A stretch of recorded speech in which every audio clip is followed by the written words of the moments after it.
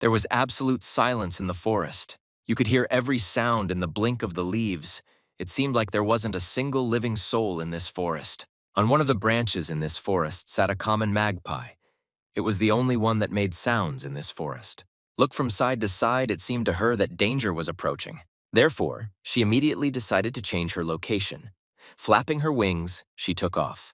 I decided to fly to a safer place somewhere further into the mountains. She was frightened by the steps that were getting closer and closer. It was a young man who was alone in the forest. All these events took place in Kazakhstan, in the mountainous part of this country. The young man had a map in his hands. On it was marked the place where he was supposed to go. He stood for a while and looked at this map to make sure he was on the right path. Already closer to the evening, the young man got to a small village in the mountains where he met a local resident. The young man asked if he was in the right place. A local resident told him that he was in the right place and pointed out the house he was looking for. This house was a little separate from the rest of the village. The young man was in a hurry because he had come a long way. As a girl, she sat by the window waiting for a miracle in this life. All she had left were memories. She sat at the table and looked at the photographs she had left near the open window as always. These photographs and inscriptions that she had were the only memory she had of her family. The young man had almost reached this house. On the one hand, he wanted to get inside as quickly as possible to achieve his goal. Well, on the other hand, he was worried that everything would be as he wanted. He was afraid of disappointment. Come closer to the front door of this house, he knocked after waiting a few minutes. Without hearing an answer, he knocked again, after which he decided that he should go inside, and he extended his hand to open the door. The young man very slowly opened the door, waiting to see what he would see, after which he immediately took a step forward, because he came here precisely to do this. The girl turned her head and looked at the young man with an ambiguous expression. She didn't understand what was happening. The young man looked at her and asked Seojin.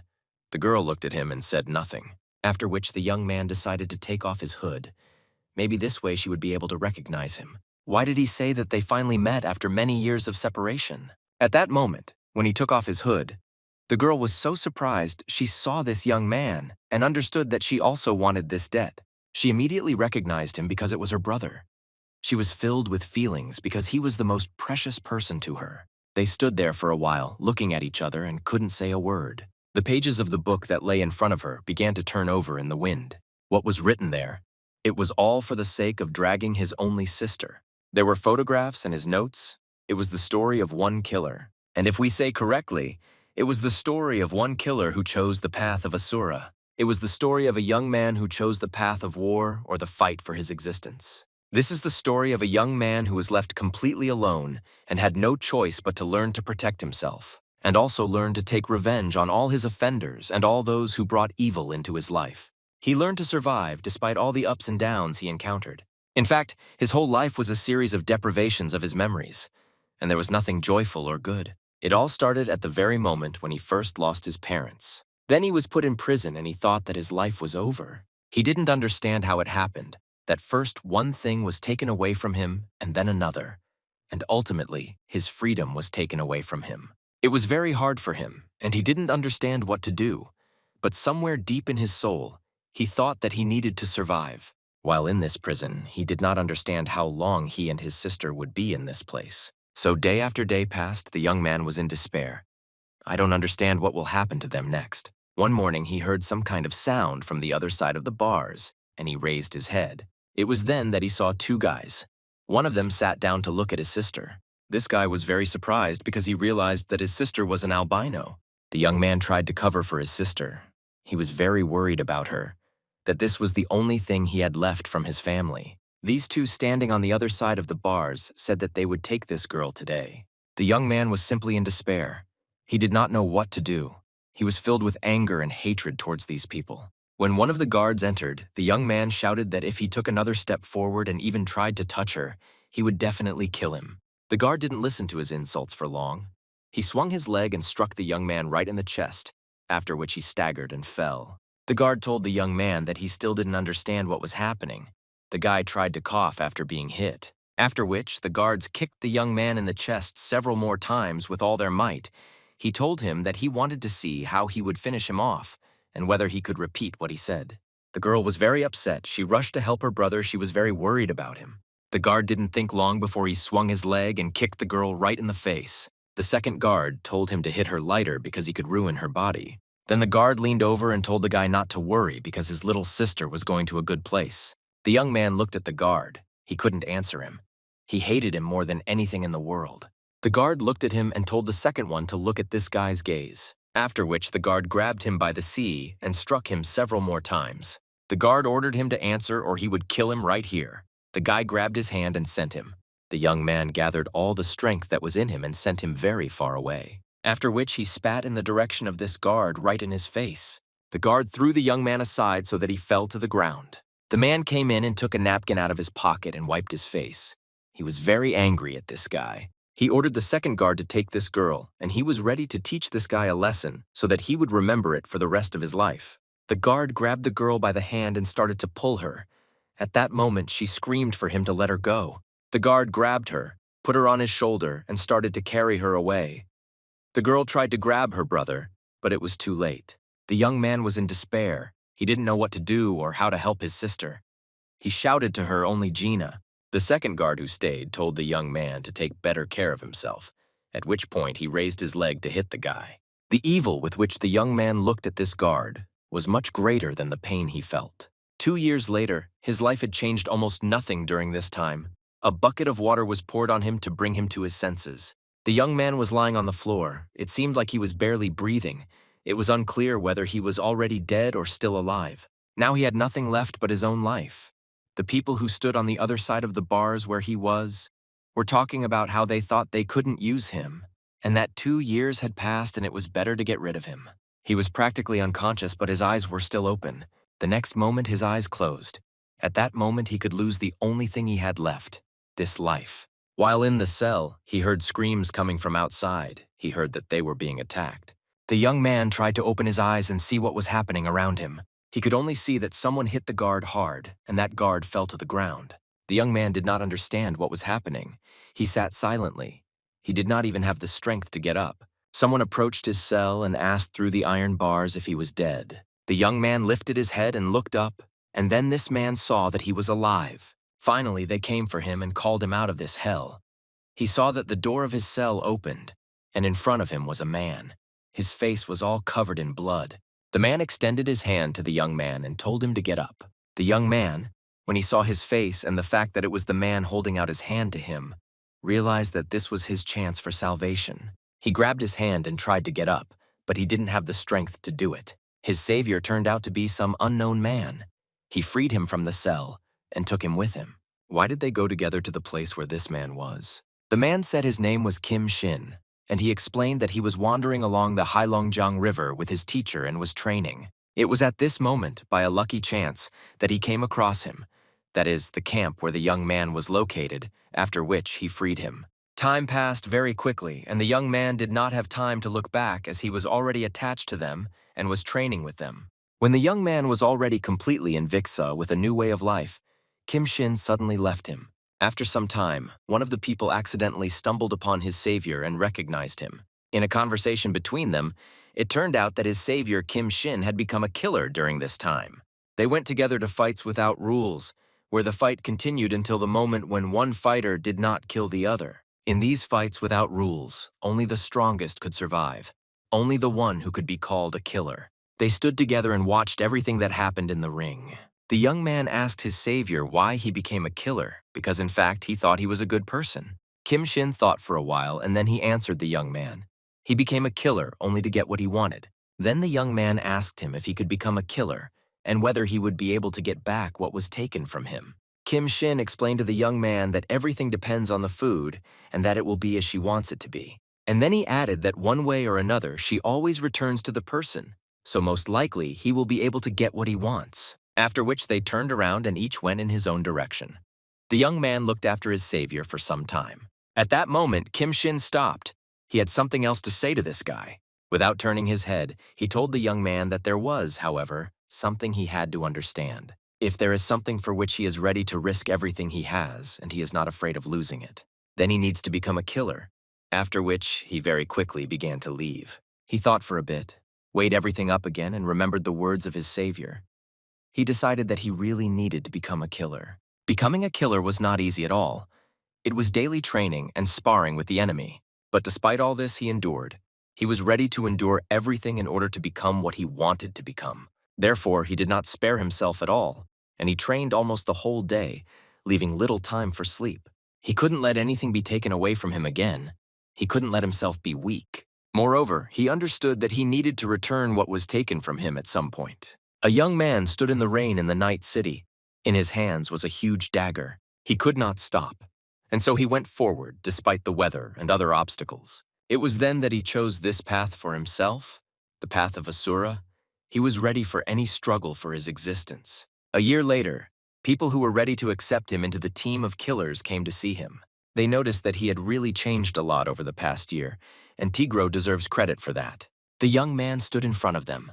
His white sneakers were covered in blood, despite the fact that it had just rained. He looked at his employers and waited for an answer from them. He had done a lot of work to achieve his goal. The man looked at the girl and saw her beautiful face. At that moment, he thought only about his sister. This girl said that she congratulates the young man on joining their team. The young man stood in front of them. His face and all his clothes were covered in blood. He had daggers in his hands. That's when he was nicknamed Magpie. That's when he became a killer. A few years later, he decided to deal with those offenders who tried to take away the last thing he had, his life. He found those same guards and beat them up. The guards didn't understand why they were being treated like that. They wanted to know who he was and why he was treating them this way. The young man looked at the guard. He was even a little offended that he didn't recognize him, after which he dealt with these two guards, killing them. Then he went up to the third one and said, "Does he really not remember who he is?" Holding a dagger over his head. At that moment, the guard remembered that look, because he had seen it a long time ago. But he did not expect to meet this guy alive.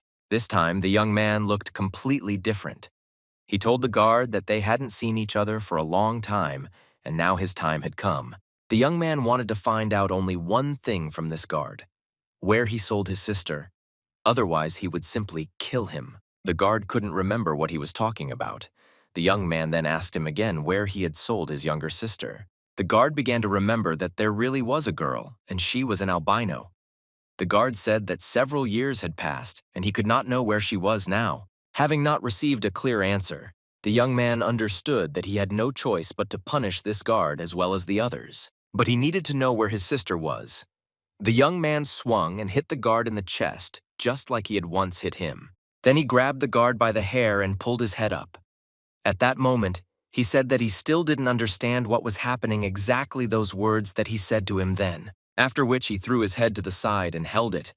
He wanted to look this guard straight in the face. The man told the guard that if he didn't answer all his questions now, he would kill him right here. The guard had no choice but to speak. He said the name Gon. After which, the young man hit him in the face so that Lisa went through his entire face, and blood splashed in all directions. And then the man said that he was going to put blades in his neck if he didn't tell everything properly. Almost unconscious, the guard began to say that Hong Kong was the place where his sister was taken. The young man asked him again. He was sure that it was Hong Kong when they took his sister away. He said that this was enough for him. The guard put on after he named the place where his sister is. Then he will leave him alive. Well, his hope was unjustified. The next moment, he was stabbed with one dagger. The guard couldn't hold back, and blood started to fall. It sprayed from him in different directions. Everything was covered in blood. The young man turned sharply in the opposite direction. He had nothing more to do here. Everything he could find out from these people, he found out, and as soon as he could punish them, he punished them. He went in search of his sister from this place. For a day, there was a huge shadow, and it was all made of blood. He held a huge dagger in his hands, and in front of him was a guy hanging upside down. The young man in the light suit stood and held this dagger. He needed to make a decision. These cover-ups took place in China and Guangzhou. On both sides stood subordinates. Their master stood in the middle and held a dagger in his hands. He had to prove the guy who was hung by his legs. One of the servants asked Mr. Ryukai to stop, but he didn't even turn around. Then this subordinate added that all preparations on the Hong Kong side had been completed. Ryukai approached this guy who was suspended and who became in pain. He said that it was very good. Then Ryukai's lock came down with all his might to strike the guy who was hanging by his legs. When the blow was delivered, it sprayed in all directions. This guy received punishment from the hands of Ryukai. The blood seemed to be everywhere. The whole floor was covered in his blood. One of the servants handed the owner some towels so that he could wipe off the blood. Ryukai took these towels in his hands and wiped them because they were really all covered in blood, and noted that it was time for them to start. After which he threw away this bloody towel, attacked and did not pay attention to the fact that his jacket was also covered in blood. He went on. He was ready to implement a plan to become the owner of the entire continent. At the same time, in another part of Hong Kong, at the Triad headquarters, they gathered to resolve one of the most important issues of the moment. There was a cup of hot drink that had just been brought in on the table. He reached out his hand to take the cup and take a sip from it. He needed it to think. So he took a few more sips before putting the cup on the table. There were two people sitting at the table opposite each other while he was drinking his drink. There was complete silence. One of them was the current head of the Triad, Liu Wanshin. He asked his interlocutor how the preparations were going. His interlocutor sat and remained silent for some time, thinking about how to answer him. His interlocutor was Liu Wen, the successor to the head of the Triad. Putting the cup on the table, he replied that everything was going according to plan. The current head of the Triad looked at the young man and told him that very influential people were watching him and not the slightest detail should be missed. The young man took every word of the current head very seriously, and he answered that they could trust him. Then the young man reached out his hand to take the teapot and pour himself some more tea. At which point he said that, by the way, pouring tea into his cup, he began to say that regarding the conversation they had the other day, Liu Wen poured tea into his cup very slowly. He first of all wanted to know what the current head would do about it. The receiver wanted to know what the current head thinks about Ryukai and how he behaves. Liu Wanshel was not quite ready for this conversation, and he did not know what to answer him. So after thinking for a bit, he started to get up from the table. At this time, he said that it didn't matter how rotten the child was, after which the current head turned around and started to leave, and then he added that this child still remains part of the family. When Liu Wen heard this answer, he immediately jumped up from his seat and shouted to his father. His father didn't even turn around. He answered him that if he fails to complete his task, he will lose face in front of the elders, so he needs to focus on the process of succession. Then he turned his head, looked at his son, and said that he would deal with Ryukai himself. Liu Wen didn't like this answer very much. He couldn't be angry with his father, so he clenched his fists, after which he lowered his head, bowed, and said that he completely agreed with his boss. Hong Kong is a huge city where modernity and customs intertwine. As in any large city, there were many bright advertising signs and a lot of transport that created traffic jams. At the same time, a plane landed at the airport of this city. It was on this plane that the young man arrived. He had a small backpack on his shoulders as part of his luggage. When he left the airport building, he wanted to look around to understand where he should go next. The first thing he saw was a lot of cars driving past him on the highway. At the wheel of one of these cars sat a girl who found out that she needed to meet him. She screamed very loudly, "Magpie, is this really the same Magpie?" Lisa, the same blonde who helped him become a killer, believed that he was uncontrollable. Moreover, he had a personal relationship to this case. Lisa was telling her partner from Hong Kong that this guy is still green, but they need a person like him.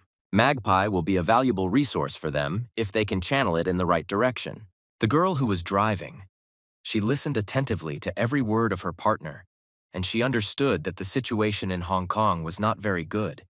She just wanted to know that he was warned that he should not overdo it. She believed that the main thing was to manage this boy correctly. The girl from Hong Kong said that Lisa knew perfectly well that the management would not be able to cover for him. Lisa listened to her attentively and said that it was time for her to go. She was counting on her partner, Marina. Marina still wanted to find out something from Lisa, but she hung up. So the girl was very upset. She was in a hurry to meet Soroka. Her sports car was driving along the highway at a very high speed. She had to meet him as soon as possible. At this time, the young man, after leaving the airport, sat down on a bench near the parking lot and looked at the night city. He really liked this view, so he wanted to enjoy this experience. Fedia was on the bench. He was thinking that this city was pretty nice, and in his opinion, he should like it here. The young man turned his attention to the car that had stopped right next to him. He didn't show it. He wanted to know what kind of car it was and why it stopped in front of him. The driver of this car did not turn it off. He just stood in front of it for a few more minutes, after which the driver's door of this car opened and the driver began to get out of it. After he got out of the car, he walked towards the young man. He obviously stopped and looked at him. "Come closer to the young man." He said that Soroka actually looks much younger than she thought. The drivers of this car were Marina, nicknamed a poisonous reptile in East Asia. She was an informant. She asked the guy if he really was Magpie. The young man was a man of few words. He didn't really like talking to anyone. When they got into the car and drove off, the girl tried to say that she had already heard about him. Then she asked the young man because he had come here to find his sister. Soroka sat looking out the window. He didn't want to talk to her at all. So the girl nodded her head so that he would understand her because, of course, they can't help with many questions that have a personal relationship with him. Soroka listened to her to the end and said that he, of course, understood everything. They continued to drive very quickly along the highway. Marina looked at the young man, turning her eyes in his direction. Then she said, "So he knows and he heard from Lisa that things in Hong Kong are not going well." The young man looked at her questioningly. At that moment, the girl shouted, "Doesn't he know? And does he really know nothing?" Soroka looked at her and said he didn't understand what was going on. He wanted an explanation from her. Marina calmed down a bit and said that of course he knows who the Triad are. The young man replied that of course he had heard. Hong Kong is, you could say, the headquarters of the Triad. They have absolute power here. The worst thing is that the current boss of the Triad is now out of work. His son, who is his successor, is going to replace him. Then Marina added that this is why the Triad will do everything to maintain order in this city. The young man asked, and what did he get from all this information? The girl got angry and shouted that he should not bring trouble upon himself. At that moment, she braked sharply so that the sound of tires rubbing against the asphalt could be heard. Marina told the young man to try not to make life difficult for other people. Soroka raised his two hands up and stretched. It seemed as if the words she was saying did not concern him at all, after which he lowered his hands and said that he understood everything perfectly and did not need to be repeated several times. And then look around. He asked where they were now. The girl answered him that he had come to look for his little sister. She wanted to introduce him to one person. This man was an informant and he works all over the city. His name is Zhuo Wuxing. The young man looked at the girl and asked her. She told him that she couldn't help him. So why was she doing this? Did she really have a crush on him? Marina answered him. He must have gotten something mixed up. She was helping him so that he could get out of this city as soon as possible. The young man turned his head back the other way and said that he pretended to believe the girl answered him that he could do as he wanted in any case. Her help would end there, and then he was on his own. Soroka told her that it was too weak to help. The girl answered him that he should say thank you even for this. The young man extended his hand to open the door of this car. He put his foot on the asphalt and started to get out of the car. The girl followed him and told him to get it into his head that this is not Russia, and he should not let his guard down. When the young man got out of the car and closed the door for himself, he already understood everything, after which he lowered his head, saluted her, and said that they would see each other again. At that moment, Marina thought that she shouldn't have brought him to this place, but it was too late. After which she pressed the gas pedal and moved off very quickly. The young man looked after her. He was left alone in the middle of this city, but he was not at all confused. He needed to act according to his plan. So he turned around and headed to the place he was told to find the informant. The young man headed to the very place where the informant he wanted to talk to was supposed to be. He saw a picture that was incomprehensible to him. One of the guys from whom they wanted something was asking his offenders who they were. These guys in jackets wanted to know why the hell he was following them, to which he replied that he was just an informant. The young man took a few steps forward and asked him if he was Zhuo Wuxing. Everyone was a little surprised. The informant also looked at Soroka. He, like everyone else, wanted to know who he was. The young man said that Marina promised him that he would be able to find a man for him. Wuxing did not deny it, but said that he could not do it due to the specific situation he was in now. At that moment, he was pulled aside and the informant said that he was a little busy. The guys in suits hit the informant and then threw him to the floor. One of the guys in the suit turned his head, looked at the young man and called him. He wanted to ask the young man if he knew this idiot who was now lying on the floor. Soroka answered these guys in a suit that no, he doesn't know him. Then the guys in suits told him to join where he was going if he didn't want to die right now. Soroka tell him that he doesn't understand what to do, because he actually has business with this man who is now lying on the floor, and he is not going to leave here without completing this business. The man in the suit swung his arm to hit Soroka. He said that he had no business, and that he should get out of this place as quickly as possible, after which he struck his blow, but he missed the man's suit and became even more angry. After such actions, the very same dagger that he never parted with appeared in the hands of the young man. He landed several punches on this guy in a suit so that he didn't even have time to react and moved on. The informant and the second guy in the suit were a little shocked. They froze in anticipation of what would happen next. The tide in the suit also didn't know what to do, but he thought that he could still deal with this young man. Soroka, without thinking twice, said that they should simply forgive him, of course, for the fact that he behaves like that. But in fact, he is not going to sort things out with them. He is just in a hurry. Magpie stood holding his huge one in his hands, holding it from the tip of which blood was flowing. He once again told the people who were in front of him that he was in a hurry, so he had to find out something. The informant was simply in shock. He did not understand whether he had really killed this guy. The guy in the suit jerked the informant very sharply and lifted him off the floor to cover himself with him. He understood perfectly well that the guy who stood against them was not so simple, so he presented the informant with a knife to his throat. The guy in the suit wanted to know who he was and why he was here because his hand didn't shake at all when he killed. The young man answered them that he had already said that he had business with this person and pointed to the informant. The man in the suit knew perfectly well that he was not just some amateur.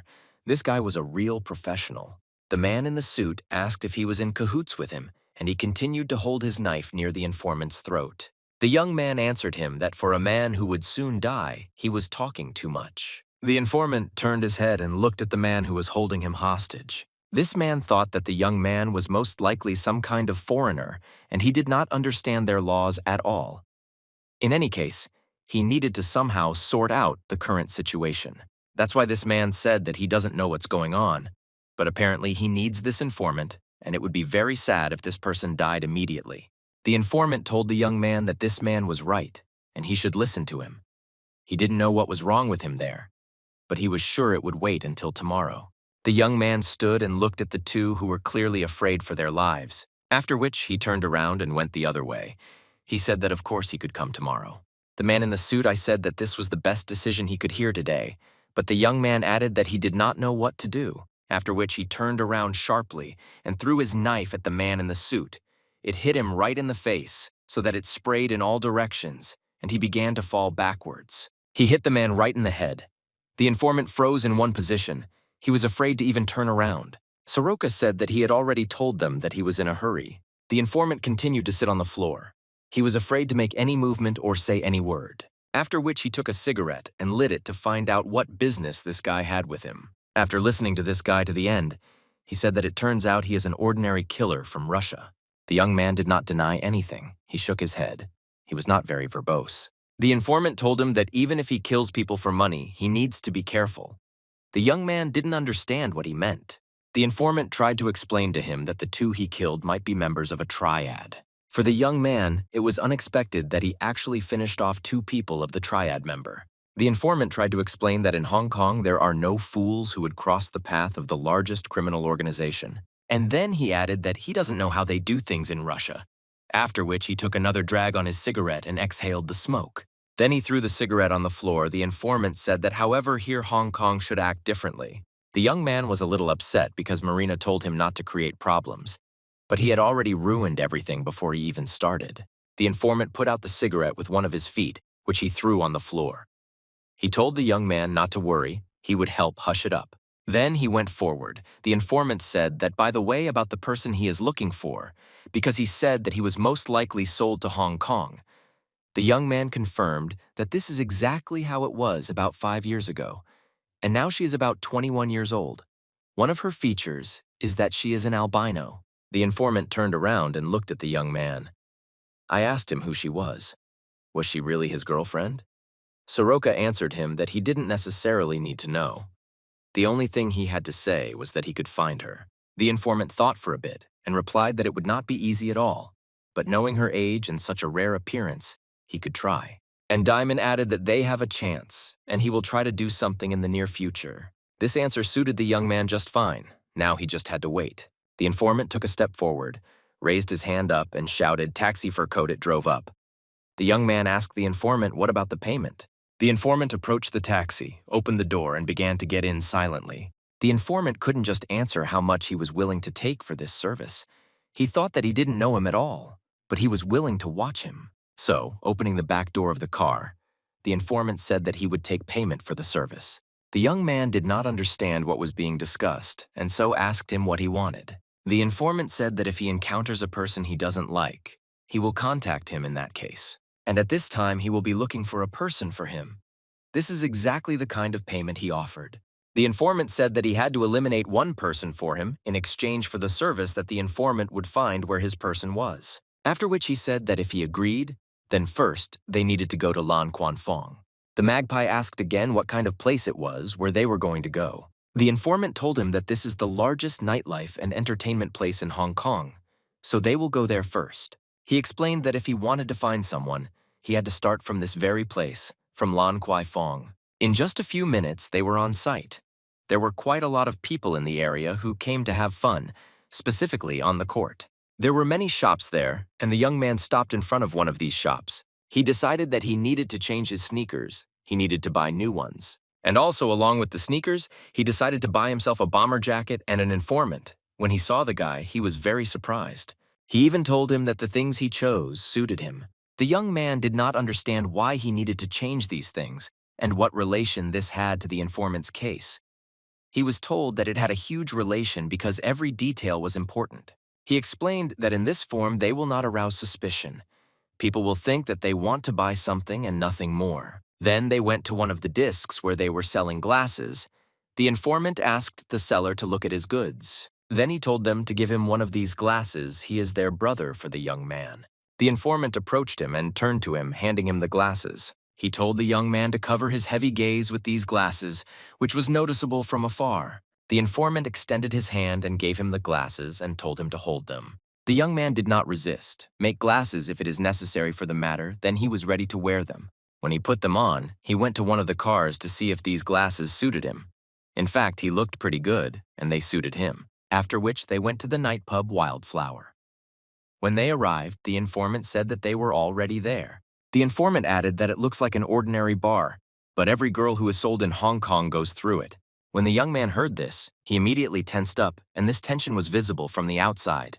The informant stopped him and told him to relax and not to act aggressively because they were only there to get information. He tried to explain to him that he should behave naturally. He needed to imagine that they had come here as clients. The informant said that he would take on the hostess, and the young man should take one of the girls. Soroka did not understand what one of the girls meant. Then the informant explained to him that he should talk to someone who works in this bar.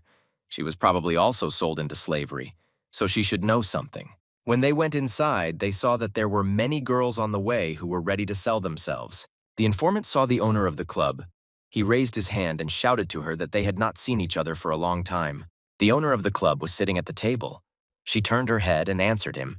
"Is he still alive?" Then the informant approached her and told her why she was upset with him and why she was upsetting him. The girl got up from the table and asked him to leave her alone because she had enough to do without him. The informant stood up and told her that it was enough to be offended at him, because he was not guilty of anything at all. Then he said that he came here for a drink and pointed his finger at the young man. The girl stopped, looked at the informant, and asked him again if he was serious. The informant came closer to her and told her to give him the most expensive drink. His other one needs a better girl. The owner of this establishment asked the informant to take his hands off her. The informant told her that she was being rude today. Then he turned his head and looked at the young man and pointed with his finger where to go. Soroka exhaled. He understood that he needed to act according to the plan that the informant had suggested. He walked up to one of the knocks and sat down on the sofa, turning his head to look around. He was thinking only one thing. Was his sister really sold to this place where there are many men and girls are a commodity? This thought alone made him feel uneasy, but he was ready to find out everything to the end. He sat and waited to see what would happen next. A girl with a full bottle of booze was moving towards his table. This girl's name was Cho Hong. She was very beautiful, and she was happy to see such a guy. When she approached the young man, she put the bottle on the table, hugged him, and said that he was just a handsome man. The young man did not know what to do. Then he remembered the informant's words when they came in that he should act as if he had come to have fun and not to fish out information on his hands. He remembered that the informant told him that he should be relaxed. He had no choice but to follow these words so that everything would be fine. The girl looked at the young man, saw his face, and asked what was wrong with him. She moved even closer to him, pouring alcohol into his glass. The girl asked if he was uncomfortable. The young man told me that she got too close to him and that's why he felt awkward. Then the girl looked at him and said she could help him relax if he wanted to, of course. The young man looked at her ambiguously, but in fact, we really wanted it. You even had an escort of cars driving along this street. When they arrived at one of these establishments, the driver got out to open the door for their owner. The guards stood on both sides and lowered their heads before the owner was supposed to get out of one of the cars. One of the servants approached the car where the owner was sitting and had to open the car door. First, he lowered his head to the master. In this way, he greeted him. And then he extended his hand to open the door of his car and greet the owner when he got out. Opening the door, he said without raising his head that they were already waiting for the boss. A man emerged from the car whom everyone here considered their boss. It was the Dragon of Destruction named Gao Lei, the head of the Guangzhou branch of the squad. Oh, at the same time, in the bar where the informant was, he was sitting at the bar and there was a glass of alcohol in front of him. He was sitting with the owner of this establishment. They had known each other for a long time, so they could afford it. The informant poured himself another glass of alcohol and poured some for the owner of the establishment too. The girl did one thing. She told her interlocutor that she was sure that he was not here only because of the drink. The informant didn't tell her anything. He took a sip of his glass and she wanted to know what was going on. Why was he here? As he placed the glass on the bar counter, he asked if her establishment was still accepting girls. The owner of this establishment turned her head and looked at her interlocutor, after which she abruptly put the glass on the bar counter. It seemed that she was ready to break it. She then told her interlocutor that she had already told him many times that she was no longer doing this. He said that it seemed to him that she was back to her old ways, and that she was again busy with girls. The owner of the establishment took the bottle herself and poured it into her glass. She took a sip and then told her interlocutor that she was no longer the boss here, so he didn't have to ask her about anything. He was very surprised and didn't understand what was going on. Since when was she not the owner of the establishment here? The girl closed her eyes, exhaled, and said that she had long ago ceased to be the mistress of this establishment. The informant brought his glass up, hit her glass, and asked who was the boss in this establishment now. The girl said that even if she tells him, he most likely doesn't know this person. And said that in any case she is clean and is not going to justify herself to him anymore. After which she stood up and started to leave. She said that it was time for her to go. At that moment, the informant said that he was looking for one girl. He pulled a wad of money out of his pocket, put it on a chair, and said that this girl had been sold to Hong Kong about 5 years ago. Then he added that she was about 15 years old at the time and was an albino. The girl stopped and looked at her interlocutor.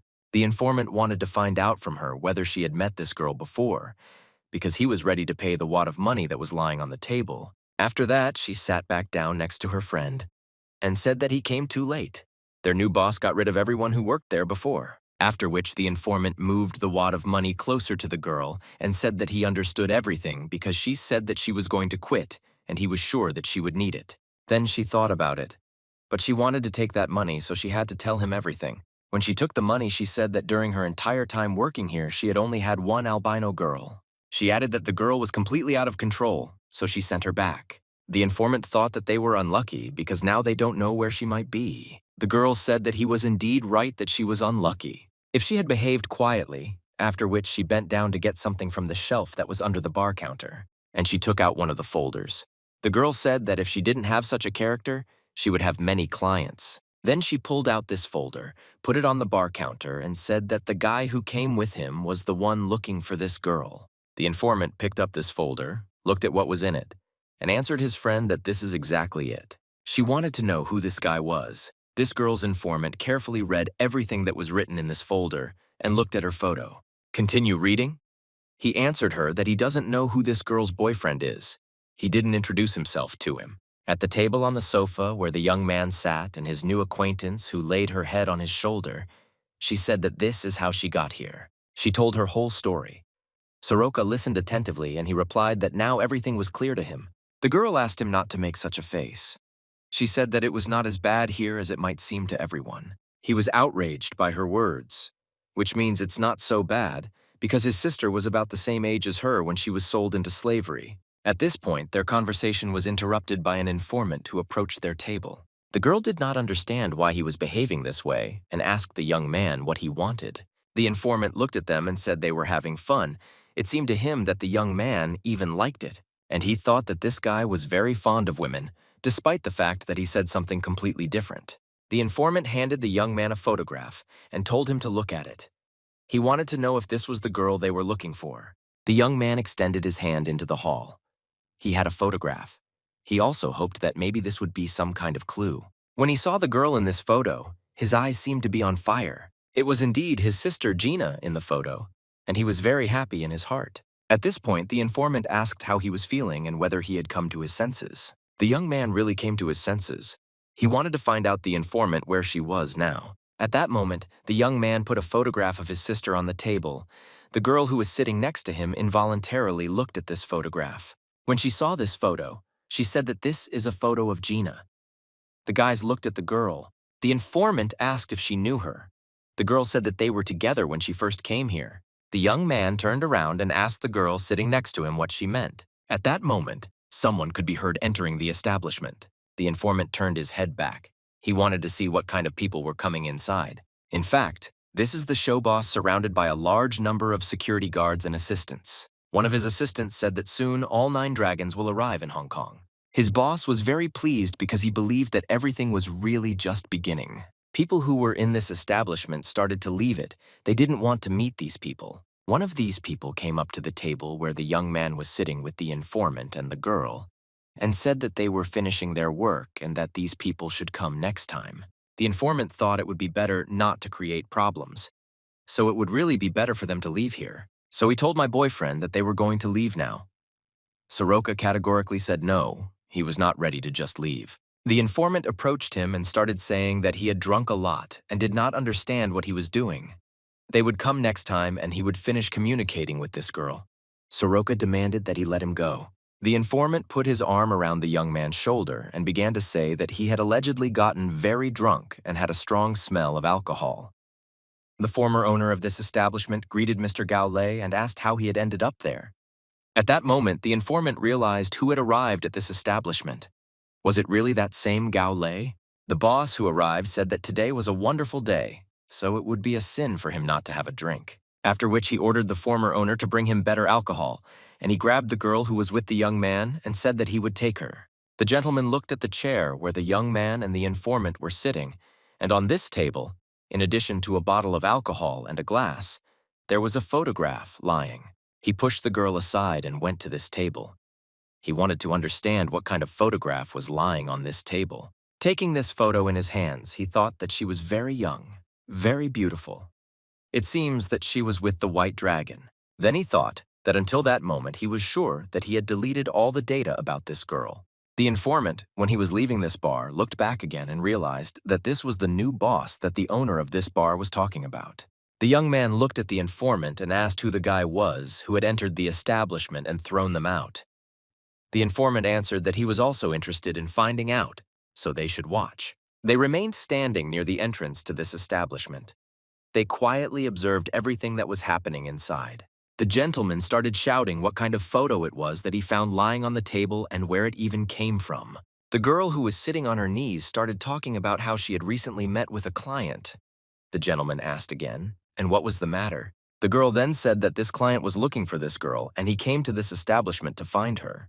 When this gentleman heard what this girl was saying, he got angry and hit the table with his fist as hard as he could, causing cracks to appear. He started yelling at the former owner of this bar that he had already made it clear to her that she should get rid of all the evidence.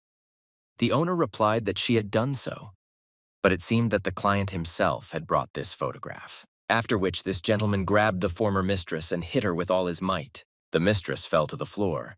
This gentleman demanded that she tell where those bastards who were looking for this girl were now. No one knew. The girl sitting on the floor said that these two had just recently left this establishment. The gentleman became even more angry and hit her in the jaw with his fist as hard as he could. He demanded that she tell him where these guys were from. She said that she really didn't know anything, that it was the first time she saw them. The gentleman grabbed her by the neck and began to strangle her, demanding that she tell him everything she knows. He told her to answer. The girl said that they were there for the first time and asked to be spared. The next moment, the door of this risk establishment opened inwards and a young man stepped forward. When he entered, the first thing he said to the gentleman who was bullying the girl was that he was just a pig. This gentleman continued to hold the girl by the throat after this quiet insult. He turned his head a little and did not understand what was happening. After all, There was some young guy standing there alone, and he was protected by many bodyguards who were not supposed to let him pass. The informant who remained standing on the street thought that this young man was just crazy and did not understand what he was doing. Soroka went inside and said that it was he who brought this photograph. He was absolutely calm. He continued to hold the girl by the throat. He did not understand what was happening and how this could be. The young man said that the photograph he was holding in his hands was his photograph, and so he must immediately give her Soroka glasses he was not going to open in his gaze. At that moment, the gentleman thought that this was a very serious request, and he pressed his hand even harder on the girl's throat, and she began to choke. After which, this gentleman let the girl go. She couldn't even stand on her feet because she could barely breathe. The girl fell to the floor, and the gentleman turned around and asked the young man if it really was him. The gentleman held this photo in his hands and asked the guy why he was looking for this girl. The young man told him in response to shut up and give him back his photo. He didn't want to explain anything to him. The gentleman wanted to hear the answer to his question. He asked again why he was looking for her. Then the guy couldn't stand it and answered him. He wants to know why he's looking. He's ready to answer him because it was his younger sister, and he's a huge piece of shit. The young man stood in front of this gentleman and told him that this was his younger sister, and he was just a huge piece of shit. The gentleman looked at the guy and thought, could she really be his sister? This couldn't be. He clearly understood that he was told that this girl did not have a single relative left. That's why the gentleman said that he was talking nonsense. He can't be her brother. Then the young man clenched his fists and said that there was only one person talking nonsense here, and that was him. The gentleman took this photograph and began to put it in the inside pocket of his jacket. He asked the young man again who he was, and most importantly, why is he looking for this girl? He began to clench his fists to punish this guy. The young man said that he was looking for his sister and did not understand what reason he needed for this. One of this gentleman's guards rushed to defend his master with his fists. The gentleman raised his hand and asked him to stay in his place. At that moment, the young man said that he was now. Took a few steps forward, wants to ask only one question. How can this gentleman know his sister, and why is he sure that she has no relatives? He spoke to this gentleman and came as close to him as possible. When he finished, he stood right in front of him. The gentleman did not understand what was happening, and he had the feeling that he did not know and was not aware of who they were. Having not heard an answer to his question, the young man said again that it turns out he really is a pig if he can't answer him anything. If he really doesn't understand human speech, the young man was serious about finding out everything this gentleman knows. The informant standing behind the entrance door watched everything that was happening. He thought that this young man was really crazy if he was behaving like that. The magpie demanded that this gentleman tell her everything he knew about his sister. The gentleman could not allow anyone to talk to him in such a volume. He raised his hand, swung it, and wanted to hit the guy with his fist. But his blow reached its target as the young man very quickly dodged this blow. The gentleman thought that this couldn't be. This guy very quickly dodged his blow. The magpie told this gentleman that in addition to problems with his weight, he also had big problems with his eyesight. Then the gentleman thought that this guy was not just some small Sasha. So he bent his fingers in the hall and said that first he was ready to teach him a lesson. The gentleman said that he would first rip out his filthy tongue and was ready to do it. The young man took out his dagger, which he always carried with him, and asked him what he was grunting about. Soroka looked at his opponent and understood that this was just one of many that he could remove in an instant. His opponent was easy to find, so he thought that this young man was just some upstart. The gentleman stood in full readiness. He thought that he could destroy this young upstart with one blow. All the other guardian bodies did not move from their place. They watched what was happening. All this tension and silence was interrupted by a certain phone call. Everyone stopped and looked in the direction from where the sound was coming from. The gentleman turned his head and asked his assistant what this was all about. He held out his phone and began to make excuses. He said that the gentleman was being called by the demonic dragon. Mr. Hall put the phone in his hands. He had to answer this call because it was really important. The gentleman thought, what a coincidence. Was this demonic dragon watching him that he called at such a moment? The young man nodded his head and spread his hands. He had no choice but to wait for the end of this conversation. The gentleman opened his phone, pressed the call button, and said hello. He heard information. At that moment, he looked at the young man and thought that he didn't want this guy to hear this whole conversation. So he turned away himself, and when he heard what they told him, he was a little surprised. The gentleman told his subscriber to deal with him, but not to kill him. Even though he wanted the young man not to hear this conversation, he still became a witness to this conversation. The gentleman turned away and tried to talk so that no one could hear what was being said. This conversation was important to him, so he couldn't just give it up. He needed to solve his problems. So he ordered his subordinates to keep an eye on this guy because he is not as simple as he seems at first glance. The guys who were standing there, who were the guards of that same gentleman, were ready to deal with this young man, but they were waiting for an order. The young man couldn't help but laugh because he didn't understand what had happened. He said, "Sir, what is so indecent to do, to just take off and leave in the middle of a conversation? It's very rude." The gentleman, talking on the phone, moved further and further away from the young man, and he approached the exit. When he was almost at the exit, his conversation could be heard by the informant who was standing behind the door. The gentleman said that in any case, he would do everything that depended on him. Then he added that he had a small problem here and he was currently working on a solution. On the other hand, he was asked what kind of problem he might have. He was interested in who was looking for the white dragon and whether it was one person or several. The gentleman said that he had no idea. It's just that the person who came for this girl today had her photo. The informant thought that most likely the white dragon is what they call the girl they are looking for. And most likely this is the sister of the young man of that very killer who was in this bar. The informant thought that the situation was becoming much more serious than he even thought. He didn't know what to do. Magpie, surrounded by several of this gentleman's bodyguards who stood and watched him, asked them what they were standing for. The next moment he shouted at them to start attacking. He was ready to engage in battle with them. The informant, watching this whole picture, thought that it wasn't about drinking at all. The boy had no brakes at all. From several sides, bodyguards, unable to restrain themselves, began to attack the young man. He stood calmly. When the first one came up to him trying to hit him, the young man hid his hand so that the guy couldn't hit him, after which he tripped him up and pushed the guy back. The very next moment, this guy in a suit was lying on the floor, and the young man swung to hit him. At that moment, another one of the bodyguards approached him and swung to hit the guy from behind. But Soroka finished off his first opponent lying on the floor and dodged the blow of the second. Without turning around, the young man realized that his opponent was swinging his knife again to stab him from behind. So he reached his leg back to trip him and push him back. At that moment, the young man stood up and the opponent's blow again missed its target. One more movement with his dagger and the second one was already lying on the floor in a pool of blood. After which the young man felt another one of these bodyguards attacking him from behind. He swung and stabbed one of them in the throat with a knife, after which he dealt another one a fatal blow right to the head, so that blood sprayed all over the place and he cut his throat, after which the young man stood on one knee, at which point he expected the others to continue attacking him. But everyone else stood and didn't move. They were afraid to even come close to him. One of the gentleman's assistants wondered who this guy was and why he was in this establishment. After all, in reality, he was not as simple as he looked. The young man stood there. His whole face was covered in someone else's blood.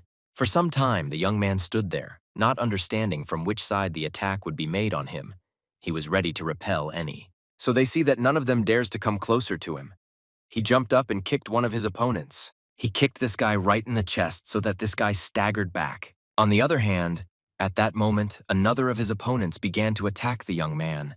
He swung to stab him with a knife. But despite the fact that Soroka immediately repelled the attack of two, it seemed to him that it was very easy and simple. He grabbed one of the guys by the jacket and threw it to the other side, after which the young man hid behind the body of this guy, and the attacking enemy struck his own. His opponent did not understand how this could happen, because he killed his own.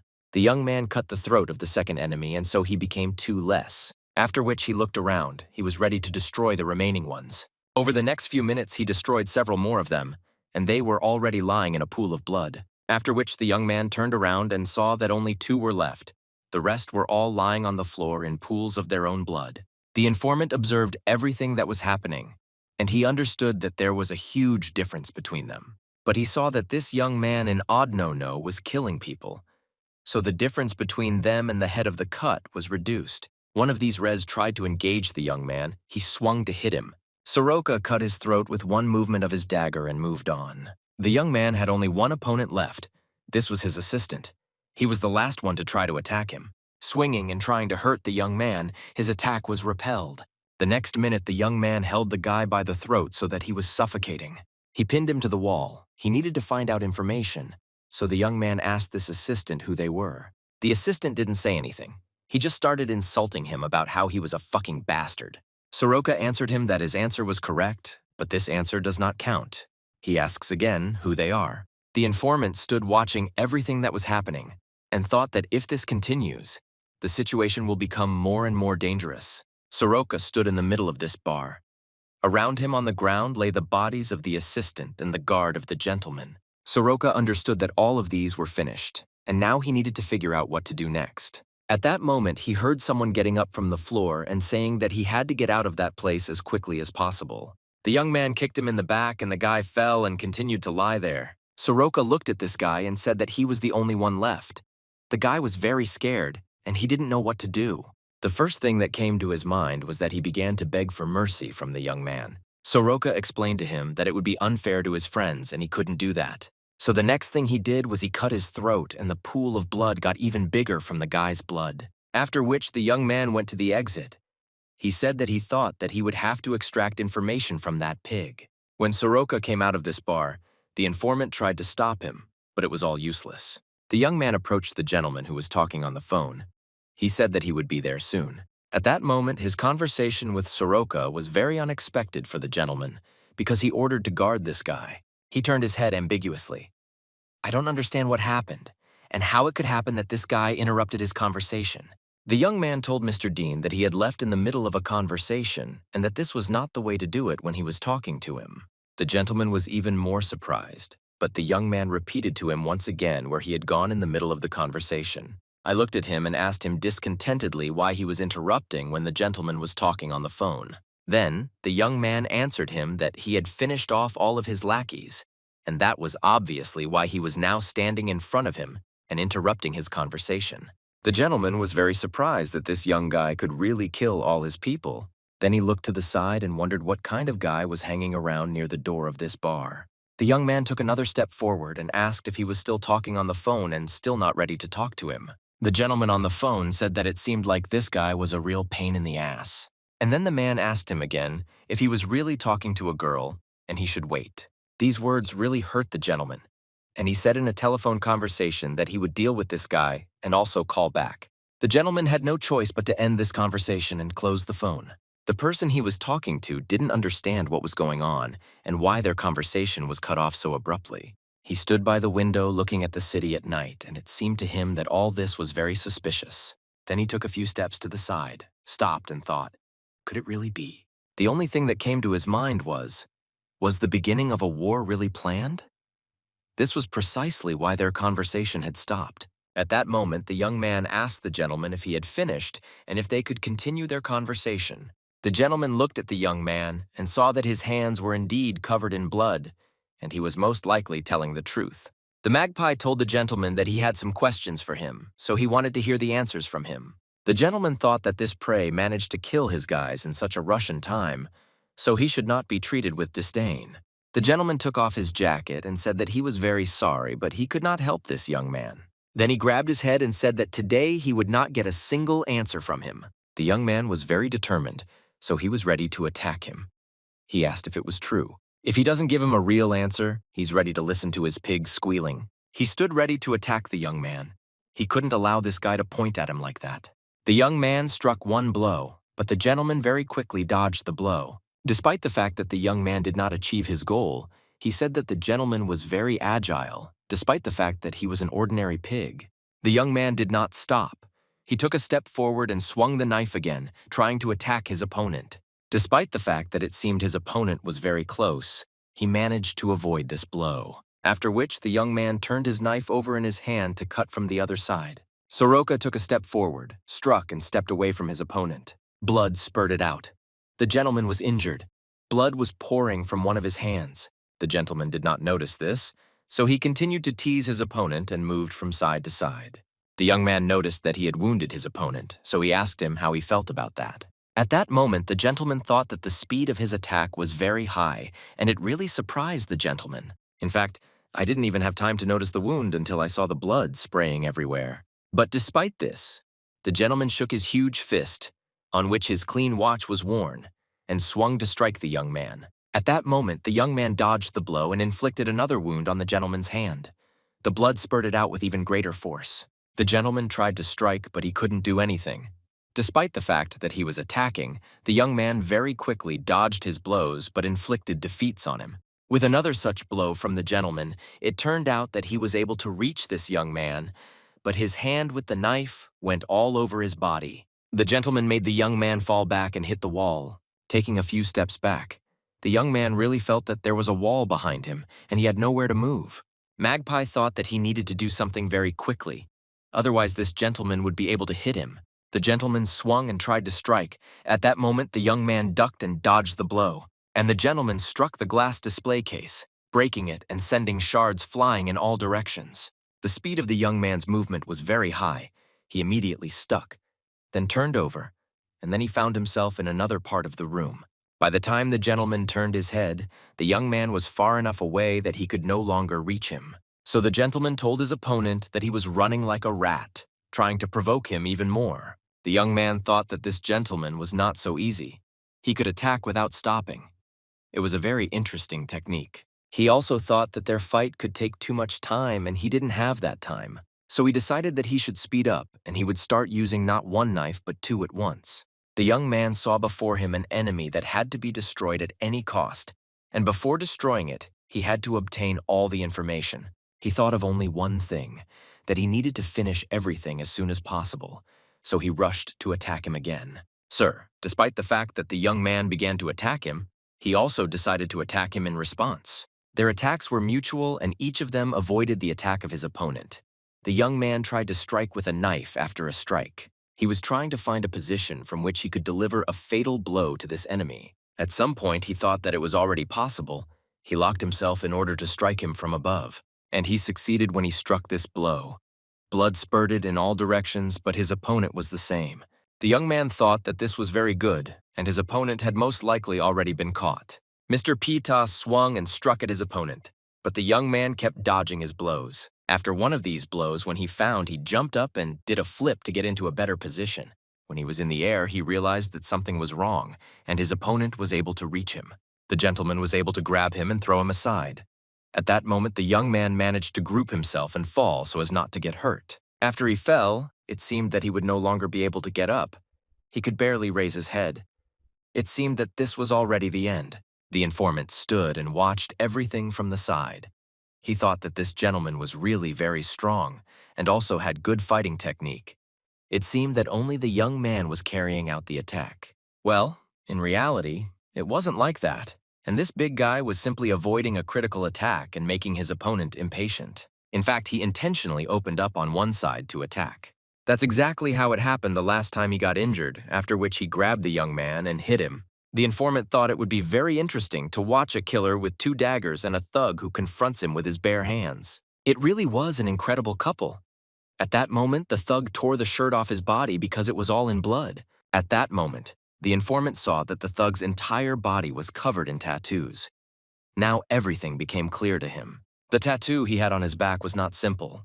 It said that he belonged to a certain group. The informant thought that this thug was from the Triad. Then he remembered that the guys who came to him and those who entered into battle with the young man, they also said that they were from the Triad. The informant thought that this was a completely different case. If he was not a Hong Kong Triad, then who was he? At that moment, it dawned on the informant, and he thought with horror, but he wanted to, that this could not really be. The young man stood opposite this thug, who introduced himself as a gentleman for some time, and it was clear that their showdown was continuing. The young man seemed to be worn out and had no strength at all and was about to fall. The gentleman standing opposite said that he was still very young and was unable to understand that he had fallen into a trap and joyfully rushed into his arms. To which the young man replied that his carcass looked very appetizing for his knife, and he would not miss this spectacle under any circumstances, after which he took off his glasses, which were broken, and threw them on the ground. He didn't need them anymore, so the glasses fell and broke even more. He didn't want to open his eyes. The very next moment, the young man took a step forward and began a new attack against the thug who stood in front of him. The thug tried to grab him, but he couldn't because the young man attacked him very quickly from both sides. And then he went back and was already behind this gentleman. The bully looked at his shoulder and saw that he had another wound from which blood was flowing. He looked at the guy and said that he was using his rat tricks again, after which he turned his head towards the young man and said that he thought it was time for them to wrap things up. The informant, observing everything that was happening, saw that at that moment the young man had 2 knives. The gentleman looked at his hand and saw that it was badly hurt. He understood that it was too early, too deep, and he could lose a lot of blood if he didn't stop it now. The young man looked at his opponent and said if he wanted to wrap it up, he could help him with that. He stood in anticipation of what was now serving to attack his opponent, but with even greater force. The young man told his opponent that he was just warming up, so he was not ready to stop it. Even time in another part of China, in the city of Guangzhou, there were events that were the consequences of these events. A cartridge of several cars was driving along the highway. It was driving fast because they needed to get there on time. In one of these cars, a gentleman was riding with a girl, each of them looking in their own direction. The gentleman, without turning his head, said that he had been personally summoned to Hong Kong. He was a little surprised by such an invitation because so much time had passed. He talked about it and wanted her to know that all this happened only because of her. The gentleman said that they managed to get such an important invitation, despite everything. He thought it was really cool that the girl was sitting and looking out the window and not answering him at all. The girl, despite the fact that he was addressing him, continued to look out the window as if it didn't concern her at all. She was very beautiful, but she was as inaccessible as her beauty. The gentleman did not stop looking at her and admiring her. At that moment, she turned her head and looked at him. She couldn't contradict him because this guy was her brother. Soroka stood on what looked like his opponent, a thug, holding knives in his 2 hands. He told him that he was just warming up. His opponent, standing opposite and holding his wound, understood that the guy had 2 blades and he could inflict many more wounds on him. The brute looked into the young man's eyes and realized that he was not going to back down and that he was really determined. After which he raised his eyes and looked at the knife that was in his hands, and from which blood was flowing, and drops of this blood were dripping onto the floor. The young man took a step forward and swung his arm to strike his opponent. He was about to attack. His opponent also stood up because he understood perfectly well that this young man would now attack. The young man swung and with 1 knife slashed at his opponent. The thug barely managed to move his body to the side, after which the young man turned around and swung his 2nd knife to try to hit his opponent again. Despite the fact that each blow was another wound on the enemy's body, it splashed in all directions. The brute only had time to turn his head and see that another early appeared on his body. After the young man attacked, the thug was able to push him back. At that moment, the thug felt a very strong pain. He even clenched his teeth to endure this pain. The young man did not stop. He pushed off to deliver another blow to his opponent. This time he wanted to put a knife under his throat so that he could get the information he wanted from him. The informant continued to stand at the entrance to this bar near the door to observe everything that was happening. It seemed that no one could surprise him with anything anymore. But this guy surprised him. His main weapon was a double blade, and he can very skillfully handle this weapon against an opponent who settles with his strength. The young man finished 1 attack and started a new one. During each attack, he dealt 1 damage to his opponent. As a result of 1 attack, he was able to dodge his opponent's blow and inflict a wound on him by stabbing him right in the stomach. The informant, watching them, understood that the double blades with their abnormally powerful attacks were certainly effective. Also, a real irritant when using 2-handed weapons was that it gave a person an advantage in endurance, allowing him to make 2 attacks at once from different sides. The thug, after each of these attacks, video that on his case more and more runs and his body is bleeding more and more. He looked at the young man and understood that he would not calm down and would not stop until he achieved his goal. It was clear that the longer the confrontation lasted, the more noticeable the gap between them would be felt. The bully clenched his teeth with all his might to hide how much pain he was in. Despite all the wounds that were on his body, he still tried to swing and strike his opponent. The young man looked at him and said that his opponent's self-confidence was based only on his large size and nothing else. The informant looked at this fight and realized that the young man's blades were not so heavy. Well, nevertheless, he handled them as if they were part of his limbs, and it seemed that they were an extension of him. In other words, one could say that his skill level was on a completely different level. After 1 attack, the young man carried out another attack and also inflicted damage on his opponent from both sides. Despite all this, the thug was not going to give up. He held on with all his might and tried to fight back the young man and inflict damage on him as well. Soroka, having finished 1 attack, took a step forward and began the next one. He swung to hit his opponent. The thug managed to turn away, and the blow was tangential. Despite his injuries, the thug tried to control the situation. When the young man's knife was very close to his body, the thug grabbed it by the blade and held it in his hand. The informant understood that this young man had powerful skills and that he was here for a reason. The young man, despite his opponent holding onto Livy's knife, yanked his knife with all his might to pull it back out of his opponent's fist.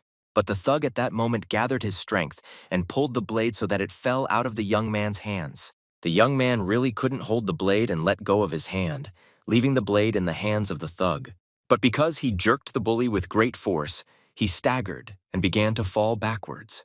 The young man did not stop and swung to hit him again with his fist on the lower part of the jaw. The thug was unable to avoid this blow. The young man knew he couldn't stop, so he pushed off with the strength he had in order to attack his opponent again. The young man jumped up and kicked his opponent right in the jaw. The thug couldn't stay on his feet this time and fell backwards. After just a few minutes, the young man was lying on the ground. He was barely breathing. It seemed like this was the end. He fell to the ground with such a crash that it could only be compared to the fall of a huge stone. The young man immediately approached his opponent. He needed an answer to his question. The informant understood that the young man was, moreover, physically strong and talented in handling clicks. Soroka stood over the body of his opponent. It seemed that this was a complete victory, and he was about to solve his problem. The thug was lying on the ground. He really couldn't get up from the number of frames he had inflicted. The young man looked at him and said that he was an ordinary pig that was lying down in the middle of the sidewalk. The bully could still see, so he turned his gaze to the young man. He saw a young man sitting opposite him, holding a dagger in one hand. Soroka brought this dagger right to his neck. The thug said nothing. He was thinking about what to do. The young man looked at him and said that now, after this fight, it was time for them to talk. He wanted to know how this gentleman knew his younger sister and why he spoke about her like that. The thug lying on the ground without turning his head said that it was just funny, after which he began to cough. The magpie demanded that he tell her immediately, otherwise he threatened to make shashlik out of him. At that moment, an informant approached the young man and the thug lying on the ground. He said that it seemed to him that these people were from the Triad of the continent. The young man turned his head and asked again what he had just said, because it was indeed a serious assumption. The young man thought that this could be so because these people were not random passers-by. For a few minutes, there was silence all around. No one could say anything because they didn't know what to do next. The informant asked the thug lying on the ground if his guess was correct. The bully tried to answer him something but stopped and thought that it was not worth doing. In fact, he certainly didn't think that the end would come for him at that moment. But things took a completely different turn. The young man saw a smile on the thug's face. He asked him again if he was laughing at them and brought a knife to his throat. The thug lying on the ground thought that he was, of course, very sorry. But most likely that was the end of his steering wheel. He grabbed the knife and the young man's hand with his last strength. Then he pulled the young man's hand so as to deliver the final blow to himself. Soroka couldn't imagine that it would be like this. That's why he couldn't resist him. He didn't want that at all. Soroka knelt down and stood before the body of his opponent. He understood that the end had come for his opponent. The young man understood how he did it, but he could not verify that he had not received any information at that moment. He thought that this pig-like bastard lying on the floor did it on purpose. He was no longer of any use because the young man's dagger was sticking out of his neck and this thug was making strange last sounds. Now it was all over for sure. The thug was lying on the ground. The young man was sitting next to him and the informant was standing and looking at this whole picture. The young man did not understand how this happened because he only needed information and not such a number of victims. The informant also couldn't have imagined when he told this guy for a favor that everything would happen exactly like this. After which, Format turned around and stood with his back to the young man. And Soroka continued to sit on the ground and swear that he hadn't succeeded. After which, the informant took a few steps forward and said that judging by how everything had gone very far, then his little sister is very closely connected with the creatures and the triads. At that moment, he lifted the suit of this gentleman to get her photo. When he took out the photograph that was in the side pocket of his jacket, he also took out his phone. The informant said that he did not think that he would get so much information in just one day. The young man did not understand what he was talking about. He stopped and looked at the informant who was holding a phone in his hand. He answered him that the chance that she was alive was getting higher and higher. The informant then said that he was going to study the information he had received and suggested that the young man go to a sauna. After which, the informant said that they would have trouble if he did not immediately restore order here. At that moment, they heard someone's voice, which was coming from very close, but they turned their heads. And they saw that same girl who was with the young man. She was sitting on the threshold of this bar and covering her mouth in fear. The young man thought that most likely the informant was right and he should go to the sauna. Soroka turned around and started to leave. The informant told him that he would contact him himself and that he shouldn't even worry. The young man stood there for a few more seconds, looked around, decided that he really had nothing to do here, turned around and left. The informant looked after him for a while, thinking about who this guy really was. Lowering his head, the informant saw many bloodstains and thought that they needed to be removed immediately. Then he picked up the photo and looked again at the killer's sister, after which he said that this photograph should remain with him and put it in the inside pocket of his jacket. At the same time, in the headquarters of the Hong Kong Triad, the head of this squad was having a discussion with his successor. His son was unhappy that his father had invited them to Hong Kong. He did not understand what he was thinking, to which the head said that he was ready to figure it out on his own and that his son shouldn't worry. His successor came closer to him and began to demand an explanation. He wanted to know how he was going to do this and whether he really wanted to kill them. He has no reason not to do this, so his successor should not worry about this issue. His son wanted to say something else to his father, but he raised his hand and said that it was enough.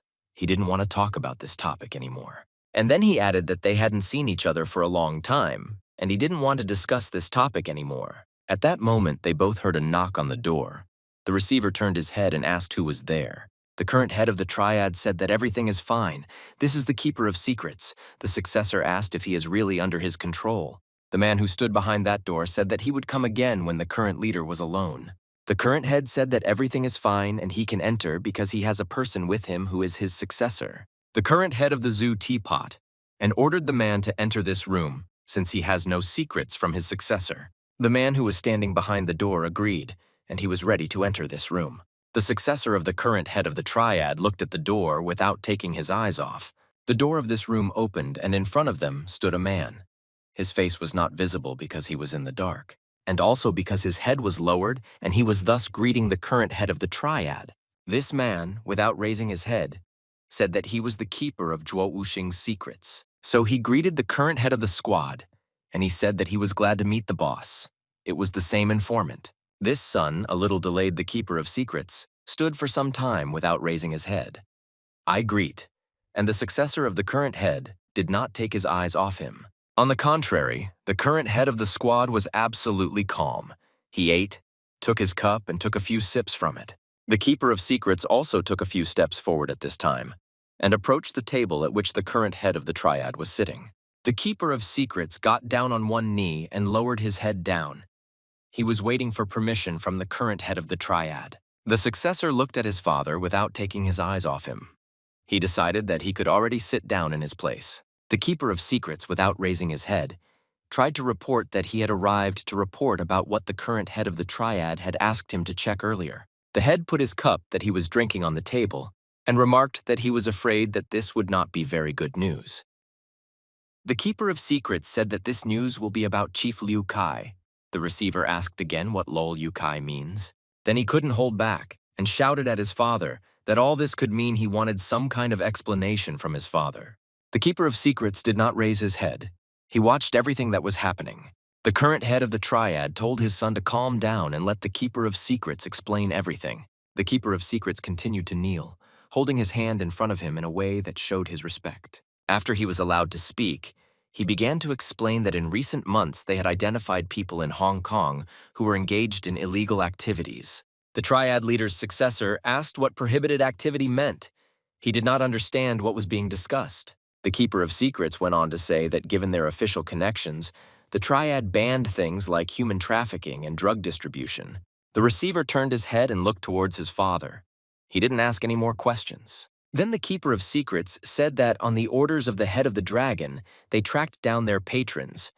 And as it turned out, it was not an external force, but another branch of the Triad outside of Hong Kong. This news really angered the successor of the Triad leader. He asked again what it could mean. He turned and asked the Keeper of Secrets whether it should be Guanzhou or Liu Kai. The Keeper of Secrets did not raise his head. He said that it was not confirmed yet, so he could not say for sure who it was. But the head dragon suspected that this was exactly it. The successor looked at his father and demanded some explanation from him about what all this could mean. His father reached for a cup of tea and told his son that it was just a suspicion, but he knew that Liu Kai had always wanted to expand her scope of activities in this direction. The Keeper of Secrets continued to stand on one Kai with his head down, continuing to show his respect to the Lord. The current head of the squad asked the Keeper of Secrets what the latest news was. What else could he tell? His assistant, the Keeper of Secrets, was afraid to even raise his head at that moment. After thinking for a bit, he said to keep an eye on Chief Liu Kai, who might be engaged in some kind of activity. They sent their people to the Guangzhou branch to keep abreast of all developments and report on his every move. But after 1 month, they lost all contact with this man. Most likely he was discovered. And now, under these conditions, they even lost their last agent. He recently went silent and stopped communicating. After some time, the informant, despite the rain, was in another part of the city and looked around before going inside, after which he went to the window of this establishment. He needed to get information in this particular place. When he knocked, he expected that someone would answer him, and he would be able to get information as they had agreed. A man looked out the window and saw him. He opened the window of his cigarette shop. Then the informant gave him a pack of money, and in return, he received an open pack of cigarettes. The secret keeper said that in the last message they received, his agents reported that Chief Liu Kai secretly trains assassins, after which no more messages came from them. And the most important thing in this note was that several months ago, hired killers arrived in Hong Kong. The successor of the current head of the Triad was very surprised that the killer arrived in Hong Kong. He did not understand how this could be. The Keeper of Secrets said that everything is exactly like that, and most importantly, he added that there are only 9 of these hired killers. And these hired killers, they were known by the code name 9 Dragons. Each of them was some kind of dragon. The current head of the Triad was very upset. He asked the Keeper if he was sure of the information he had just told them. The Keeper of Secrets responded to the current head of the Triad that today they confirmed their presence. The head of the Triad put the cup on the table. He was very surprised that they came up with 9 dragons. And the biggest thing that surprised him was that these 9 dragons had already penetrated Hong Kong. He was very interested in all of this. The receiver shouted to his father that this Liu Kai is just a bastard, and this is most likely a rebellion against them. The head of the Triad was not so upset. He did not let go of the cup of tea from his hands. He said that most likely this is not a rebellion yet. His successor did not understand what he was saying and what he meant, because he had to immediately call him and interrogate him. The leader of the squad said that his son is only looking 1 step ahead, striving to become the head of the dragon. The successor lowered his head because he was not entirely pleased to hear his father's words, since he sincerely cared about this. The head of the Triad said that snakes are the stupidest creatures who think that they can become dragons because they look like them. And then he added that if civil strife begins immediately after he becomes the head of the dragon, the other snakes will bare their fangs one after another. Then the head of the Triad turned his head and said that as long as he sat in that place, this would never happen. Then he looked at his son and asked if he knew why he said that, after which the head of the squad approached his son and put his hand on his shoulder. And then he just said it would only happen because he pulled out their fangs before they could show them. And then he added that snakes without fangs are not snakes at all, and they are not as dangerous as they think. The head of the Triad looked at his son and asked him if he understood what he was talking about now. No matter how unpleasant it was for his son, and he even lowered his head at that moment, he admitted that he understood everything, and he agreed with the head of the dragon. The leader of the squad said that if they openly enter into conflict with Guangzhou, it will not lead to anything good, and other branches will begin to question Hong Kong's authority, making it twice as difficult for them to manage. Then the head of 3DY said, that is why before the turn of inheritance comes, it is necessary to find a nest. He ordered to find the nest where these snakes are hiding. The Keeper of Secrets bowed and said that he understood everything. The heir to the head of the Triad was simply that he considered Liu Kai a bastard and could not even imagine that he could do such a thing. The Keeper of Secrets. Just as he entered this office, he also left it without raising his face. When he left this office, his thoughts were only about one thing, about the young man he had just met. He reached into his inside pocket to get a photo of his sister that the young man was looking for. He looked at the photo of this girl and knew perfectly well that her name was Bai Long. Now he just had to decide if her brother could be one of the 9 dragons. For him, that was the question. after which he put the photo back into his inside jacket pocket. He thought that it was not yet certain. He decided that for now it was better for him to keep this guy a secret and not report him to anyone. The informant stood at the place where they had agreed to meet the young man and was waiting for him. After a while, he saw that the same guy he had met earlier that day was approaching him. The informant looked at the young man and greeted him, but the guy looked at him very suspiciously. The informant tried to somehow distract the young man and find out the information he needed. They decided they needed to go one more place, and they went to Victoria Peak. It was always quite a crowded place, and here, unlike the previous place, people came to have fun during the day. Here, from yesterday's place, ordinary guys in love with their girlfriends were walking in reverse. And there were also a lot of people who were small children. It was an absolutely safe place. When the young man heard this whole story from the informant, he was a little surprised that there were 9 dragons. The informant told him that this is exactly how it is, and that they are called dragons despite the fact that they are just hired killers. And the most important thing is that it looks like the mainland Triad is supporting these hired killers.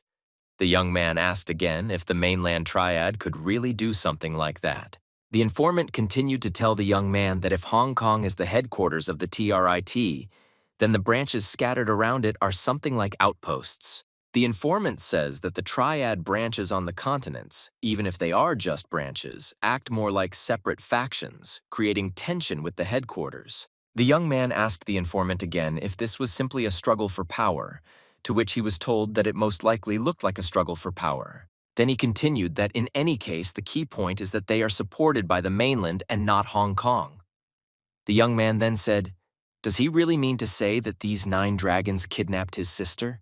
The informant reached for his glass, which was on the table, turned the straw and said that it was not certain, but he could assume that it was so. The informant said that his sister was definitely connected to those 9 dragons. The young man, without thinking twice, answered the informant that this meant that they had no choice but to pursue these 9 dragons he had spoken of. The drink he was drinking ran out, and he sat in silence for a while. The informant noticed that the young man was very nervous, so he decided to change and give him his drink and take the empty glass away.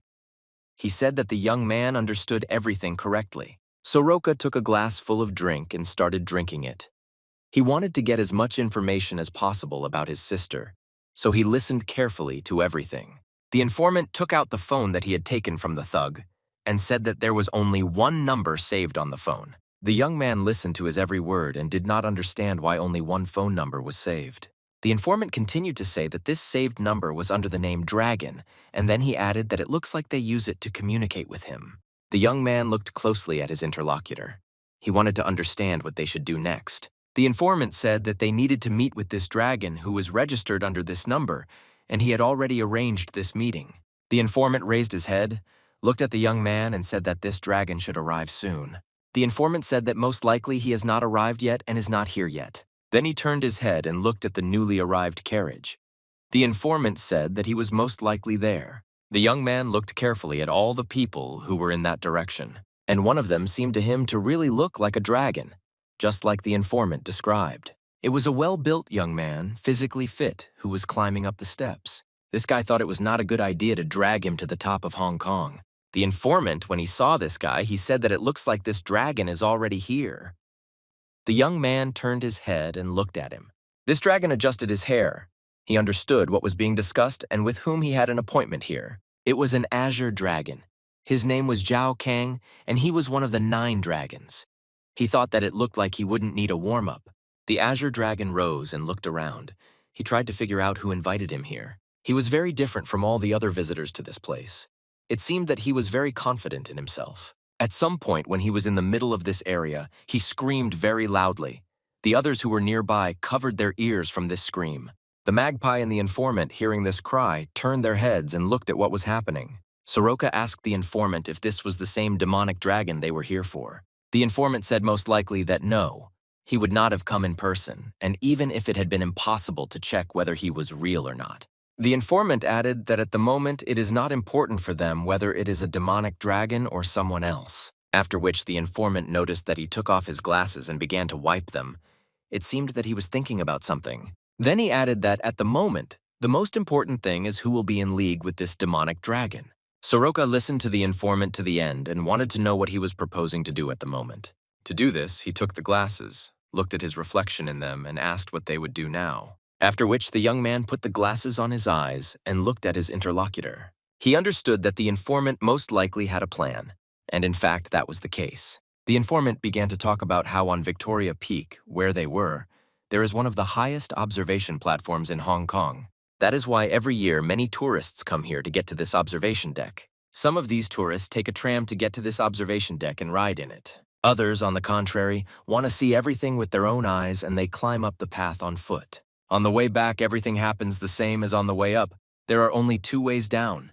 He showed his 2 fingers. Soroka told him that in that case they had no choice but to travel along a certain route together, with a huge number of unidentified persons. The informant added that this is the best option for persecution. Soroka did not understand the point of their stay then, he asked the informant, because he had actually agreed on a meeting. They watched the guy who was an azure dragon and did not understand why he continued to wait standing near the clock. This guy was leaning against a pole, and it seemed like he had arrived to meet someone. Then the informant said that they were also continuing to wait, while he leaned back in his chair and looked up. Soroka looked at the informant and didn't understand what he meant. He asked him, to which he was told that he should understand what a snake can do if it fails in its hunt. These words of the informant were even more incomprehensible to Soroka. He looked at his partner in surprise. Then the informant added that the snake will not return to its hole when its efforts are in vain. He turned his head, looked at the young man, and said that they could follow this snake very quietly. And when this snake starts crawling back into its hole, they will be able to find it. And that was his plan. The azure dragon stood near the pillar waiting for someone to come to meet him. Time passed and there was no one. The azure dragon closed his eyes and began to remember the recent events and why he was here. When all those who were called dragons gathered at their headquarters, they very rarely gathered for such meetings. Near the wall stood a young man. His head was bandaged and on his face was a huge scar. It was a red dragon, one of the 9 dragons. He was the first to speak. He was interested in what this meeting of the 9 dragons was about. The girl who was smoking a cigarette answered him and said that it was all because of that. That Ryukai will arrive Hong Kong very soon. It was a lecherous dragon, one of the 9 dragons.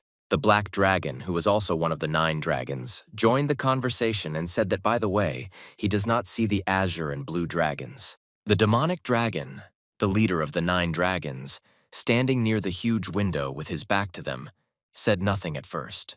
Then he turned his head, looked at the others, and said that the blue dragon had died. The lecherous dragon was very surprised and even a little scared. Was the blue dragon really dead? The red dragon folded his hands in front of him. He stood tense. He also wanted to know the answer, what happened? The black dragon turned his head and asked the leader who killed him. This was the only question they wanted to ask and get an answer to now. The leader, without turning to face him, replied that it is still unknown. But one thing is clear. This man is looking for the white dragon's past identity. The black dragon was even more surprised. He didn't understand why this man needed the white dragon's past. The slutty dragon added that what about the time when she was an unfortunate child sold into slavery? Does he really want to know that? Why would he look for something like that? The leader replied that he doesn't know, but while he's in the process of searching, he doesn't interfere with their plan. At this point, the red dragon interrupted him and said that the main question is whether it is a base or not. The leader continued to talk about how this man had offered to meet them. The dissolute dragon noticed that they were just scumbags. The leader noted that they just need to check whether it really is a base or not. At that moment, the azure dragon entered the room and said that he was ready to go. He was sure that he could do it, so he asked the leader if he would be against it. He was interested in what his face was like. He couldn't refuse. The leader thought for a moment, stood and looked at the night city through the huge window in this room. Then he took a step back and turned to address everyone gathered in the room. He told the azure dragon that if he understood what this base was, he should hand it over to him and handed him the item that he should hand over. The azure dragon took this item and understood that it would be part of his operation. The leader turned again and began to look out the window, after which he added, "If this is not the headquarters." He said unequivocally that in that case he should kill him. The azure dragon stood in the place where they had agreed. He clearly remembered his task and what he had to do. Opening his eyes, he looked at the watch he had on his hand, and he realized that the person who had made the agreement with him was late. The azure dragon thought that when he met him, he would either have to kill this guy he met or help him. It was quite a difficult choice, so he couldn't make a mistake under any circumstances. He had to do it. But no one came to this meeting. The Azure Dragon thought about how he had agreed to this meeting and nothing happened.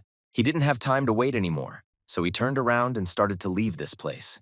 He understood that no one would come. At this point, the informant and Soroka realized that they would now need to follow this guy who was supposed to bring them to their hole. The informant handed the young man a radio and told him to take it. Then he added that they should split up and go after this guy so that it would be as unnoticeable as possible. Soroka inserted a radio into his ear in order to stay in touch with the informant so that they could understand where they were without crossing paths. After which, the informant told the young man to remember one thing. The goal of their surveillance was not to kill this guy, but to follow him to the very end. Soroka was a little unhappy about being commanded. He said that he already understood everything, and he didn't need to repeat it. The informant had no choice but to trust that the young man would not do anything extra. When they got up from their table, each of them went in different directions, opposite each other. One headed towards the tram, and the other towards the descent. When Magpie approached the queue, he saw that the Azure Dragon was standing and waiting to get on the tram. The guy thought that if he was going to eat the tram, he would also ride it. The Magpie decided that he needed to stand behind the Azure Dragon a few people away and ride with him in the same tram. He reported all this to the informant so that no one else could hear it. The informant, in turn, was in a completely different part. They needed to introduce me as noticeably as possible. So the informant told him over the radio to blend in with the crowd and follow the Azure Dragon like a current of water. He did this. He held the Azure Dragon in front of him and followed it. When the Azure Dragon got on the tram, he seemed to sense something. He turned his head and looked at those standing behind him. He needed a few seconds to look at everyone who was standing behind him. He did it unnoticed. After which he entered the tram, it seemed that everything was going according to plan and no one was discovered. Oh, that same tram came in after a few people. And Soroka, the most important thing was that he didn't lose the guy he was following. Entering the tram, he thought that he should sit somewhere near the Azure Dragon so as not to make it out of sight. So he came very close and decided that he needed to sit next to him. At that moment, he heard on the radio that an informant was calling him. The young man stopped. Then he turned his head back sharply and looked at the informant, who nodded his head at him. At that moment, the doors of the tram were closed and the tram suddenly moved off. The tram was driving along the necklace. The informant told the young man that while he was sitting in this tram, he should not look at this guy. The tram was moving very fast and passed one district after another. There were high-rise buildings outside the windows. The Azure Dragon sat by the window in this tram and watched the view in front of him. He acted on the principle that if he sat down in a seat, he should observe the landscape. At the end of this tram, there was an informant. He watched everything that was happening from afar. The informant was very experienced, so he assessed all the people who were in this tram. He found two men wearing raincoats and hats suspicious. The trip time came to an end. The tram started moving very abruptly and also braked. Since this was the final stop, all passengers had to leave this tram. The two in the hats went to the exit. Soroka tried not to miss the Azure Dragon. He stood and waited for him to start coming out. After the Azure Dragon headed towards the exit through several people, and Soroka also headed after him. The informant was watching the two men who were wearing raincoats and hats. They seemed very suspicious to him and looked like spies who were watching someone. The collars of the cloaks of these two men were raised high so that their faces were not visible, and they also put on glasses so that it would be impossible to see them in any way. They were definitely people who were watching someone. The informant couldn't understand who they were and why they appeared on this tram. He thought that he needed to find out who they were. He had no choice but to follow these two in order to understand why they were here, and what other dung flies were mixed up in this matter. He couldn't just leave them like that. Therefore, the informant told the young man not to look back and to listen to him carefully. And the informant himself followed these two disguised men who were ahead of him. The informant told the young man that two more people had stuck to him from behind and were following him. Soroka wanted to clarify only one thing. Were these two who followed him because of the Azure Dragon or because of them? The informant said that he doesn't know yet and they should continue to follow the Azure Dragon, after which the informant added that he would have to walk behind to observe everything that was happening. Soroka understood everything. He followed the Azure Dragon, realizing that two more were following him. At that moment, one of those walking in front of him suddenly hit him in the shoulder. Soroka was distracted and looked at this guy, after which he looked around and saw that the Azure Dragon he was following was gone. He didn't understand how this happened. but the guy he was walking behind in front of him wasn't there. It was unclear where he had gone. He cursed loudly and rushed forward in the hope that he would be able to find him in the crowd. Without to the station, he looked first in one direction, then in the other direction. What was his surprise when he saw no one? There were a lot of people at that station, but there was no one there who was the guy he was following. Whose voice was that from behind? Asked Soroka if it was really him. The guy didn't understand who it was. Soroka turned sharply in the other direction to look at his interlocutor. In front of him at this station stood an azure dragon. The only question he asked him was, did he kill the blue dragon? The azure dragon came closer to the young man. He was interested in only one question. Did he kill the blue dragon? The azure dragon looked down at the guy. I don't understand if he is so strong that he could kill the blue dragon. He looked at him and said that his behavior gave him away because he was not from Hong Kong, and he was very different from everyone else. Soroka thought that he had given himself away. Had he really behaved in such a way that he stood out? The azure dragon looked at him and wondered if he was a Korean Chinese or just a Korean. The young man answered him that it didn't matter. Then the azure dragon told him that you have very expensive land in the area, so there is not much of a cemetery. After which, the azure dragon added that this was precisely the reason why he would not like to provide him with a special delivery service. That's why the azure dragon wanted to know, because he would need to send his body back to where he came from. These words really hurt Soroka. The muscles on his face started to move, but he tried with all his might to restrain himself. And he clearly remembered the words that the informant told him, that he must remember one thing. The goal of surveillance is not to kill this guy, but to follow him to the very end. At that moment, the young man realized that this was all complete nonsense, and that the tracking was also complete nonsense. He couldn't hold back such an insult, and the first thing he did was take out the dagger that he had hidden behind his jacket. Soroka got ready. He was already ready to attack the enemy who stood in front of him. The azure dragon was very calm. At this, the azure dragon turned its head and looked back. He saw that behind his back, two more of those same ones who were in raincoats and hats were approaching him.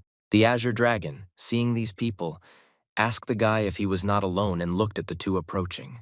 After which the azure dragon slightly adjusted his hair and said that he was very disappointed. He had a better opinion of this guy. After which the azure dragon instantly took off and began to run away so that the young man did not even have time to react. When Soroka turned his head to look after the fleeing azure dragon, he was already quite far away. Soroka continued to stand and watch what was happening. He did not know whether he should pursue him. He turned his head and saw those same two guys in hats who were running towards them. Soroka understands that this is not a very good situation and he did not like it. And most importantly, he did not know what to do. Turning around, he followed the azure law. This was his goal, so he should not miss it. Two people who looked like spies were running after them and trying not to miss them, while an informant was running behind them. The two in the hats, when they saw that the azure dragon was running away and a guy was chasing him, they stopped. Then they turned and looked at each other and punched each other. One of these guys in the hat said that they should split up, and they very quickly split up and started moving forward. A chase was formed. The azure dragon was running ahead of everyone. Soroka was pursuing him. Two men in hats were following them, and the informant was watching all this. He ran last and did it very quietly so as not to give himself away. When they all sped up in front, the informant also started moving faster. He didn't need to miss them all. That's why he even started pushing people who were in his way and standing in his way. When he ran up to the distance to continue observing everyone, he stopped. Seeing movement ahead, he wanted to know what the hell was going on. He decided he needed to get closer too, and he pushed the girl away. This girl stopped and looked at the informant. She was here for a reason. She also watched everything that was happening from the side. It was the dissolute dragon who was carrying out her task. Everything that happened looked rather strange. The azure dragon was the first to run away. Soroka was chasing him. Two men in hats were running after them, and the informant was finishing the chase. Having run out into the street, they continued to run in the same order along one of the streets. The informant didn't understand, since he was the last one running, what was going on and why there were so many of them. Soroka also didn't understand what was going on. He pursued the azure dragon with all his might. The azure dragon looked again at how many people were chasing him, and he found it very suspicious. When Soroka was running, he was only thinking about the fact that this guy, the azure dragon, asked him if he had killed the blue dragon. At that moment, the azure dragon turned over the box of bottles with his hand. Right in front of the young man, several boxes filled with glass bottles fell and they rained down on him. The informant thought that this guy was just a scoundrel. He was doing everything to have fun. When the informant heard from Soroka that the Azure Dragon wanted to know about the Blue Dragon, he realized that it was most likely that same guy. Soroka portion said that with surveillance, everything failed. Now he wanted to know the plan further. The informant said that they have no choice, they need to catch him. Magpie without Jazz Azure Dragon, now he had to catch it, that was their plan.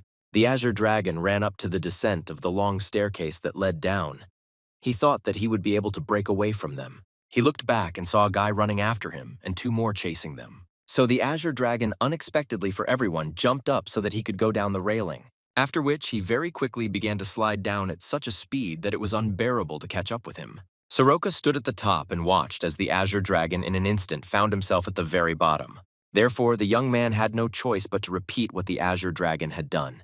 He accelerated and jumped up, after which he also found himself on the railing of this descent and began to descend at high speed. The very next moment he jumped, because he was practically next to the Azure Dragon at the bottom of this descent. The Azure Dragon turned his head and looked at the young man. He was even a little surprised. He turned around and told him that he was pretty good if he could repeat that trick after him. Soroka did not enter into a discussion with him. He told him to shut up, after which the young man said that the game of tag was over and took out his dagger. Despite the fact that he was already ready to attack his opponent, their attention was distracted, and they turned their heads to see who it was. These were the same two in hats who were ready to attack them. They also went down and were already below. The Azure Dragon did not understand who these two were, but he had noticed them long ago and thought that they were helping the young man. Soroka, on the contrary, thought that these two were supporting the Azure Dragon, and they were following him to ensure him. When these two went down, they attacked the guys who were below, that is, the Azure Dragon and Soroka. Having repelled their first attack, the two stood in front of them, ready to attack again. The Azure Dragon asked the young man why they were not on the same side. Then Soroka answered him that he wanted to ask him the same question. These two stood opposite each other, holding huge knives in their hands, and it was unclear what they were going to do next. The tension between them grew. It was unclear who was whose enemy, who was spying on whom, and who was going to eliminate whom. At that moment, the informant shouted. He was the last one who participated in this chase. He ran up the stairs. The Azure Dragon took a deep breath and said that it was a complete mess and it was unclear who was who. After which, he turned around abruptly and started running away again. He thought that it would be best for him to hide. The young man started running after him, since he was given the task of catching the Azure Dragon, and the two in the hats ran after them. The informant who came down and was already standing below thought that this was some kind of curse. All this was a chase. Everything continued at the same pace as before. The Azure Dragon ran first, followed by a young man, and behind the two of them ran two in hats. The Azure Dragon ran to the next staircase that led down and saw that there weren't enough people on it. So he decided that he shouldn't stop. He jumped up, grabbed the railing, and started going down. He needed to push off with his foot to do a somersault and go down without hitting the other people on the stairs. Then he very quickly moved down to find himself at the very bottom. He needed a few seconds to push off, do a flip, and end up at the bottom to break away from the others. Soroka stood at the very top of the staircase and watched as the Azure Dragon was able to descend down. He had no choice but to repeat what the guy who was running away from him had just done. He also jumped up and grabbed the railing with one hand, after which he also ran along the wall, pushing off and doing a somersault, after which he, like his opponent, landed at the very bottom and followed in his footsteps. Forcing his opponent to go far, he pursued him practically shock-shaw and was very close. The two in the hats, when they approached this staircase, they thought about what to do now and what to do next. They looked down as the Azure Dragon ran away and was pursued by a young man, neither of them giving in to the other. The Azure Dragon thought that he had already managed to break away, turned his head. He was very surprised because the guy was practically behind him. The two in the hats couldn't repeat this trick after them, so they had no choice but to run down these stairs, pushing people aside. The Azure Dragon saw that not far in front of him there was a tram that was about to touch down very soon. He decided that he needed to head in that direction, so he jumped up and jumped over the railings. He needed it in order to get to this tram. When Soroka approached, he realized that he would have to do the same thing as that guy, otherwise he would lose him. So he ran closer and pushed off in order to also jump over this railing. He repeated the same thing as the Azure Dragon. It seemed that he was not inferior to him in anything. Well, in fact, he had to jump down from a fairly large height, just like his opponent. The Azure Dragon managed to stay on his feet, and after landing, he continued to run away, but the young man couldn't hold on and fell to the side. Despite this, he began to get up, as there was no way he could fall behind the Azure Dragon. When he got up, he needed to understand what the Azure Dragon would do and where he was heading. In order not to fall behind him, he immediately began to catch up with him. He could not allow him to disappear from his field of vision. The Azure Dragon was almost at his destination. He only had to run to the tram that was standing in front of him. A young man was chasing him. The two men in hats realized that they couldn't catch up with the two guys. They remained standing at the top. The only thing they had left was to go down the stairs. That was their only chance. The two in the hats ran up to go down the stairs. There were a lot of people, but they had no other choice. They stood at the top and thought about how best to go down, and whether they would have time to catch up with those two if they went down. The tram was standing at the stop. The Azure Dragon was practically next to this tram. A little more and it would have been inside. So he sped up a bit because the tram was starting to leave, and he might not have time to get inside. He pushed off, and at the last moment jumped into this tram. This was his chance to escape. After which the Azure Dragon looked around. He thought that the pursuit of him was over. He broke away. Of course, those two in hats couldn't catch up with him anymore. They were very far away. He thought that the young man who was chasing him wouldn't be able to keep up with him either. But at that moment, he heard someone calling him. He was a little surprised because he didn't expect it. The Azure Dragon saw the young man and said, "Has he really not gone home yet?" Soroka told him that he had enough of this nonsense. He had questions, so they needed to talk. The Azure Dragon said that he agreed and that he also needed to make sure of something. However, he really wants to avoid a boring conversation. So he took out his weapon and was ready to engage in combat with the young man. The Azure Dragon said that this kind of conversation was more to his taste and he was not going to give him anything. Soroka was prepared for such a turn of events. He laughed and replied that one and the other were the same. Why did none of them understand simple words? The Azure Dragon looked at the young man and expressed his surprise that he owned knives. Soroka didn't argue with him. He decided that if this guy wants it that way, it will be his way. So he took a step forward to attack his opponent and told him that he was very happy about this meeting. A few minutes ago, when all this chase was going on, and when the Azure Dragon jumped out at the last moment into the departing tram, at this moment, Soroka also sped up a bit and managed to jump into this tram at the last moment. He was able to do this only because he made an effort and was able to jump onto the departing trams. When the two guys in hats ran up, the tram had already started moving and they didn't make it in time. And the informant was swearing because he was the last one. Informator Rue, it was hard to keep up with everyone. Beads of sweat were dripping down his face. The two men in hats, when they realized they couldn't make it, they stopped running. They stopped. One of these men told the other that they had missed out, and now they had to decide what to do. The informant didn't think long. He needed to find out who these guys were and why they were following him. He shouted to them, and the two turned and looked at the informant. They were surprised that they were being addressed. The informant looked at them. He was interested in only one question. Who are they, and why are they participating in this chase? One of those two in the hats said that they should be asking questions here and not answering them. When the informant saw their faces, he immediately realized that these were most likely guys from the secret forest organization. The double-decker tram was going along its route. There were practically no people inside it except for the Azure Dragon and Soroka. These two decided to sort things out.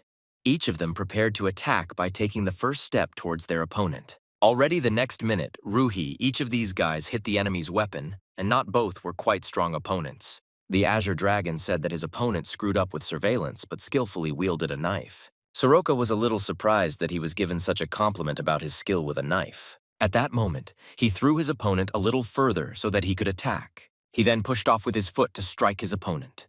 Trying to attack and strike the Azure Dragon, the young man swung, but his opponent dodged the blow. After which the Azure Dragon suddenly turned towards the young man and began its attack. Azure Law swung and tried to damage his opponent. It turned out that this blow could not be avoided. But what was his surprise when the guy who stood in front of him was able to dodge his blow? And immediately after they tried to hit Soroka, he immediately swung his elbow and hit his opponent. But his opponent was experienced enough and was able to block the young man's blow with his weapon. And the forces were equal, and their abilities were also equal. They were two equal opponents. They tried to damage each other by taking turns attacking first one and then the other. The Azure Dragon noticed that the young man had quite a lot of experience in knife fights. Soroka did not say anything, did not confirm or deny this. He did not want to say anything at all. The Azure Dragon added that his fighting style seemed very rough to him, and he doubted that he was from this continent. At that moment, the young man thought that this Azure Dragon was much stronger than his previous opponent. So he decided that there was no need to listen to him, and there was no need to drag it out for so long. He just needed to push him. At that moment, the Azure Dragon said that he had one feeling, and at that moment he looked at the guy. The Azure Dragon looked straight into his eyes, expecting the young man to start attacking him. Now he asked if he was by any chance not Russian. These words were really very offensive for Soroka, so he took a step forward and tried to damage his opponent by swinging his dagger. As soon as he swung, his attack was blocked. It seemed like the Azure Dragon was calculating his every move. Soroka was not going to stop after his first punch was blocked. He struck with his second hand. It seemed that the Azure Dragon split into two and managed to block each of his blows, guessing from which side it would be made. Soroka did not stop. He continued to attack. He understood that this enemy was much stronger than the previous one. Unexpectedly for both of them, they heard the voice of a passenger sitting in this tram. This man wanted to know what was going on. At that moment, the driver of this tram said that there would be a sharp left turn now and all passengers should get ready. After which the tram driver put his hand in the hall and began to turn sharply to the left. The tram really turned very sharply. In order to stay on, you had to hold on to the handrails. But these two weren't going to stop. Even this sharp turn wasn't a hindrance to them. The passenger, who had just asked what was going on, felt that the tram was turning sharply and he needed to hold on as tightly as possible. The young man, in order to hold on and not fall during this turn, held his body to the handrail with a knife. His opponent did the same on the other side. He also held his body so as not to fall. The Azure Dragon at this point, since he could not strike with a weapon, he swung and tried to strike with his foot. Soroka did the same thing as his opponent. The Azure Dragon, despite the fact that he dodged his opponent's blow, was also able to dodge the broken seat that was flying around the tram's interior. The Azure Dragon knew that this could not continue for long, so he decided to strike his opponent again, throwing seats at him so that he would distract his attention to it. The young man set up a blog to avoid being hit by a foreign object, and he was distracted by this object. As soon as this object fell, the Azure Dragon tried to kick it with all its might. When Soroka realized that there would be another blow, he continued to stand in the block, ready for this blow. Immediately after the Azure Dragon dealt this blow, it jumped back a distance away from the young man, after which the Azure Dragon told Magpie that he thought they had already introduced themselves to each other enough. And raising one hand up, he said that now they should get down to business. Soroka listened carefully to his opponent. He needed to understand what he wanted. The only passenger who was in this carriage was very scared when he saw the weapon. He grabbed his suitcase and sat down near the window. This passenger was very scared that he was riding in this tram. Immediately after these words, he saw that the Azure Dragon began to leave, and the young man began to catch up with him. When Soroka started to climb up to the second floor of this tram following his opponent, he received a kick in the face. The Azure Dragon did not stop this fight. He continued it, trying to strike again. The Azure Dragon pressed the young man against the crossbar and was ready to strike him. But before he struck this blow, the Azure Dragon asked him why he killed the blue dragon here. He then swung his right hand, trying to hit the young man in the chest, and the 40 blocked his blow. The Azure Dragon wanted to know why it was necessary to kill the blue dragon. He saw no point in it and continued to strike the young man. Move back a little. Soroka was in a better position. He needed to reboot. After which he told the Azure Dragon that he did not understand whether they had given each other a childish oath of friendship, because in reality, they both live at the bottom in the shadow of this world. Then the young man added that most likely the blue dragon's time had come when it was time for him to die. At this moment, the Azure Dragon struck with all its might and struck the young man, blood spurting out in all directions. But this did not stop the magpie in any way. He swung and struck back at his opponent. This blow of his also reached its target, and his opponent's face was all covered in blood, after which Soroka did not stop and delivered another kick to his opponent's face. At the last moment, the Azure Dragon was able to block this blow by putting his right hand in front of his face. Each of them returned to their original position, and each of them waited for someone else to start attacking first. Soroka said that now it was his turn to ask questions. He asked what they were doing with his little sister. The Azure Dragon didn't understand what was going on and why he was talking about his sister. He was very surprised. Wasn't he looking for the white dragon? Soroka then added to him that it was she and she was his younger sister, and he was just a scumbag. After which he became very angry and swung to strike with both hands at once. He shouted that they had taken her away from him.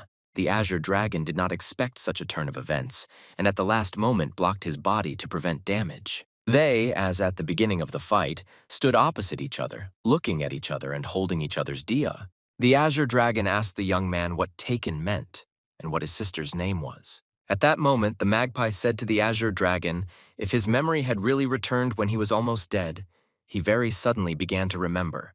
The Azure Dragon said that he lives one life, but it is divided into two. One is at the bottom in the shadow, so he may not know something. Soroka decided that there was most likely some truth in his words, so maybe he really didn't know that it was his sister. After which he called her name. His sister's name was Seojin Ah. At that moment, the Azure Dragon's face became very tense. At that moment, the tram they were riding in suddenly began to break. These guys could barely keep themselves on their feet. The tram stopped at the stop and several people got off the tram. The Azure Dragon looked out the window, namely at the place where they had agreed. He needed to make sure that everything was going according to plan. Raising his head up, he noticed the roof of one of the houses. Then he turned his head and looked at the roof of another house, but he also saw nothing there. He needed to understand whether the lecherous dragon had already taken up position, or whether it was not there yet. Then he turned his head and looked at the roof of the next house, and he saw the glittering light. Then he realized that she was there, and if he got off this tram, his opponent would be in the crosshairs. She really had them under her gun and clearly saw everything that was happening inside this tram. When they arrived, she pointed her gun straight at the young man. Now she only had to pull the trigger. The lecherous dragon took a position and aimed straight at the enemy in order to make an accurate shot. Once she had everything set out, all she had to do was pull the trigger and fire that shot. Soroka didn't know yet that he was under fire, so he decided to attack his opponent one more time. The Azure Dragon was a little surprised because he didn't even think that this guy's sister could be called Seojin Ah. And most importantly, he understood at that moment that he would be shot now, since the dissolute dragon had already pulled the trigger and fired her shot. The bullet was flying at high speed and should have been in the guy's body in a few seconds. When the bullet flew up to the tram they were in, it first broke the glass and many small fragments fell. The bullet was almost next to his head when the young man noticed that it was very close and he needed to do something about it. When he started this attack a few minutes ago, the Azure Dragon understood that the death of his opponent was inevitable. He was under the gun and a shot would be fired now. So when the young man ran closer to him, the Azure Dragon swung one of his legs with all his might to strike his opponent. After which he jumped up and kicked him with all his might so that the magpie flew out of the tram. At that moment, the bullet passed almost next to him. Only thanks to this blow, he remained intact. Since the Azure Dragon hit him with all his might, the young man could not stay on his feet and was thrown back. Soroka only managed to group himself and felt himself being thrown back. The next moment, he flew out of the tram onto the street. Through the window, the glass fell, and he fell to the ground. After doing a somersault in the air, he was able to land on one leg and one knee, tucked in for an attack. Raising his head up, the young man looked around and then forward. He saw that on the second floor of this tram there was his rival who threw him out of there. The Azure Dragon did not understand what to do. On the one hand, he had to help him, and on the other hand, he had to kill him. At some point, he realized that he had to give back the very thing that was given to him when he met him, and he threw it to the young man. Magpie doesn't understand what it is. He still caught this thing. It should have been an answer to some questions. At that moment, the tram in which he and the Azure Dragon were located suddenly moved off. The Azure Dragon, who was standing on the second floor, waved his hand at him and shouted that this time they were saying goodbye. But he hoped that they would meet soon. Soroka was a little surprised by everything that was happening. He raised his head and looked around. The lecherous dragon continued to remain in her position. She kept them under her gun the whole time. When the tram started moving, she saw that there was no one there. She didn't understand where the young man had gone. Turning her weapon one way, she saw a guy running away. Then she turned the other way, she saw two more guys. Then she turned to look and saw another guy running away. When she got closer, she saw that in his hand was the very object that was supposed to be handed over. She couldn't shoot him because he disappeared around the corner of the house and she couldn't see him. She sat for a while longer, waiting for him to come out of that very place. and for her to be able to pull the trigger again.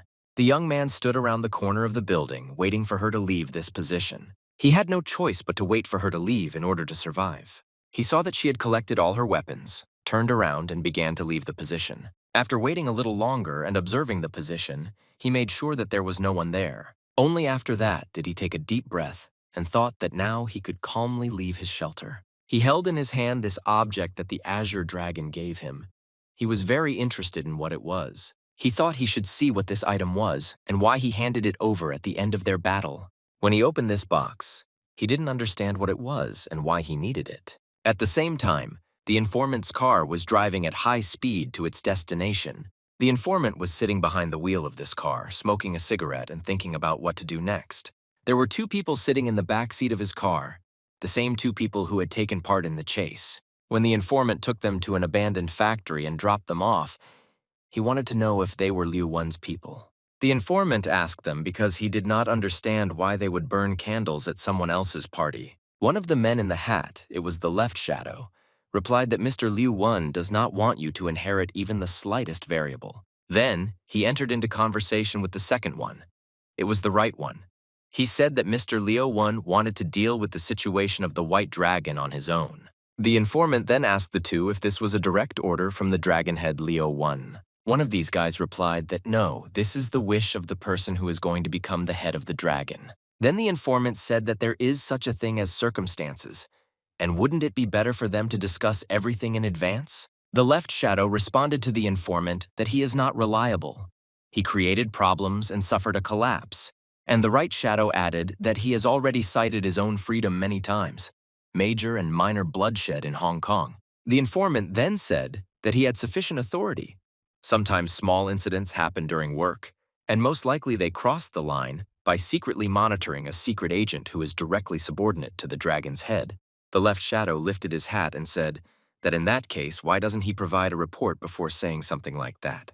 The informant looked at him and didn't understand what he was talking about or what he meant. Then the right day adjusted her glasses and said that something was missed about the guy in the sunglasses. He added that his body movement did not resemble an ordinary member of the organization, and they needed to understand who we really are.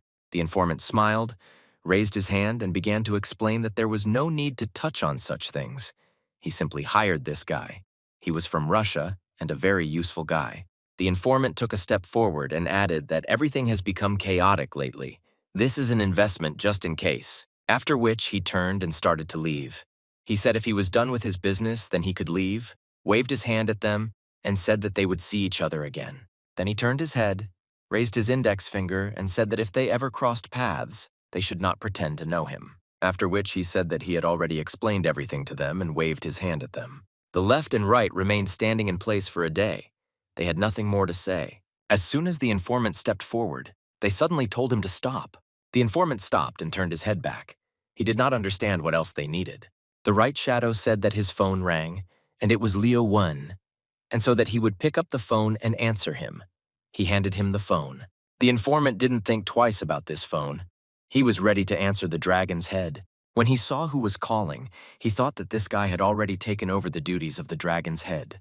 He was very upset that he was not yet the head of the dragon, but had already forced his close associates to watch him. He didn't like this whole situation very much, but he couldn't do anything, so he decided to watch. The two who were following him couldn't even drive a car. They were completely useless.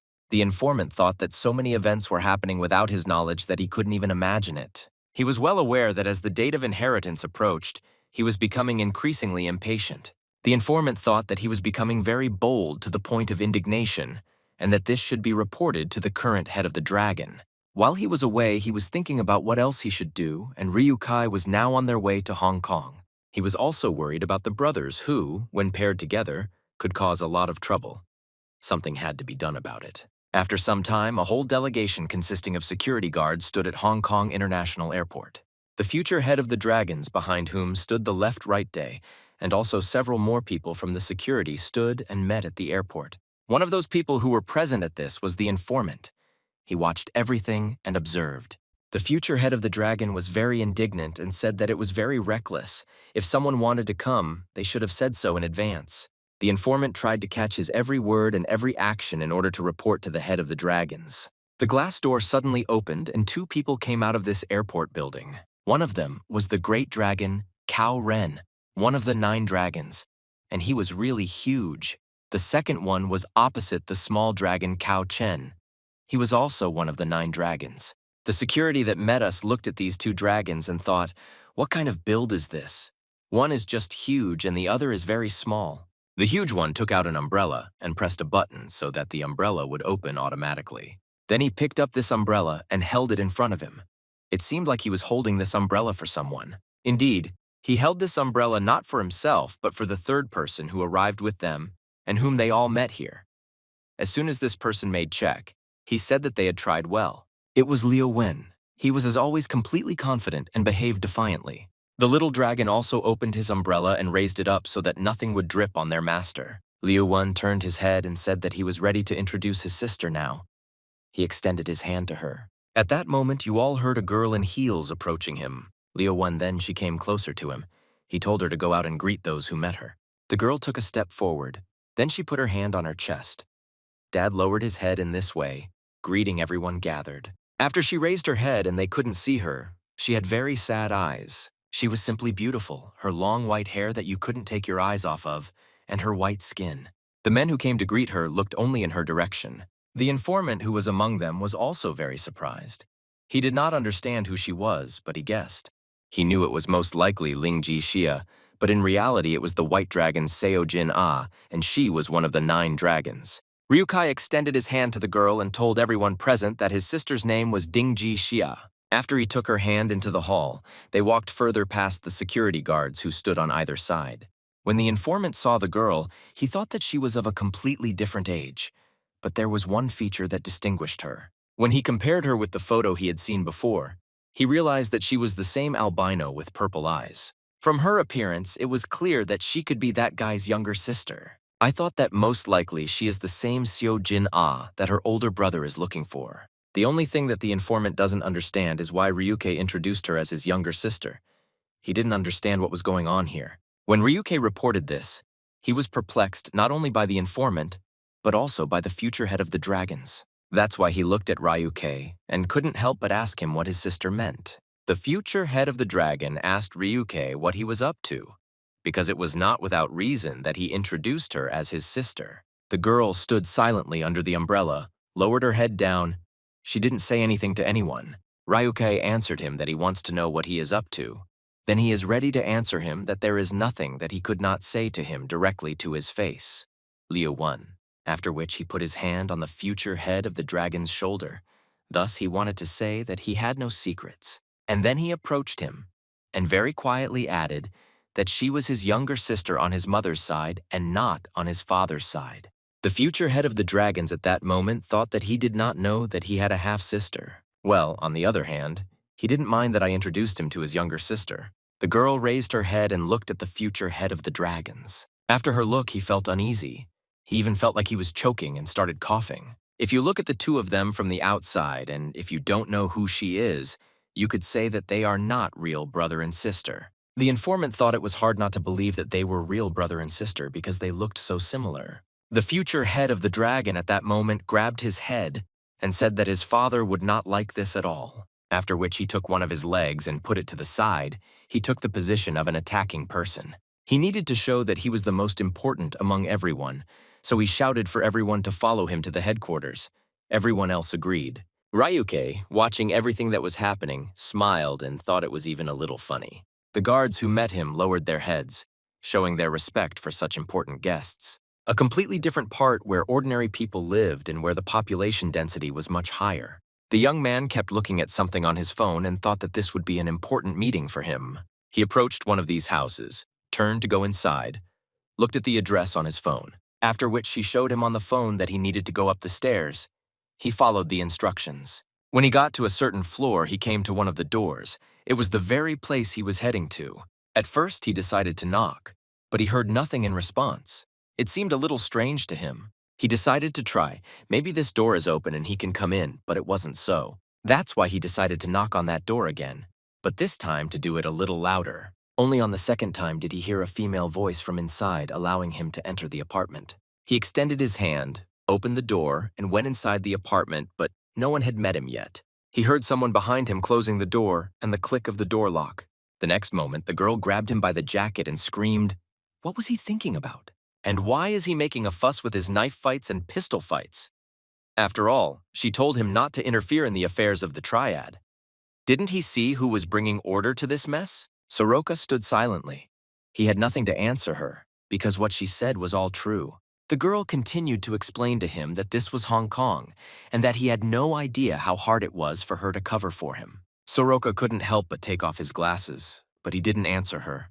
He wasn't going to justify himself to her. Having folded his glasses, he put them in the side pocket of his jacket, after which he told her that he had already said everything. After all, he came here with only one purpose. In fact, he is looking for his sister. The girl looked at him and said that she thought he was the main character of this story, after which she let go of her hand and stopped holding his jacket. Then she turned around and went into the room and said that several days had passed, and she wanted to know what the situation was. She tried to warn him that many people disappear who, like him, create trouble. Soroka answered so that she would forgive. He wanted to clarify with her what was going on with these people who were causing trouble. The girl stopped, turned her head, looked at him, and didn't understand what he was going to do next. Soroka continued to say that he knew that this was completely shameless, but he had no other choice and no one to turn to. So he came to her to help him. He handed her the box he brought. After he opened the box, everyone saw that there were 2 capsules in it. The girl took one of these capsules in her hands and said that it was milk tea. She then turned the capsule over in her hands and added that she thought it was a rare prototype. Soroka asked her again what milk tea meant. She replied that it was a medicine that had recently begun to spread in Hong Kong and partly on the mainland. It appears in the smallest quantity online so far, so it cannot be obtained in the usual way. After which she added that those who sell these capsules are most likely the manufacturer. She also said that according to Zhuo Wuxing, this could be an act by the Guangzhou Triad, which makes sense under the circumstances. Magpie listened to her and replied that he thought she had no choice but to chase the line of distribution. After which he thanked the girl for giving him complete information. Marina thought for a bit and said that victory is just around the corner, you just need to believe. And then she added that they took a rather bold step from drugs to weapons. This is a harbinger of the fact that Guangzhou will soon do something terrible to Hong Kong. Marina said if he continues to pursue this path, he may end up drawn into a war between the Triads. She also said that she knows that his sister is very important to the young man, but he should at least for a while. Soroka interrupted her. He said that he didn't care what they did. His main goal was to find his sister. He added that after several years he found her trail, and he will not hesitate any longer and wants to find her. He then added that if he had the opportunity to find his sister, he would not deviate from this path. Marina stood up, looked after him, and asked if he was really going to go right now, and how Zhuo Wuxing had been. The guy replied that they had broken up. Zhuo Wuxing told him that he would contact him later when there was news. Marina, seeing him off, said that she now understood why he came to her at that moment. After all, she actually said that the magpies don't trust Zhuo Wuxing too much if he's here. Marina is trying to justify herself by saying that he was determined to complete the murder of the Triad, and that it would not be easy to deal with her in Hong Kong. At that moment, the phone in the young man's pocket vibrated, and he reached out his hand to get it. He took out his phone and turned it on to see who had written to him. He saw that he had received a new message where she told him to call when he read the message. Leaving the apartment, the young man thanked Marina for giving him advice. The girl looked after him and thought that this guy only has a big body, but inside he is still an ordinary child. The other part of the continent headquarters reported that milk tea had been transferred. The Azure Dragon also said that everything went smoothly. The man with the scar standing near the window asked him if he checked the base. The Azure Dragon replied that he had tried to report this, but at that moment he thought about what he should come up with. The girl standing aside, who was a slutty dragon, said that this base she was watching them. And the video there is the left shadow and the right shadow who were Leo One's bodyguards. They are also called the 2 from the alleys. They recently went into the headquarters. The slutty dragon said that the one who looks older than the other 2 apparently called the blue dragon's phone number. And no matter how deep she dug, she couldn't find information favorable to the headquarters. The Azure Dragon was simply silent at that moment. He watched her out of the corner of his eye. The slutty dragon continued to say that she heard that the guy in question was a knife-wielding killer from Russia, and she also asked the Azure Dragon why he saved this guy in sunglasses. The dragon replied that it was just nonsense and that the guy just got lucky with the timing. The slutty dragon said that it was the wrong guy who killed the blue dragon. The azure dragon told her that he didn't know. It wasn't the best setting for questioning. She kept saying that she thought she should kill him, but the knife fight brought its changes. At that moment, the man who kept looking out the window at the night city told them that that was enough. He said as if there was no milk tea at the base, and that is the most important thing.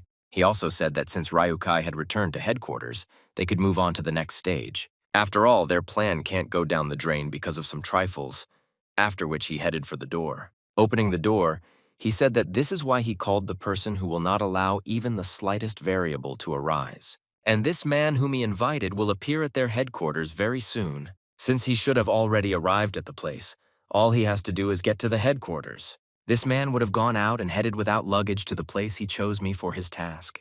This person was Li Chen, a top-level assassin on the mainland. Several cars were driving along the highway one after another, and they were accompanying the guests. The first car was a white one, and another car was following it, not lagging behind, and then the future head of the dragon was sitting behind the wheel of the first car. He was watching what was happening in the side mirror. He saw how his passenger and his guest opened the window and looked at him from the back seat. Ryukai was acting very calm, and it was not at all like how he used to be. Ryukai told his older brother that he seemed to have matured during the time that he had not seen him. His older brother turned his head and asked him again what he meant. Then Ryukai answered him, "If the older brother decided to give up his back seat to your younger brother, it means something." The elder brother turned his head and responded to his statements so that he would not be mistaken. The older brother said that he was sitting in the back only because a guest had suddenly appeared. At that moment, he looked at the girl. She sat silently and looked forward. It seemed that she was thinking about something else. At that moment, Ryukai looked at his so-called sister and also noticed that she seemed not to be serving their conversation. In the next car that followed the first one, there were also two in the board and two more. These two were the right and left shadows who kept their eyes on the two dragons that sat in front of them. Namely, the great dragon Cao Ren and the small dragon Chao Chen sat silently in the back seat and also watched. The left and right shadows kept their eyes on them as if this was their main task. The man who was sitting in front watching everything that was happening wondered why they were looking at each other like that. There was also a third car that was the last one in this convoy. It was in this car that the informant was observing everything that was happening from the side. Sitting in the car, he took out a pack of cigarettes, took out one cigarette and smoked it. He thought 100 he couldn't even imagine until that moment that the main dragon would personally call Ryukai to the headquarters. He had no other idea than that he was going to finish everything before the inheritance process. At that moment, the informant clenched his fist, which contained a pack of cigarettes, after which he opened the window and threw this pack out into the street. He was a little tense about what this could have been. He couldn't believe that the main dragon was passing inside someone who was no different from his enemy. This was not the method of the dragon's head. He didn't understand maybe there were some reasons to go so far. He went into the hall to smoke one more cigarette, after which he threw his lighter to the side onto the neighboring seats where no one was sitting. At that moment, his phone vibrated and he reached into his coat's inner pocket for his phone. When he looked, he saw that a notification had arrived from a Russian killer who told him that he would call soon. When he saw this message, he realized that this guy was talking about the message he sent him. And he had no choice but to watch everything that was happening from the sidelines. After some time, they arrived at the very place they were heading to. Several cars stopped near the gate of this place. Representatives got out of each car and headed towards the entrance. The informant parked his car a little further away and watched what would happen from the side. The cars that drove up did not turn off their headlights because they did not know whether they would be allowed inside. The informant saw how the guests they were meeting calmly got out of their cars and headed towards the entrance. Ryukai came out of one car, as well as his older brother, the future head of the dragon, and his so-called younger sister. From the second car came two of the 9 dragons, who were constantly accompanied by a left and right shadow. When they all came out from behind the cars and headed towards the entrance, the informant was standing to the side. He thought that he needed to watch everything that was happening from the sidelines, and he had other things to do. And one of those things was that he was waiting for a call from a Russian killer who wrote to him. A few minutes later, his phone rang. He looked and saw that it was an incoming call from a Russian killer. The informant was interested in several questions and immediately asked how everything went. Then he listened to what he was told and asked again what he meant and what milk tea means. the delegation that was heading to the entrance of the first shallows. 2 brothers older and younger, and behind them, 3 dragons out of 9. When the informant heard all the information, he said that he understood and would call back a little later. At that moment, he did not take his eyes off Ryukai, but he was absolutely calm. At some point, Ryukai felt his gaze, so he turned his head and looked at him. The informant caught his every move and how he behaved. This was very important to him. Ryukai's older brother said that almost 10 years had passed when they approached the entrance, to which the younger brother only grinned and continued to follow him. Then he said that it seemed like the time had come. He meant that he would return and meet his father again. The man who met them at the exit said that they had finally arrived and he was meeting Mr. Liu Wen. It was one of the 4 Triad commanders, the captain of the base guard, whose name was Ho Chi Mu, and he was the first one to greet us at the entrance. Ryukai at this moment tensed up a little and even opened his eyes to look at him. It was the site of the main temple of the Yellow Dragon, the general headquarters of the Triad, and a strategic location located in the center of the Kowloon Peninsula, and also the place of residence of the dragon's head and the symbol of the supreme power of the Triad. This means that the owner of this place is the owner of the continent. However, in this place, no challenges were allowed. This is the reason for the existence of guards in direct subordination to the head of the dragon of the 4 commanders. All of them are under the control of the captain of the Ho Chi Mu base guard, the master of the meteor hammer. The most important thing is that all those who come must be irritated. Only then can they enter the headquarters. So no matter who this guest was, they had to hand over their weapons before they could go any further, which is what Ryukai did. His older brother, when he saw that he was handing over his weapons in order to see his own father, was satisfied. After passing through the move, only after they have surrendered their weapons can they move on. They passed through the passage and entered the headquarters, but this was not the end of their checks. Ryukai knew very well what awaited him ahead. There was another commander in front of them who had to let them through. It was the captain of the guard, professional fighter Yun-Gui, one of the 4 commanders of the Triad.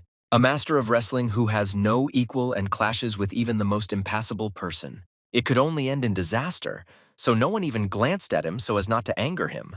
They walked very slowly past it as if it were another barrier to get to the very center. They continued walking towards the next building with lanterns glowing on both sides. Ryukai raised his head and looked up. He hadn't been in this place for a long time. In fact, even if you go through the main gate and then past the garden, only then can you enter the main building. And when they started to enter the main building, they immediately encountered the legend of the Bloody and Triad era. It was one of the strongest fighters on the mainland who stood in this place. He was one of the 4 commanders of the Triad, the first fighter of the continent. His name was Khan. After passing by it, one could finally get into the abode of the dragon's head. Opening the doors to his quarters with the permission of the squad commander, one could see the head of a dragon. He was in this office as usual, and in this case he was expecting guests. Also in your office, there was another person. It was the shadow of the dragon's head, always located next to him. It was also one of the 4 Triad commanders, the bodyguard of the dragon head, He Lei. He was always there and always tried to be invisible so that no one saw him or knew him. The delegation was heading to the very room where the dragon's head's quarters were located. Ryukai looked around as he walked. He remembered because he hadn't been here for almost 10 years. He knew perfectly well that in addition to the 4 Triad commanders, the elite formation numbered more than 100 people. He turned his head and looked to the side. He knew perfectly well what and where was here. In front of him was a sanctuary where dragon heads were brought for burial. All this time, the headquarters accepted absolutely everyone, even those who made the history of the detachment. Ryukai come closer, raised his head, saw the silhouette of a man standing on the balcony. He took off his glasses. There at the top stood the head of a dragon which was visible from the outside. The place where it was located was truly not given up. My fortress. Ryukai stood below for a while and looked at the balcony where he saw the silhouette, after which he turned and followed his older brother inside the building. At some point, he caught himself thinking that he would never have thought that he would go to such a place without shedding a drop of blood. They were met by a man who was no longer young. It was the head of the dragon, Ryukai. When he saw him, he thought, "Aren't blood bonds amazing?" After all, at that moment, his father, whom he had not seen for 10 years, stood in front of him. The head of the dragon made his move on the board that stood in front of him on the table, after which he asked the informant if there was any progress. He wanted to know as much as possible. The informant said he had contacted a person, preferably one of the 9 dragons. The head of the dragons turned his head and looked to the side.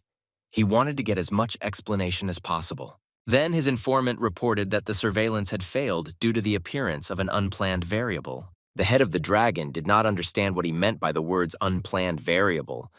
Was he really saying that we need to focus on something? The informant then explained that he believed that Mr. Liu Wen's behavior was somewhat reckless. He said that he acknowledged the fact of this surveillance. Mr. Liu Wen continues to behave like this. The head of the dragons noticed that this boy was always in a hurry and made mistakes without thinking, after which the head of the dragons raised his head, looked at the informant, and then called him to him with 2 fingers, to which the informant lowered his head and came closer to the dragon's head. The head of the dragons asked him because he had been working for him for about 10 years. The informant clarified that it had been 15 years. The dragon chief said that he should know that he always relies on him and considers him his son. Therefore, he also had to treat Liu Wen as a brother cat who lacked ability and hoped that he would help overcome the highest mountain on the turning point of the path to inheritance. At this point, the head of the dragons told the informant that he thought he understood what he was talking about and what he meant. The informant closed his eyes because, in fact, he had his own opinion, so he said that he confirmed the possibility that the milk tea maker is one of the 9 dragons. The head of the dragons asked him again if he was talking about the same drug that he was investigating. The informant said that it was about him, and if it was true, the emergence of the drug business, which had long been banned in Hong Kong, turned out to be quite sudden. The head of the dragon, having heard such a report from him, replied that it might be possible to sort out this problem. Bringing a headache, killing 2 hares with 1 stone, Tar put the photo on a chair, saying that he had tracked down the distribution channels of milk tea and had found this man.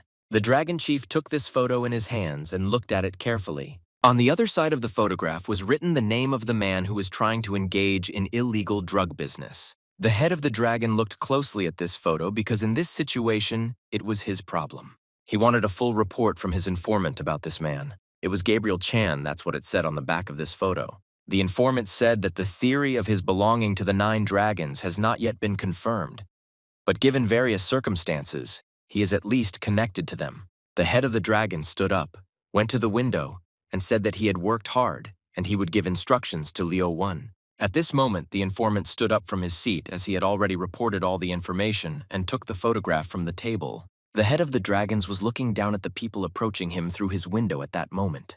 It was the same delegation that walked through the square approaching his office. The informant stood silently for some time, waiting for what the head of the dragons would tell him. Having heard nothing, he himself said that maybe he would show it rudely.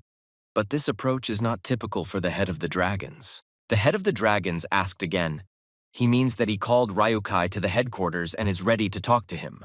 The informant said that this is precisely what his youngest son could not accept the invitation to Minato's headquarters for any reason. And it also could not be ruled out that his companions were part of the 9 dragons. The informant had no doubts about the strength of the headquarters, but if surveillance was needed, there were other suitable places in Hong Kong. The informant was saying in the dragon's head that this wasn't like him because he always eliminated variables first. The head of the dragon said that perhaps when it was time to retire, he changed a little. And at the moment, he wants to take on his father's responsibilities towards his children. The informant couldn't hold back and shouted, "I'm trying to stop the dragon's leader." To which he replied that he had enough of whining, because he had already drawn his own conclusions and he knew how he would act. After which the head of the dragon said that the informant should finish his business while his youngest son is in this place. Then he added that it was time for him to prepare for the reception of guests. The informant heard everything he needed to do, after which he lowered his head, showing his respect for the dragon's head, and left. When he left this office where he had a meeting with the dragon's head, he only thought that in the end the dragon's head would prefer to accept his youngest son Ryukai and not to get rid of him. He walked down the long corridor and thought. He took a few more steps forward, raised his head and saw the same delegation that was heading towards the dragon's head. The first in this delegation was the eldest son of the dragon head, and he was very surprised that the informant was already leaving the dragon head's office. The eldest son of the dragon head, when the informant passed by, made an indifferent look as if it did not concern him at all. When the informant passed by the second youngest son of the dragon's head, he pretended not to notice him at all. But it was not like that at all, because all his thoughts were about him, about the youngest son of the dragon's head. About Ryukai, who was currently the head of the branch of the detachment in Guangzhou, and who was the only one among the many illegitimate children of the dragon's head, who was able to achieve power on his own, due to which he poses a danger with a direct heir. This was a man who achieved success in spite of everything. The informant thought that perhaps in the eyes of the dragon's head, he was just another of his sons, but he was an unusual person who depended on blood kinship and the like. The informant stopped and looked after them. He was also interested in the girl who was introduced as Ryukai's sister. As soon as he thought that this girl turned her head and looked at the informant, she felt his gaze. The informant stood for some time watching them walk towards the dragon's head apartment. Then he turned his head and went in another direction. But she did not let him think calmly. He didn't understand. Was she a white dragon, or maybe she was Seojin-ah after all? The informant caught himself saying that he still doesn't understand who she is and why she appeared here. He needed to go outside as soon as possible to think about what had happened to him recently. So he found a small cafe, sat down at a table, and ordered some food. There were no other people in this cafe. He went to this particular cafe because he had a meeting there and he couldn't miss it. Despite the fact that it was raining outside, a young man approached his table and said that they would meet again at the same place. The informant answered him, "Isn't this the perfect place to have a drink in the rain?" The young man who came to meet him was a little tense due to recent events. The informant, when he came, you ordered the cafe for two at once, so he suggested that we should eat first. As the day passed and it was evening, the young man was not going to refuse food. The informant thought for a moment and said that he was very interested in the information about milk tea and the fact that it was given to him. At that moment, the young man pulled the plate towards himself and very quickly ate the soup that was offered to him. The informant thought that Liu Wen's own intervention was a move that harmed him. It was because he intervened that they gained advantages. Soroka asked the informant, by the way, who were these people who were pursuing him?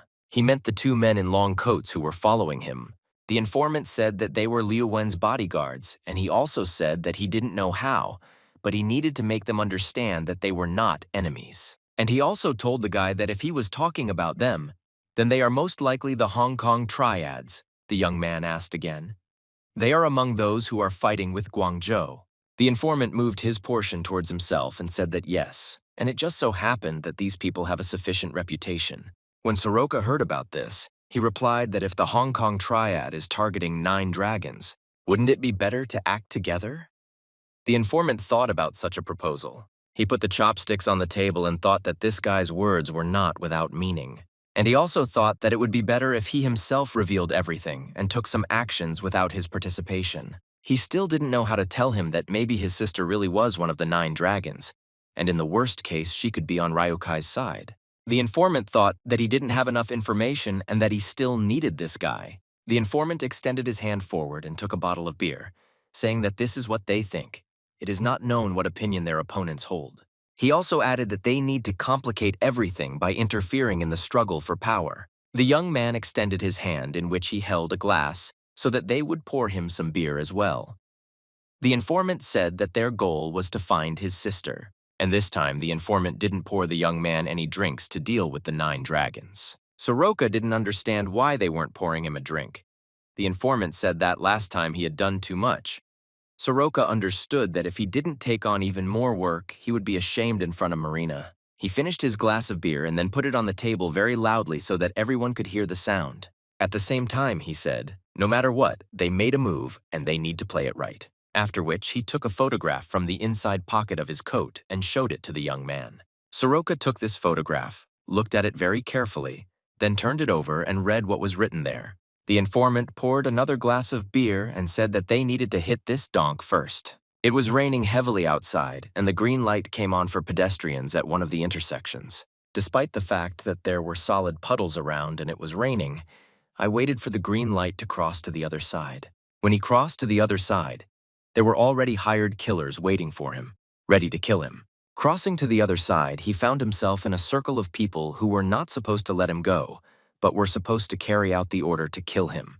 It was Gabriel Chan alone against many armed killers, each of whom was ready to strike him dead. At that moment, he took out his sword, which he never parts with when he goes outside. When he was attacked from all sides, he tried to be in the center and concentrated on each of them. When Soroka looked at this photo and the inscription, he remembered that he had another name, Chang Ye.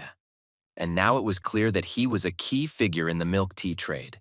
The standard method of scanning everything from the very bottom of the line is exactly what made him different from the rest. The informant also believed that if you don't know the opponent's next move, you should take enhanced measures. Chan En, despite the fact that there were many times more opponents, was able to quickly deal with each of them with a few blows. At that moment, the red light came on at the same traffic light, which meant that pedestrians had to stand still. But Chang Ye, despite this, told everyone else that he had come and no one could stop him. He continued walking along the road despite the fact that the rain did not stop for a second. He walked through puddles of blood. It was the black dragon Chang Ye, one of the 9 dragons who also sought to get into the headquarters. The dragon's head stood near the window and looked out onto the street. He was all in anticipation. It was clear from his face that he was very worried about this meeting, since he had not seen his youngest son for 10 years. The servant reported that his eldest son, Liu Wen, had arrived with him and the rest of the dragon head turned his head and looked at the door through which they were supposed to enter. He heard from his eldest son that he had brought guests with him. Only after these words the dragon's head said that they could enter. He was ready to talk to them. The door of the room where the dragon's head was located opened, and slowly, one by one, all the guests entered the room. The first to enter was his son Liu Wen, who believed that he had more authority. The next one to cross the threshold of this room was his youngest son, and he was the one he was expecting. When Ryukai came in, he said that they hadn't seen each other for a long time and greeted the dragon. Ryukai caught himself thinking that before his eyes, there was still the image of the dragon's head that had never united the branches of the Triad with its overwhelming power. But now there is no longer any of that former strength left, and in his eyes there is only greed and cunning. He has become like a decrepit old boa constrictor. But despite his opinion, he said that the dragon's head still looks good. The dragon's head raised its head and saw that there was another guest with them. This girl who was standing next to his youngest son. He didn't know who she was, so he asked. The dragon head asked who this woman was. His youngest son replied that she was his sister. The dragon head was surprised that his youngest son had a sister because he didn't know about it at all. So when he got into his chair, he said that he was hearing about it for the first time, and no one had reported it to him. And also, his eldest son looked at his younger brother with surprise because really no one knew who she was. The dragon head took the teapot and began to pour tea into the cup. He asked if they were half-blood relatives. Ryukai answered him that yes. In fact, they were very similar to each other. They had the same hair and eye color. After which, as the dragon's head poured himself some tea, he put the teapot on the table without offering it to anyone else. Just as he gave the order to Liu Wen to take the girl to another room, his eldest son asked him again what he meant. Then the dragon's head turned its head and looked at him ambiguously. He was unhappy with this question.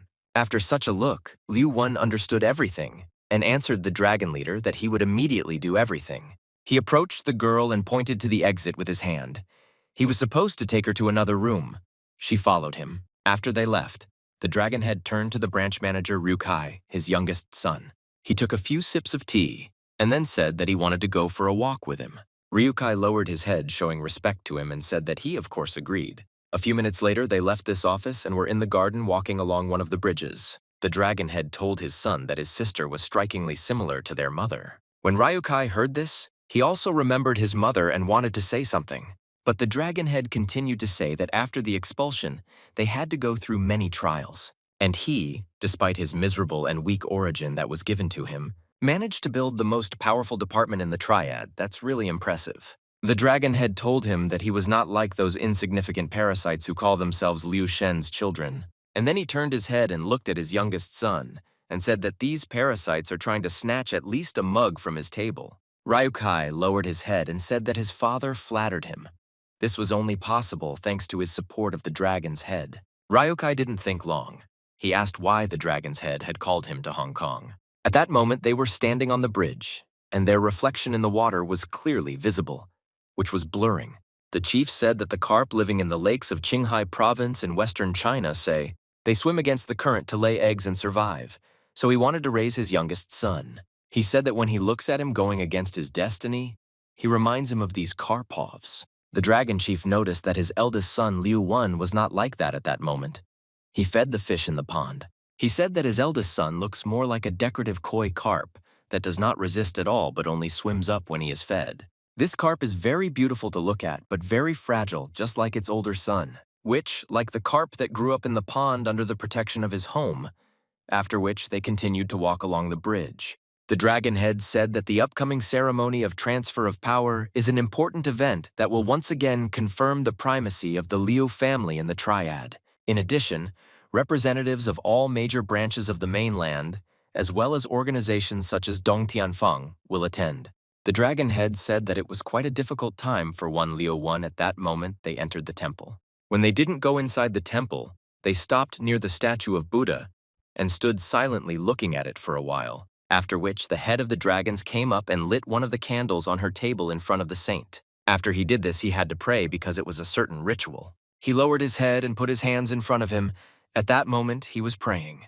Ryu Kai stood silently behind watching his father enter the temple and pray to the previous heads of the dragon. After the dragon chief raised his head and took a step back, it meant that his youngest son had to do the same. Ryu Kai came closer, lit a candle and began to put it next to him. At that moment, his father told him that he wants Ryukai to help him prepare for the passing on of the legacy. The dragon's head spoke of the fact that he did not have long to live. Soon, he would have to take his place on the altar of their ancestors. Right after he said this, he turned around and started walking out from behind this temple. The dragon chief also said that he understands that old grievances are not easy to forget, but as a last request, he asked him to forget everything that happened and that it was his lack of attention that was to blame. The dragon's head said that he should think about himself and his sister. Let there be support between them as between brothers. Taking another step forward, the dragon's head addressed him as his son. Ryukai was still standing in that place and praying before the saints. He didn't expect to hear this from his father. At that moment, he was setting up a candle, and after these words, he seemed to freeze, despite the fact that it was a holy place, and one couldn't even think about bad things there. These were the thoughts that were in his head. So he crushed the candle in his hands but said yes to his father. At the same time, in another part, namely in the subway, two young people, Soroka and the informant of the head of the dragon, were riding. Magpie, ask your friend, they are definitely going where they need to go. He doubted because he didn't know the route, to which the informant replied, does he really think he can get lost? Of course, it's not surprising if that's what he wants. After which he added that no one would have guessed that behind the world-famous landmark, there is a warehouse of raw materials for tea plantations. In the shade of blooming young shoots, everything looks gloomy. When they arrived at the place, they actually saw huge poles on which these sprouts were grown. On the other side of the pier, there was an ordinary boat in which fishermen had brought their catch and were unloading it. The two young people walked across the pier, and it seemed that there was nothing suspicious about it. The informant said that this looks like an ordinary fishing village and no one can tell that something is happening here. Well, in fact, Lantau Island is a place with extremely difficult terrain. Once upon a time, the deposed emperor fled to this place to escape from enemies. That is why there are many places here where even the Triad cannot reach, and the island is located at a decent distance from Hong Kong, which makes it a convenient place to hide. When they looked, everything was exactly as it was and did not arouse any suspicion in anyone. Soroka turned his head and looked at the boat that was standing at the pier, as it seemed to him that there were ordinary fishermen on it. But it was only at first glance that two guys came out of it who were not at all like Rybakov.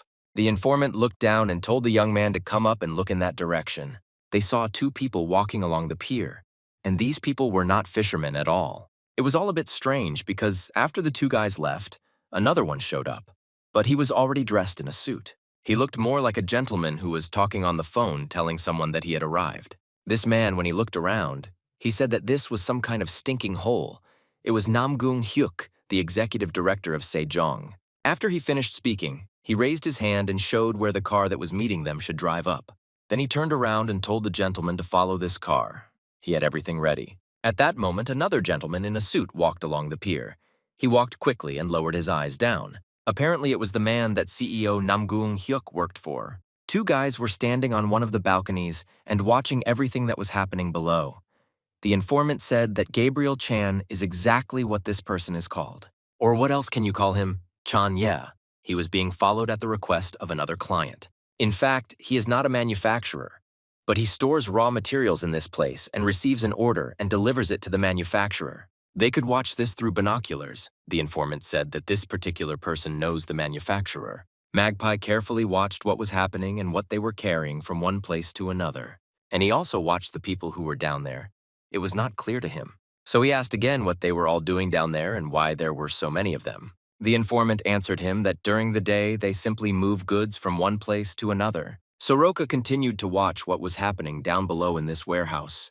The informant answered him that the main work begins only when night falls. He said that they still have plenty of time, so they think he should rest a little. Soroka wasn't going to rest, so he wanted to study everything that was going on in this warehouse. Night fell on the pier. There was not a single ship and not a single boat around. There was complete darkness. Gorilla. Only 2 lanterns. The car that drove up to this warehouse had 2 people sitting in the back seat. When the car arrived, the guard opened the gate so that the car could drive inside as quickly as possible. Soroka watched all this from above through his binoculars, with which he could see even at night. They continued to stand together on this balcony and watch everything that would happen in this warehouse. When the car drove into this warehouse, it stopped and the back door opened. The same person who was in the photo came out of it, so they arrived on time. Soroka told his partner that the same guy arrived in this car. His partner told him to track which building he would go to and enter. This was very important. But this man went around the corner and it was already unbearable to follow him, since another building blocked the entire view. Soroka said that this guy is in the dead zone and he can't see anything. Of course it was bad. The informant then said that in that case, they would have to split up and follow him in person. When they got down, the informant reached into the inside pocket of his jacket and pulled out something. It was one of the headphones. He told the young man to take it. They both put on headphones, and the informant told the guy that as soon as they found Chang Ye, they needed to regroup. Each of them knew which way they would go, so they split up and went in different directions. Soroka took a few steps forward and was stopped by his current partner, who put his hand on his shoulder. She wanted to tell him not to be reckless here and asked him to reduce all actions to a minimum. And he also added that he didn't forget that they were in this place only because the bald guy was dead here. Soroka closed his eyes and inhaled again, because he felt guilty and said that he understood everything. When the young man approached the main gate, which was guarded by only 1 guard, he decided that he had to get inside. Come closer, he noticed that this guard was yawning because it was night outside and he wanted to sleep. When he came even closer, the guard did not stop yawning. He could not even imagine that someone would be nearby.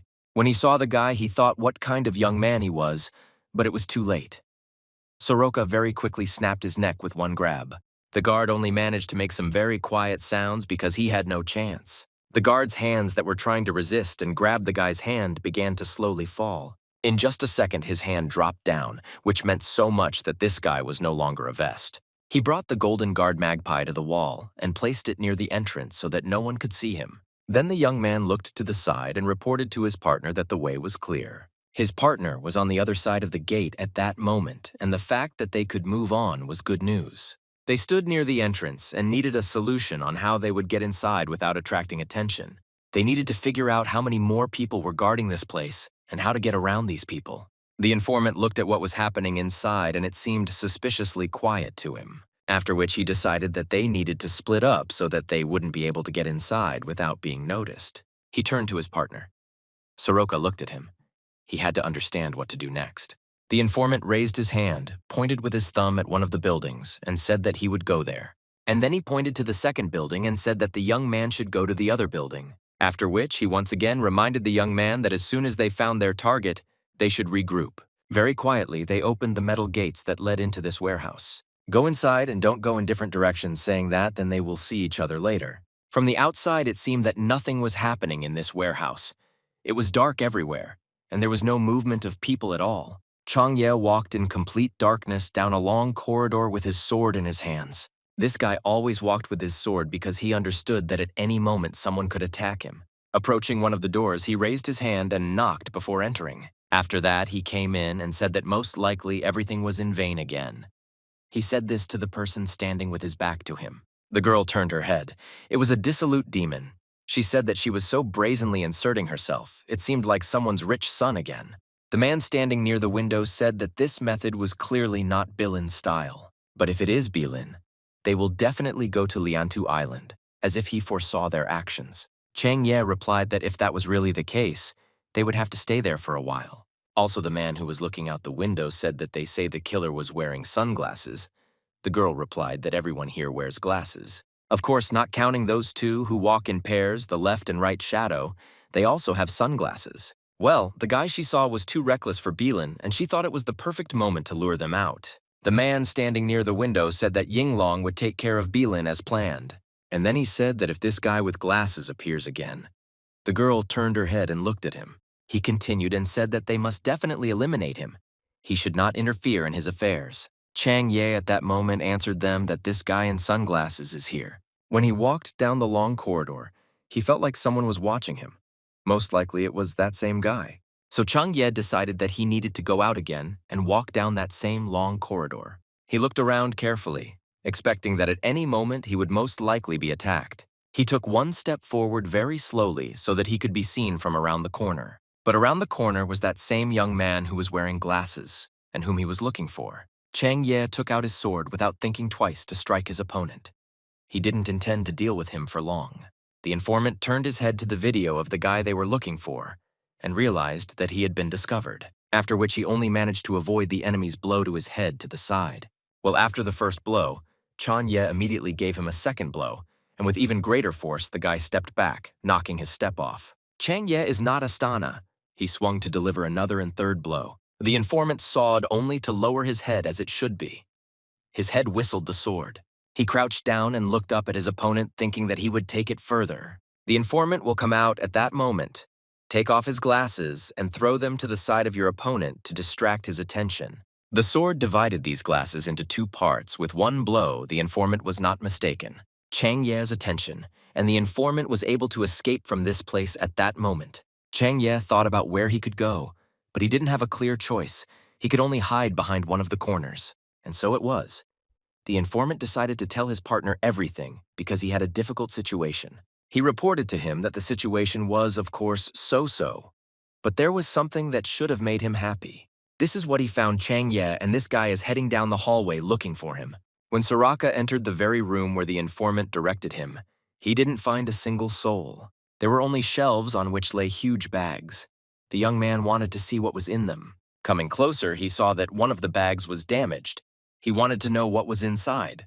He walked and thought only about the fact that there was not a soul here, and it seemed he was unlucky. Well, unexpectedly for himself, he heard some sounds that were coming from very close by.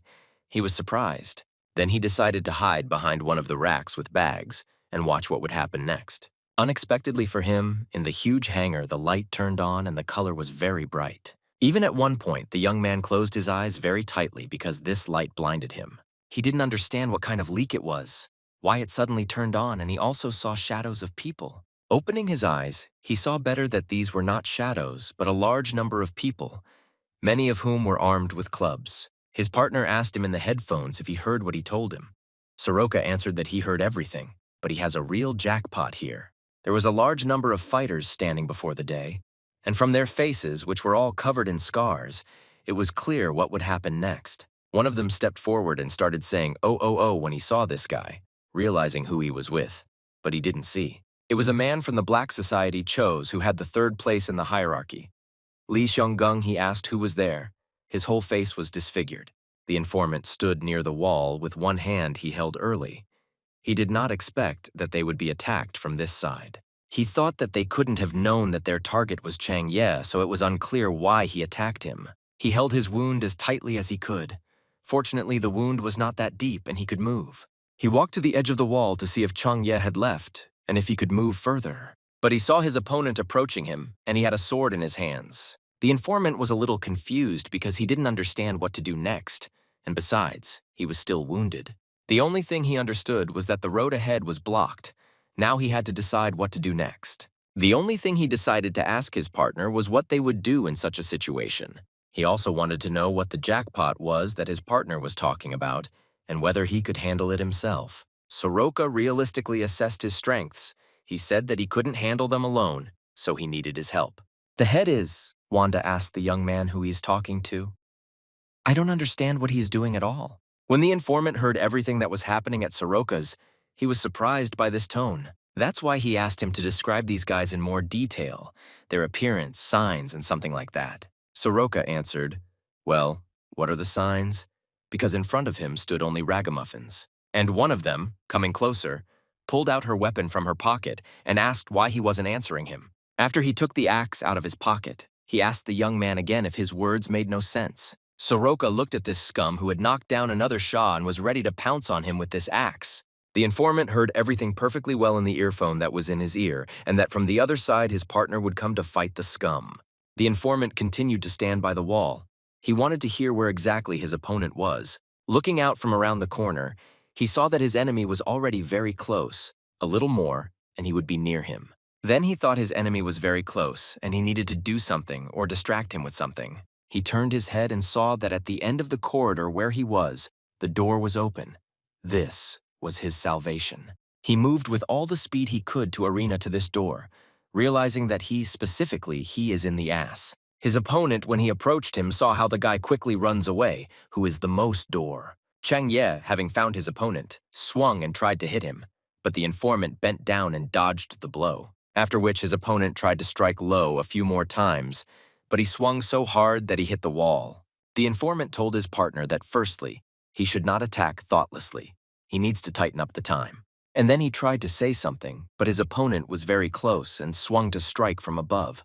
The informant raised his head and saw that his opponent was very close and was trying to attack him from above with a sword. So at the last moment he took a step forward, turned around and stepped aside, thus avoiding this blow. His opponent did not stop after he delivered one blow. He immediately tried to swing and began to attack again. So he swung with all his might and struck, and this blow knocked the informant off his feet. The impact was so strong that even the earphone flew out of his ear and fell to the ground.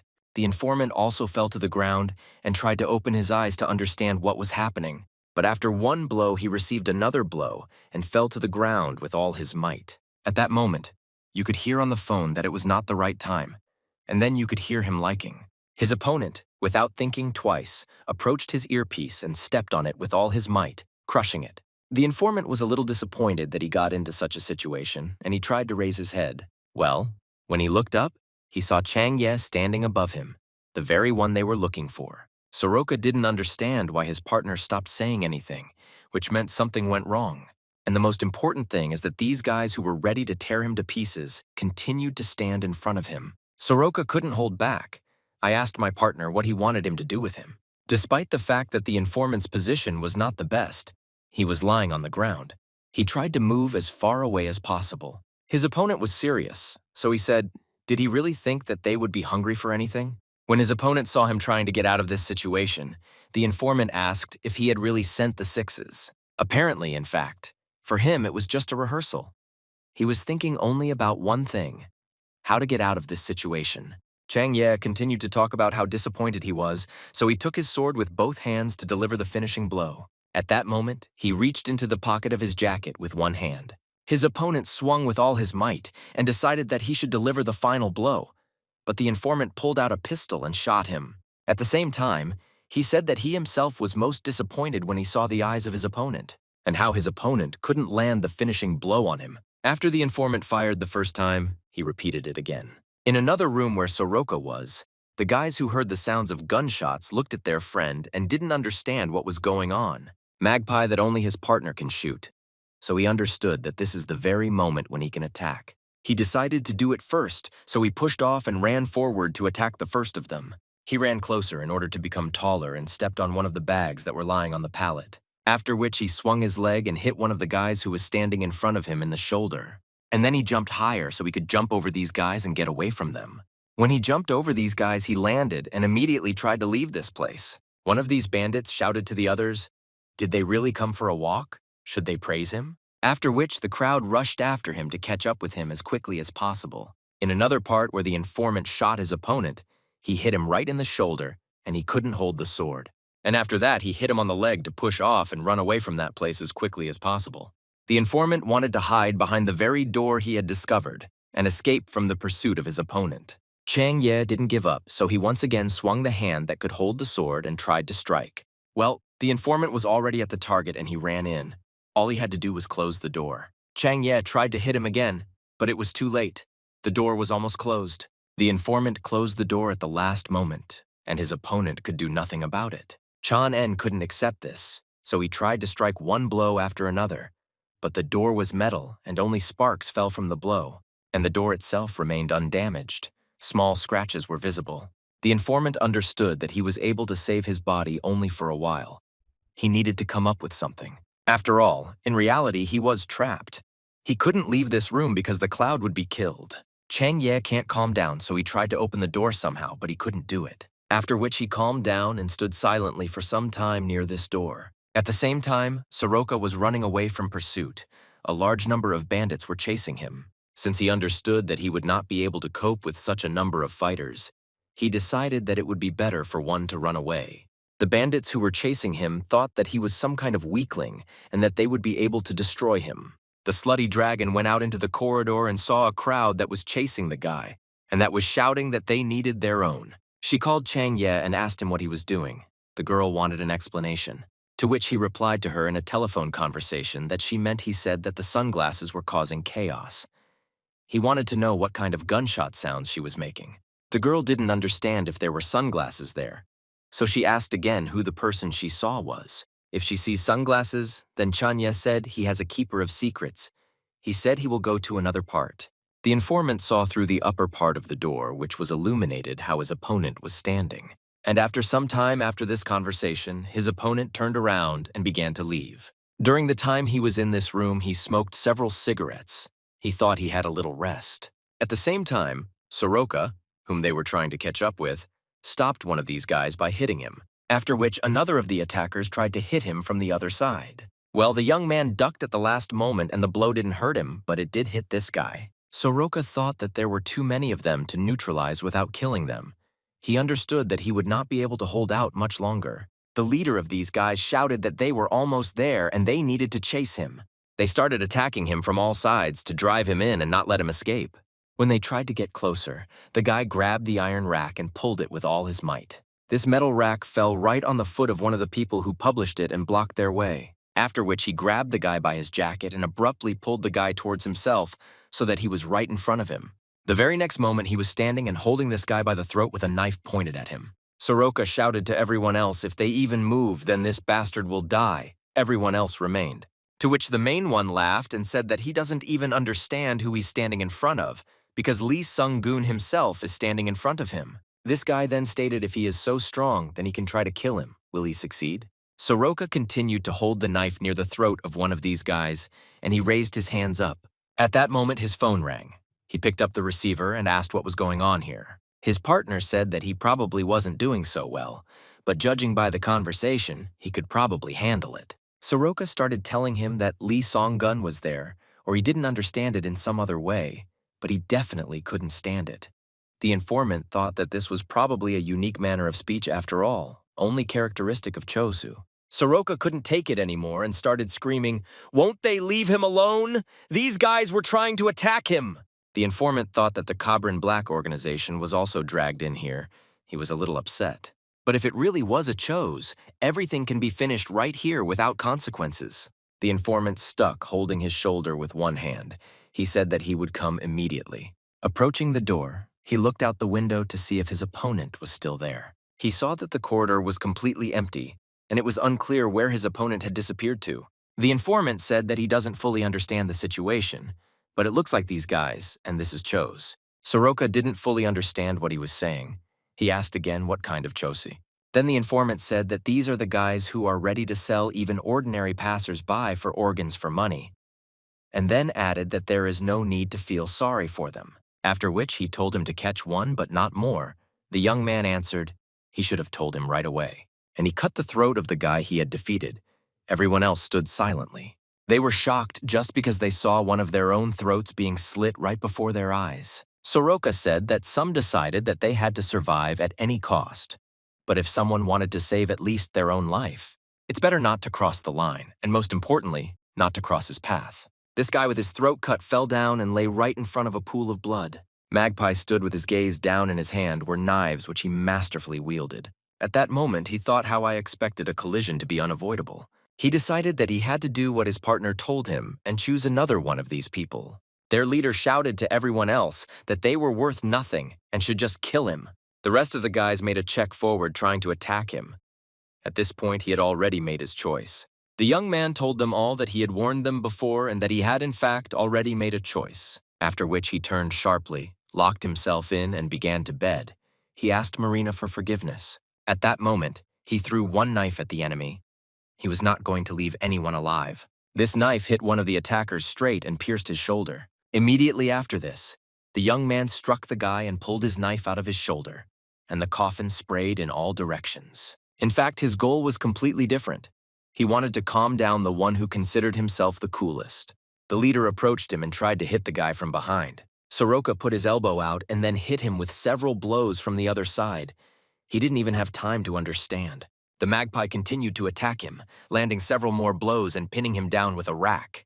He pinned him so hard against that rack that the rack started falling back onto another one of those guys. And this guy who was standing behind it couldn't hold this metal rack with a lot of bags. Soroka understood that his opponent could no longer do anything to him, so he betrayed him and knocked over the rack of bags. When he did this, he cut another bag in several places so that everything fell out from the bottom. With one blow, he immediately destroyed two of them, one who was in front and the other who was behind the rack. The guys who tried to attack him were in shock. They stood there not understanding what was happening, and they also felt an unpleasant smell. They began to close their mouths and noses. I don't understand what kind of crap he was scattering. Those who attacked him did not understand where he was, because he moved very quickly and struck one after another, killing them. One of the attackers didn't even have time to turn his head and see that the guy was very close. His face was covered with a bandana, and he did not breathe this air so he could move freely. The informant tried to open the door slightly. He looked through the crack and thought that there was no attacker. He thought that it was an ambush that he got into, and also this chose was completely his mistake. He walked and thought that everything went wrong only because of a lack of information. And most importantly, they didn't know that their enemy was already aware of their arrival. At that moment, he left the room and slowly began to move along the corridor. He walked holding his shoulder and thought no matter what, even if this request from the dragon's head, he needed to check Ryuin. He understood that in the end he had to shoot, although this was not part of his plans, because the police could arrive very quickly after the shot.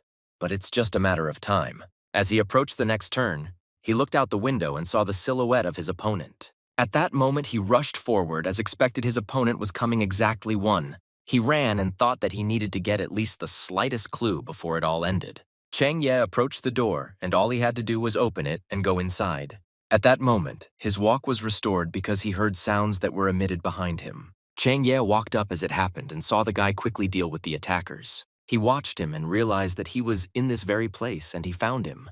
The guys who attacked walked in this fog, not understanding where their enemy was and why he did not show himself. Some of them stood back to back and did not see each other at all, after which one of them turned sharply and hit his second partner with all his might. This guy didn't understand what happened and why another one of their people was killed in front of his eyes. He turned around so that if they attacked him, he would fight back from that side. He even swung and tried to deliver one blow with all his might. When he struck this blow, he didn't understand where the guy had gone because he had definitely seen him. Soroka was already standing behind him, and the guy had only a few seconds left to live, because the young man had already prepared his weapon, and the next moment he cut his throat. And another one was destroyed. Now he had to deal with a very small number of guys. One of these guys shouted that he was there, and everyone ran in that direction, trying to attack Soroka. Well, the young man moved very quickly. He pushed off, and the next moment he was in a completely different place. He swung and cut the throat of one of the guys and then stabbed him, after which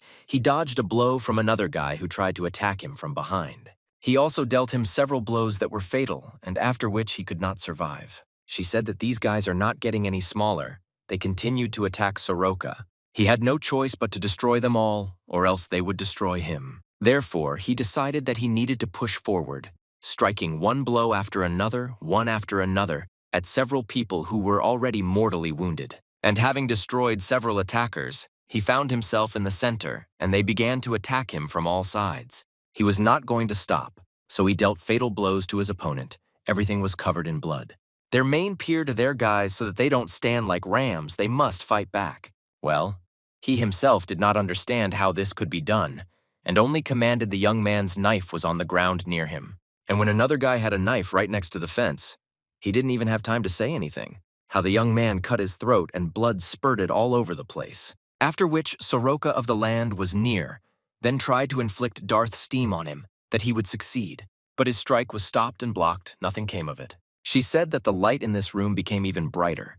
But despite this, the fog was still thick. After some time, the fog that arose because the bags were torn descended and everything was clearly visible. Soroka stopped the attack of his opponent who was trying to hit him with an axe. The attacker looked at the girl who was standing and said that he was supposed to extort even more money from her than she had promised. She stood aside, watching everything that was happening and in no way interfered with the events. The attackers told the young man that his head was worth a lot.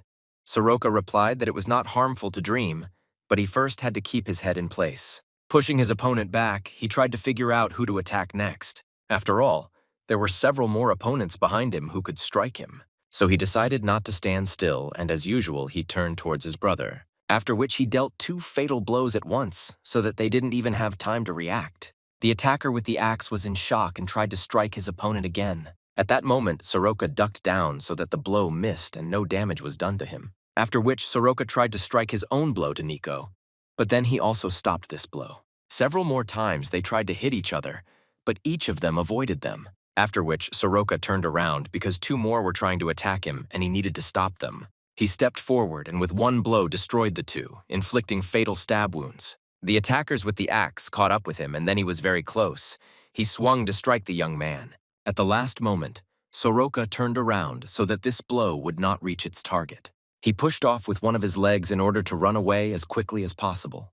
He was also attacked from behind by 2 others, one of whom also had an axe. The one with the axe didn't have time to understand anything as the young man's knife was already near his throat. The second one who attacked him from the other side also didn't understand anything as he was already destroyed. These 2 were also destroyed with 1 blow, Soroka kill in 1 jump. After Soroka stopped and killed 2 more with a knife, the attacker with an axe stopped. He was a little perplexed as to how he could kill only people in 1 fell swoop. And this guy didn't have a single doubt when he killed. He didn't even understand who he was. This guy was standing with 2 knives in his hands, and there was a pile of corpses around him. It was unclear whether he was even a human or not. The slutty demon was also in shock. She didn't understand, because Cho's was cut out to the last. It was some kind of nonsense. She still had hope that the black dragon would figure it out. Well, she decided that just in case she better get out of this place.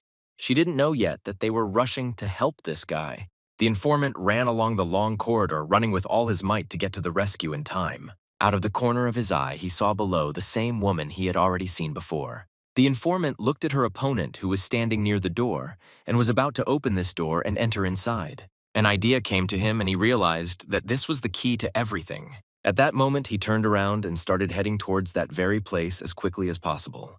At that moment, Soroka pinned his last opponent to the ground. He wasn't going to leave him alive either. His last opponent asked if he was also one of the Koreans in China, to which the guy replied that he would later tell the Koreans. His opponent understood that the end was coming for him, so he said no matter what, they are both on the edge. Why bring it to the end? And if he can, he will help.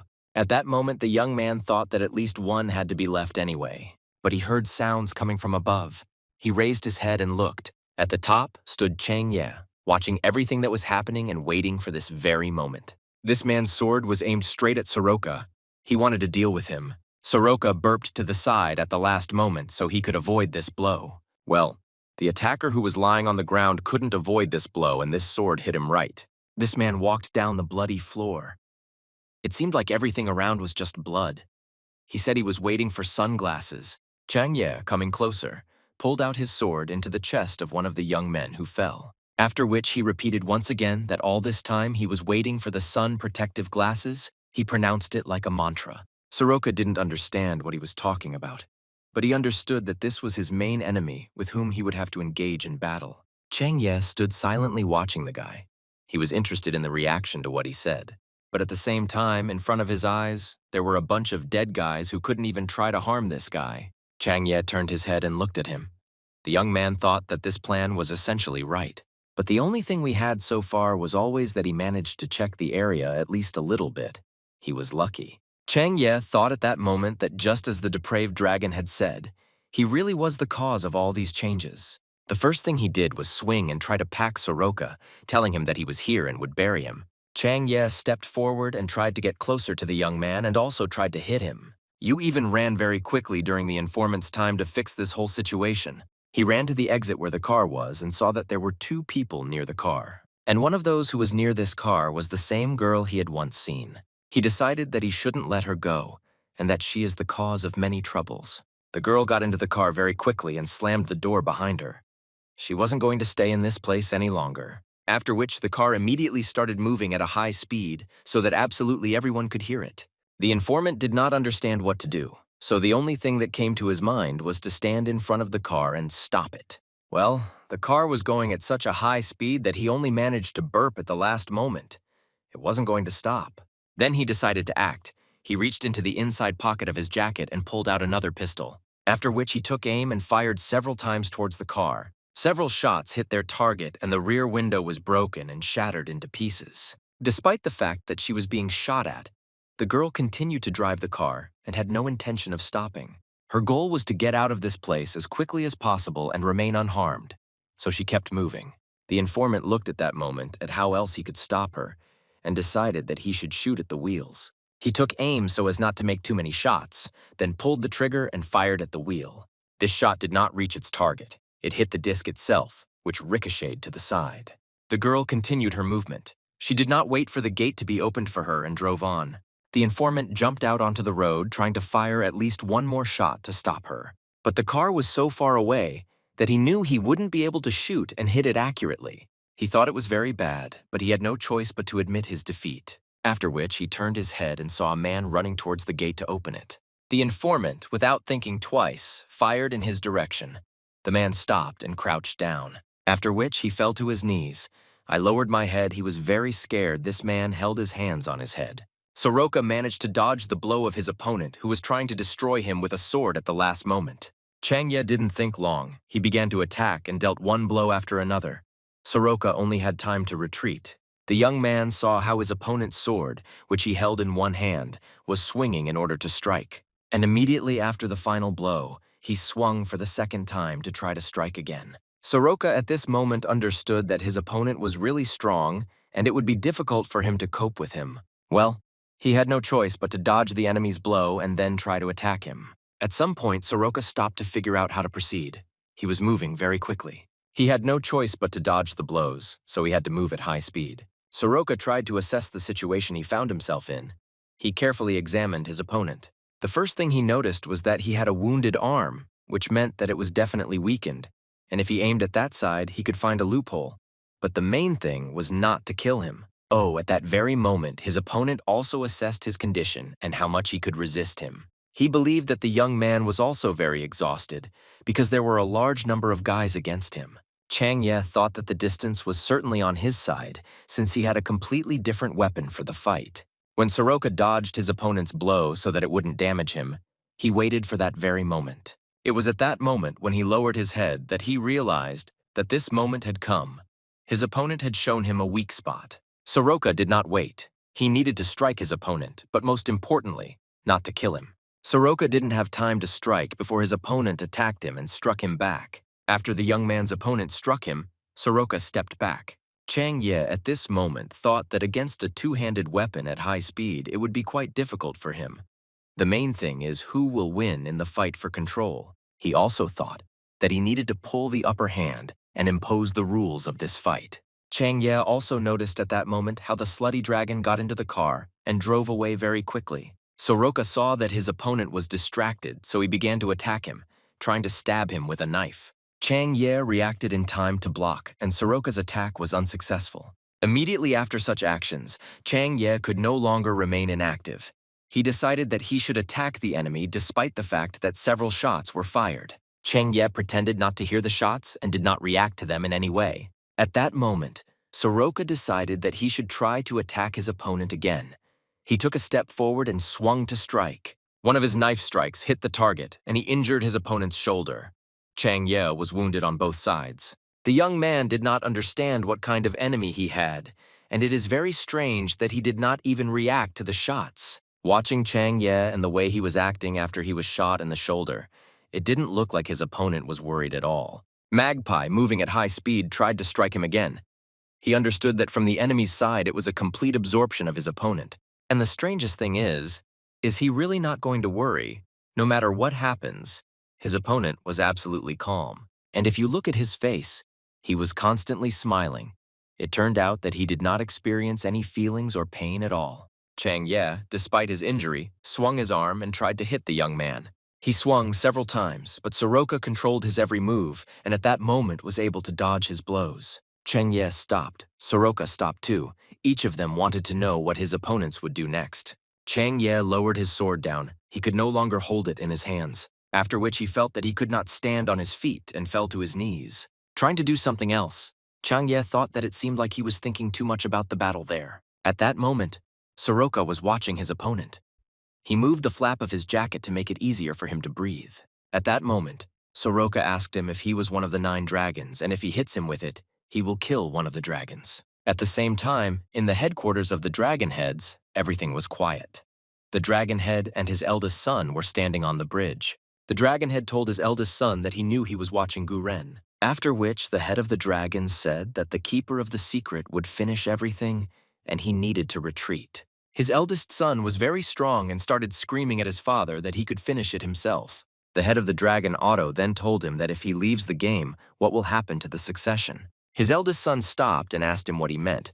Then his father said that he had enough of these complexes. Liu Wen knew perfectly well that his father had another son worthy of becoming his successor. That's why these words really irritated Liu Wen. He was so angry it was a pity, but he didn't show any emotion. His father, without turning his head, said that dragonheads don't need such things, and as a future dragonhead, he should learn to accept his younger brother. Liu Wen then answered his father whether it was too hard and why he should put up with it. His father stopped, turned his head, looked at his eldest son and said nothing. Then he changed the conversation. He wanted to know how his youngest son's sister was. How was Lingji Xia?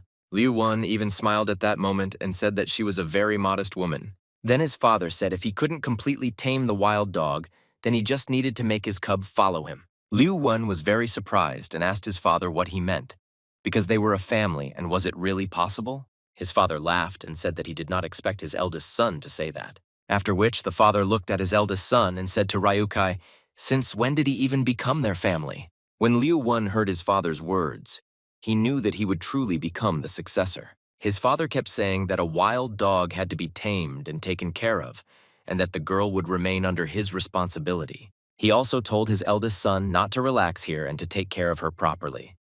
Liu Wen lowered his head and said that he remembered everything. For a while, he stood with his head down, showing the respect he showed his father. After the conversation was over, Liu Wen did not think long.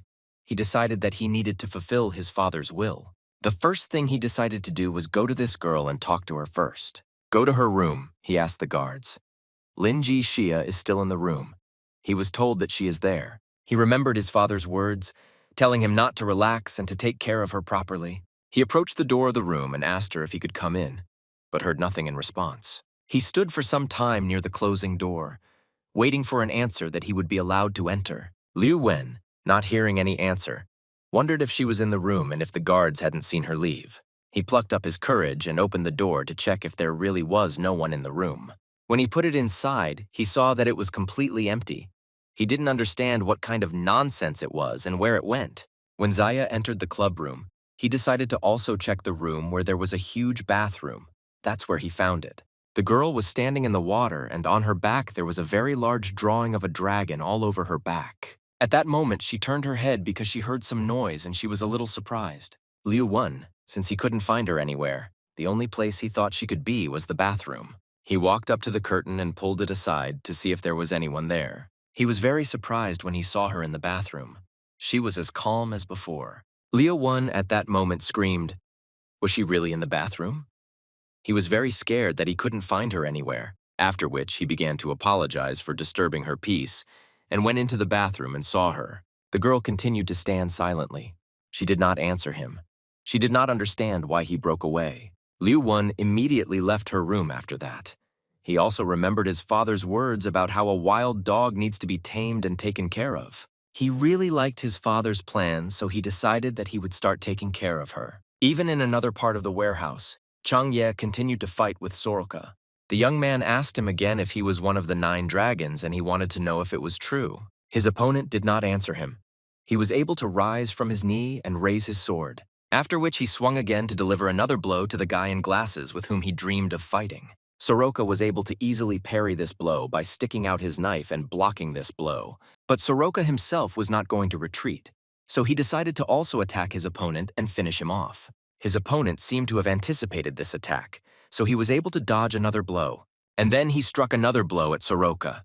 The young man managed to hold onto his sword at the last moment. For a moment, Soroka even closed his eyes, realizing that this blow was quite strong. But he immediately swung his knife to try to attack his opponent again. He moved so fast and tried to stab so fast that it was almost impossible to track. His opponent, when he noticed that he was about to be hit, swung and parried Soroka's attack. He kicked him and threw him aside. Magpie, after being thrown back, landed on his 2 feet and was immediately ready to strike. The young man said to his opponent, "Doesn't he understand what a conversation is?" Chang Ye stood in front of him. His whole body was covered in scars and cuts that Soroka had inflicted on him, but he seemed not to feel any pain. "You even have time not far away." The informant looked at how many bullets he had left in the pistol. When he saw it, he thought that he didn't even imagine that he would have to spend all 6 bullets. But given the emergency situation, he had no choice. At that moment, he approached one of the doors. He wanted to go out to see what was happening. He walked to the corner and looked and thought he would have to pray that this guy would deal with the enemy. He stood on the sidelines watching Soroka and Chang Ye fight, each of them not intending to give in to the other. The informant lowered his head and did not understand how Soroka one dealt with such a quantity of chose. After all, he understood what these guys were capable of. It seemed simply impossible. And the most interesting thing is that he understood that these guys probably knew that they had to come to this place. And most importantly, they had to lure them in so that they could process them later. This was a complete failure on their part. He watched his partner and realized that he had a high level of technique and physical fitness. When fighting with Chang Ye, he is in no way inferior to him, and to some extent even surpasses him despite the fact that at that moment the enemy attacked. Chang Ye swung his sword and tried to strike the young man. Magpie from the stupid, so that his opponent could not inflict damage on him, felt that with 1 foot he was already resting against the wall. He had to make some decision because he could be driven into a corner, and in that case it would not be entirely convenient for him to continue the fight. When his opponent tried to strike, the young man moved to the side and the blow did not reach its target. But the most important thing that surprised the informant was his genius and the unique ingenuity that emanated from him. Magpie, come out of the previous one, give it back. Undamaged, began to attack his opponent with both hands in which there were knives. His opponent barely had time to get away from the young man, and it seemed that he would soon be finished. The informant thought that this young man, son of a bitch, is definitely a master of his craft, and he knows what he is doing. Soroka did not stop and continued to harass his opponent, trying to drive him into a corner. When his opponent tried to strike back with a sword swing, the guy easily dodged these blows, after which Soroka, without stopping, began a new attack, trying to inflict some more damage on his opponent. It seemed from the outside that even when he was not in an ideal state, he still knew what he was doing. And most importantly, he always understood that his opponent had to be driven into a corner by any means necessary. Chang Ye at that moment thought about this guy, that he was so confident in his abilities. He also thought that this was probably why this young man was acting so recklessly. Magpie, ask your partner who was peeking around the corner if it was really him. The informant asked him again what he meant, but he didn't give him any clear answers. Chang Ye, when he heard this conversation, turned his head and was a little surprised. After all, in the door, he saw the Keeper of Secrets with whom he had already dealt and who had run away from him. Soroka turned to the Keeper of Secrets and told him that he told him to leave alone. The informant at that moment thought that he really was telling him to leave alone, after which he closed his eyes and shook his head from side to side, thus giving him the answer. Soroka looked at the informant and at the fact that he had given him a signal not to leave anyone behind, after which he said that he hoped that the informant had some other plan if he had made such a decision. After which he took a step forward and began a new attack, but his attack was much more terrible and powerful. He pushed off to get as high and fast as possible to his opponent and deliver another blow. His opponent tried to respond in kind and swung to strike, but the young man dodged the blow. Chang Ye thought that his opponent's movements had changed a lot and they weren't as soft. Soroka began to act even more harshly and attack with even more force and speed. The informant thought that these people's plan had worked completely, and if it weren't for the young man, they would have been driven into a corner. Chang Ye didn't have time to turn his head and watch the speed at which the young man was attacking him. It seemed as if he had just landed on the ground, and was already turning in the other direction and starting the attack again. His attacks were not only from the front, but he came from behind and also struck from all sides. While attacking, the young man threw his knife at his opponent. His opponent apparently did not underestimate his abilities. At this moment, Chang Ye tried to put up a defense to avoid receiving more damage. The young man's opponent probably thought that he wouldn't be able to handle him because, in fact, he didn't consider himself one of the first graders. Soroka continued to attack her opponent, stabbing him all over his body. It seemed at that moment that the young man no longer belonged to himself. He saw only his enemy in front of him, and that was his goal. The attacks that the enemy tries to inflict on him, he avoids them, but then they start attacking him. For him, this is only possible due to his obsession and complete absorption in his opponent. Soroka understood that he would not have a second chance. So after he got away from another blow, he jumped back, and when he stood confidently on the ground, he made a move that no one expected from him. He threw one of his knives at his opponent. Chang Ye certainly didn't expect this from this guy, but this burden hit the target and pierced his body. At that moment, one could say about the young man that it was pure cruelty, struck by the lack of social connection. It was a very bold move on his part. The young man understood what he was doing, and his opponent was simply surprised. And he was even more surprised that Soroka threw a second knife at him, so he lost both prisoners. The courage with which he risked the decisive moment deserved respect. But no one knew the truth of this event. Chang Ye thought for a moment that without a weapon, luck would no longer be on his opponent's side. Despite having two blades in his possession, Chang Ye swung at this moment to strike his opponent. Magpie acted in such a way that his determination as if life had no meaning. Chang Ye was surprised that he attacked without a weapon. Soroka approached his opponent, swung his leg and hit him with all his might, so that blood splashed in all directions. The informant thought that only someone who was on the verge of life and death could do this. He didn't know what kind of life this guy had sewn together. The magpie sat with his head down. All his clothes and hands were covered in blood, after which he told the informant that it was from the bet that he was a real bastard and did not say a word in front of him. His opponent was lying in a pool of blood. The informant answered him that it is impossible to bend a tree. It breaks, just like in this case. Nothing can be done about it. Soroka looked at the informant and asked what he was thinking when he ordered his death. The informant turned his head, looked at the guy, and replied that he wouldn't have said a word to him even if he were alive. Soroka continued to sit leaning back. All his clothes and hands were covered in blood. The informant handed him a pack of cigarettes and said that, by the way, he had seen the woman they had met at Victoria Peak. The young man turned his head, looked at him, and asked again about the woman. At that moment, the informant was silent, after which he said that it looks like she is from the same gang as all the other magpies. Ask him. He means the woman who was in this place and he caught her. The informant, without thinking twice, answered him that no, because he really had let her go and had not been able to catch her. Soroka sat smoking, and the informant said that it seemed that this woman trusted that donk too. He then added that she most likely didn't know that Soroka could kill him. Soroka wiped the blood off his face. He didn't understand what kind of cigarette taste it was. He answered that it didn't really matter, after which he lowered his hand and threw the cigarette he had finished smoking onto the floor. The informant told him to calm down, after which he turned around, walked towards the exit, and told the young man to wait for him. The informant very quickly disappeared from the field of vision, and the young man remained sitting. He did not understand what had happened. After which, the young man heard shouts of wait, that he really doesn't know anything that came from where you are not far away. After which, the young man saw the body of a man who had fallen through the door and who was screaming not to be beaten. At some point, this man's face became like stone, and he stopped making any sounds. Soroka continued to sit. He turned his head, looked at this man, and understood that something was wrong with him. Well, until the end, he didn't know what happened to this man. He heard only one sound from him. After which, the man's head fell to the ground, and it seemed that from above him, the spirit informant shouted at him not to die and demanded that he get up. At the same time in the city, a car was driving very fast along one of the streets to the meeting place.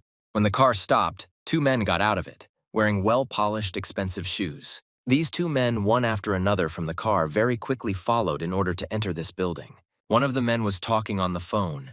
He was asking again what happened, and he did not understand how, besides the keeper of the secret, there was someone who was pursuing milk tea. This information that he had just received in a telephone conversation did not make him very happy. He saw that two guests had arrived to see him.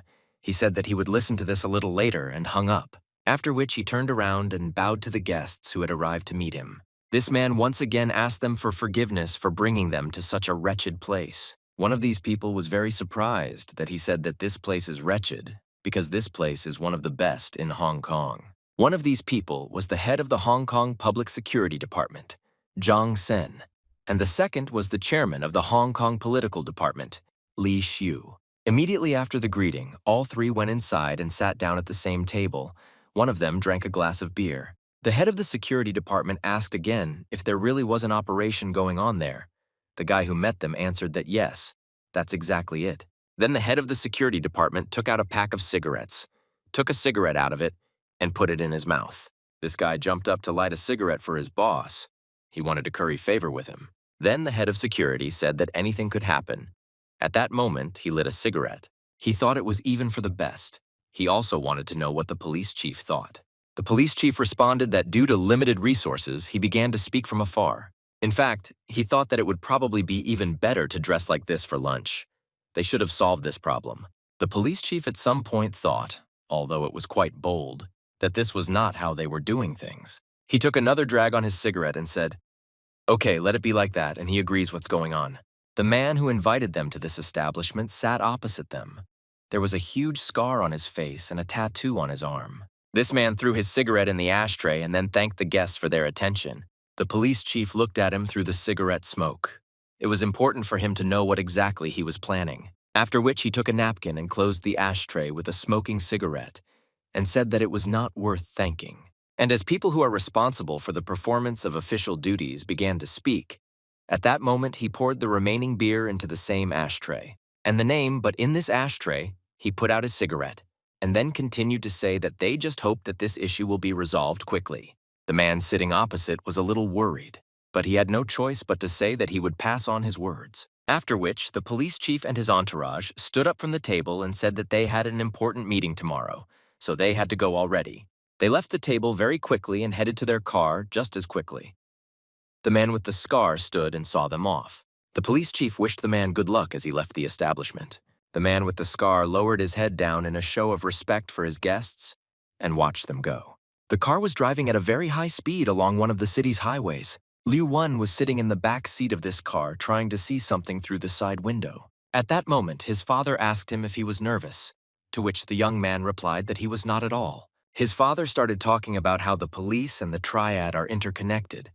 He should remember this once and for all. And I must understand that they simply use each other depending on when they are needed. When they arrived at this building, the dragon's head said that therefore he should not think about who will be higher or lower. He also told his eldest son that once he goes inside, he should under no circumstances curl up like he is doing now. And his eldest son at that moment said that he understood everything and would do exactly as the dragon's head wanted. After some time, they were near a huge building where the police were located. When they went inside, they were met by a man who said that he had not seen the dragon's head for a long time, to which he replied that indeed, he had not been there for a long time when they moved to this place. The police chief offered the dragon's head a chair to sit down.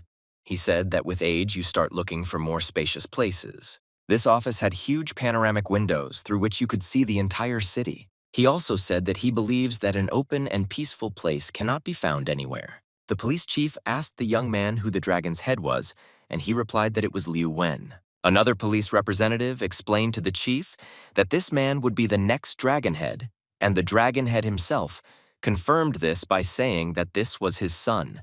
The police chief, when he heard that it would be his successor, looked at the dragon's head, expecting confirmation from him, after which he asked how things were going with the preparation of the transfer of the shipment. The dragon's head said that he thanked them for their concern.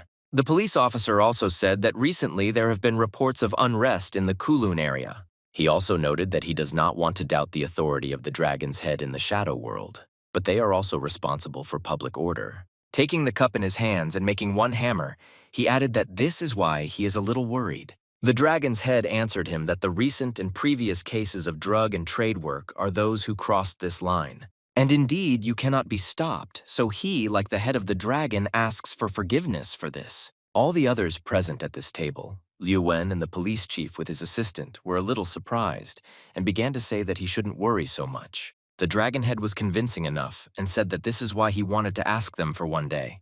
The police chief did not understand what was being discussed and why they were asking him for this one day, after which he smiled and asked the dragon's head if he had really found the snake's lair. You even time in another part in the same restaurant where just recently the man with the scar met the chief of police at the table 4 gathered. The door of this restaurant opened again. They sat in it and waited for more guests. Ryukai entered the restaurant with his companions and asked those sitting at the table how they were living. Come closer, he added that he doesn't remember the last time they all got together. The Azure Dragon couldn't help but ask how he chewed and why they were gathered here. Ryukai didn't answer him, turned his head and looked at the Azure Dragon. He also looked at the 2 chairs that were empty. These were the places where the blue and black dragons were supposed to sit. He said that he felt very sorry for them. Everything was as before.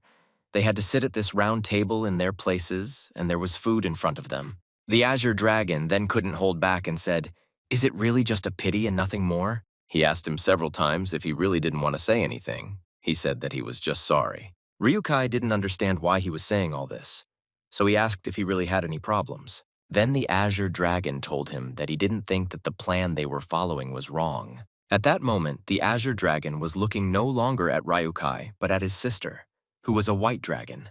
At that moment, Ryukai sat down at the table and answered him.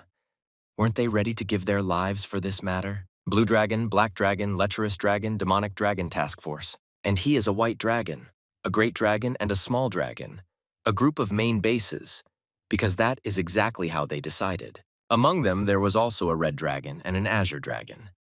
This was a combat group. He also said that the task force and the base group are doing their job, and if they have a problem, it is only because some loser couldn't kill the killer.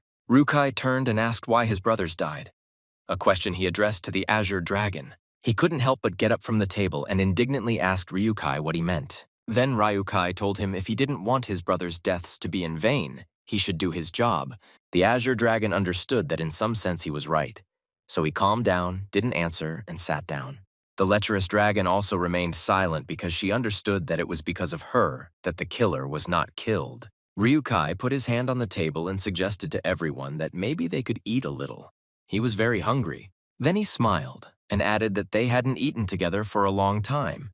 In fact, they were all brothers. And he also wanted to eat, because there was a lot of delicious food on the table that was brought to him and everyone else. The man with the scar said that the dragon's head was at a meeting with the police.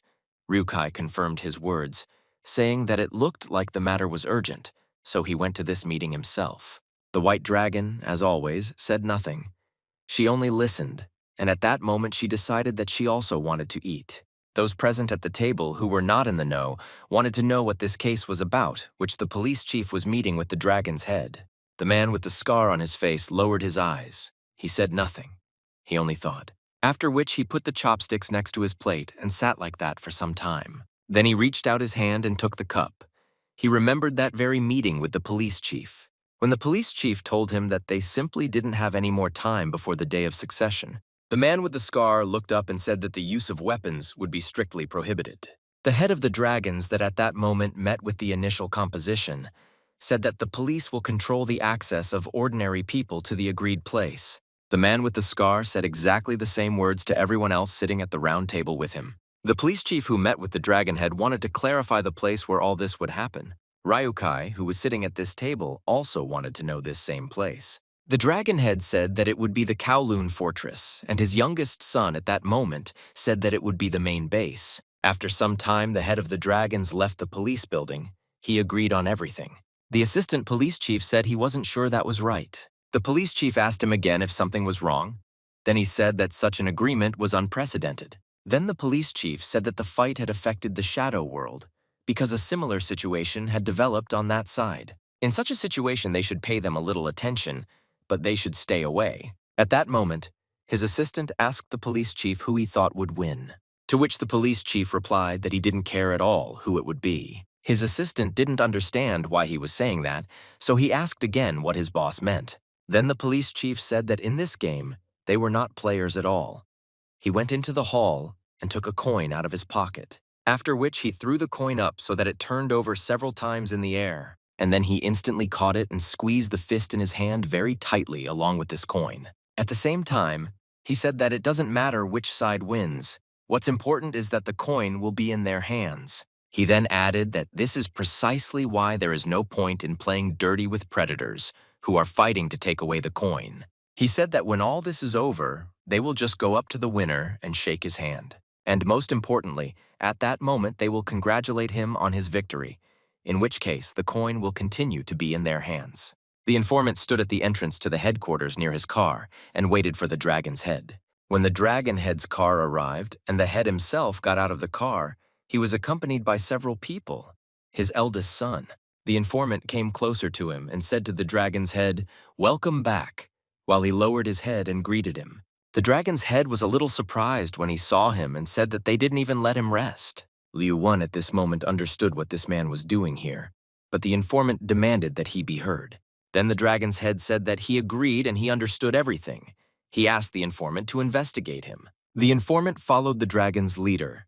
He needed to discuss some details with him. Within seconds, they were inside and walking through the garden, and then past the temple. When they didn't go inside, the dragon's head took out his sword and began to polish it. The informant then asked the dragon's head if he had already finished negotiations with state security, to which he heard the answer yes. The informant said that it is necessary to move so hastily. I only have information that he reported. At this point, the dragon head asked again if there were any problems. The informant lowered his head. He did not know where to start the story.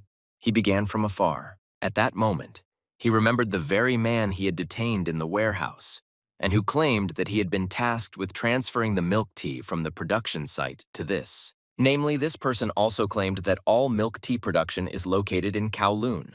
The informant then asked the man several times if he was sure of this, to which he continued to assert. This man said that he shouldn't lie at all because there was no need for it. Even after Soroka threw his dagger right next to his head and he was scared that he couldn't speak for a while.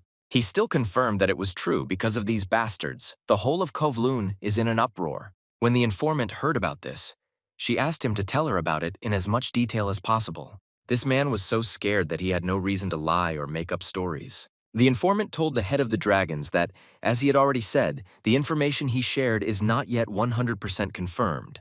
He also added that the Triad had for years maintained a policy of non-intervention in Kowloon. The dragon's head was so on the blade that the reflection of the informant was visible in it, who said that there was no point in taking such a big risk and rushing. At that moment, the dragon head looked through the blade at the informant and told him that it didn't seem like there was any reason for this. In fact, there was very little time left until the day of the transfer of power, and the informant had nothing to say. The dragon's head added that these people have already pulled out mercenaries to stir everything up further. You can't just watch this. And after the case on Lantau Island, they already checked other places in Hong Kong, didn't they? He also said that he understood perfectly well what exactly was bothering him. The dragon head also said that in the end, there were only 9 dragons left. If everything fits together so perfectly, then we can consider it true. The informant asked the head of the dragon again if he was really ready to go to all this, just to accept his youngest son, Ryukai. At that moment, the dragon's head put back his sword, which he had polished to a shine. Then he turned around and said that this conversation had dragged on for too long. Look at the young man. He also said that they hadn't drunk together for a long time and offered him a drink. The informant thought it was very strange, but he had no choice but to agree with the dragon's head. She extended her hand to feed the horse, which was very dear. She loved her very much, so she always came up to and fed this horse. When she heard some noise, she turned her head and looked in the distance. She saw people. After which she told her brother to look here too.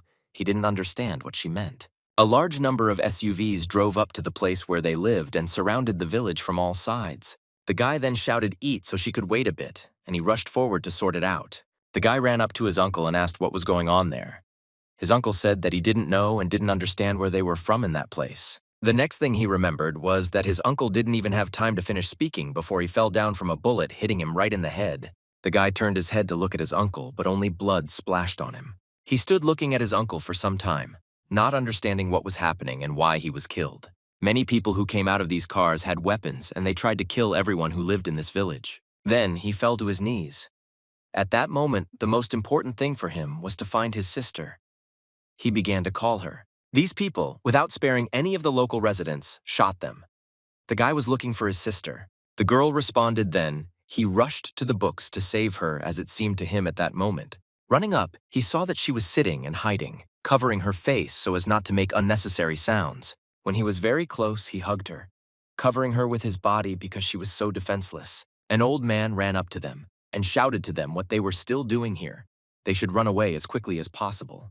The boy asked the old man where his mom and dad were because they couldn't leave their parents. Before they killed this old man, he managed to say that everyone was dead and they should run away as quickly as possible. The girl sat with her face covered by her palms. She was so scared that she couldn't even look. The very next moment, they heard heavy footsteps approaching them, and a few seconds later, they saw a man in a cap with a mask on his face. He was standing right in front of them. The guy was in shock. He understood that anything could happen to them, but he had to protect his sister. This huge man grabbed his sister and started to pull her along with him. The girl screamed and called her brother for help.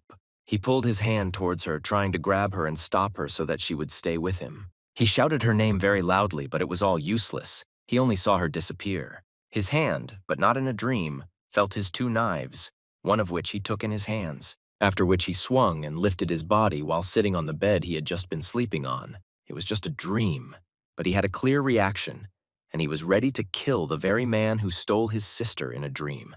When he opened his eyes, he realized that it was just a dream, and tears started running down his eyes because he couldn't do anything. He sits on his bed and understands that he is not able to change anything at the moment. Then he threw the knife, which he took his hands, into the wall which was opposite him. The man lying tied up on the floor shouted to him that he almost gave him a heart attack. Soroka continued to sit on his bed. He didn't want to hear anyone, because this was the same dream that he had almost every day. From behind the door in this room, sounds began to be heard. Someone was approaching the door. After which, the door to this room swung open and very slowly he began to enter. The first time he came in, he hit with all his strength the same man lying on the floor. It was the informant. He came back. The man lying on the floor shouted to be treated more easily. At that moment, the informant and Soroka were thinking about what to do with him, because they couldn't trust him completely. The informant said that it is difficult to trust him completely, but it looks like they will still have to go where he indicated. He also said that before they went to Kowloon, he had some business to take care of. Soroka wanted to know what to do with this guy. Then he told him to look after him for another day or two while he did his job. When Soroka heard about this, he was very indignant and asked again what he meant so that he could look after it. The man who was lying tied up on the floor when he heard that Soroka would have to watch him was also very upset. But he couldn't do anything about it, so he had to accept it and wait. After which, the young man turned around and headed for the exit. The man lying on the floor did not understand what would happen next. Soroka went into the bathroom to tidy himself up.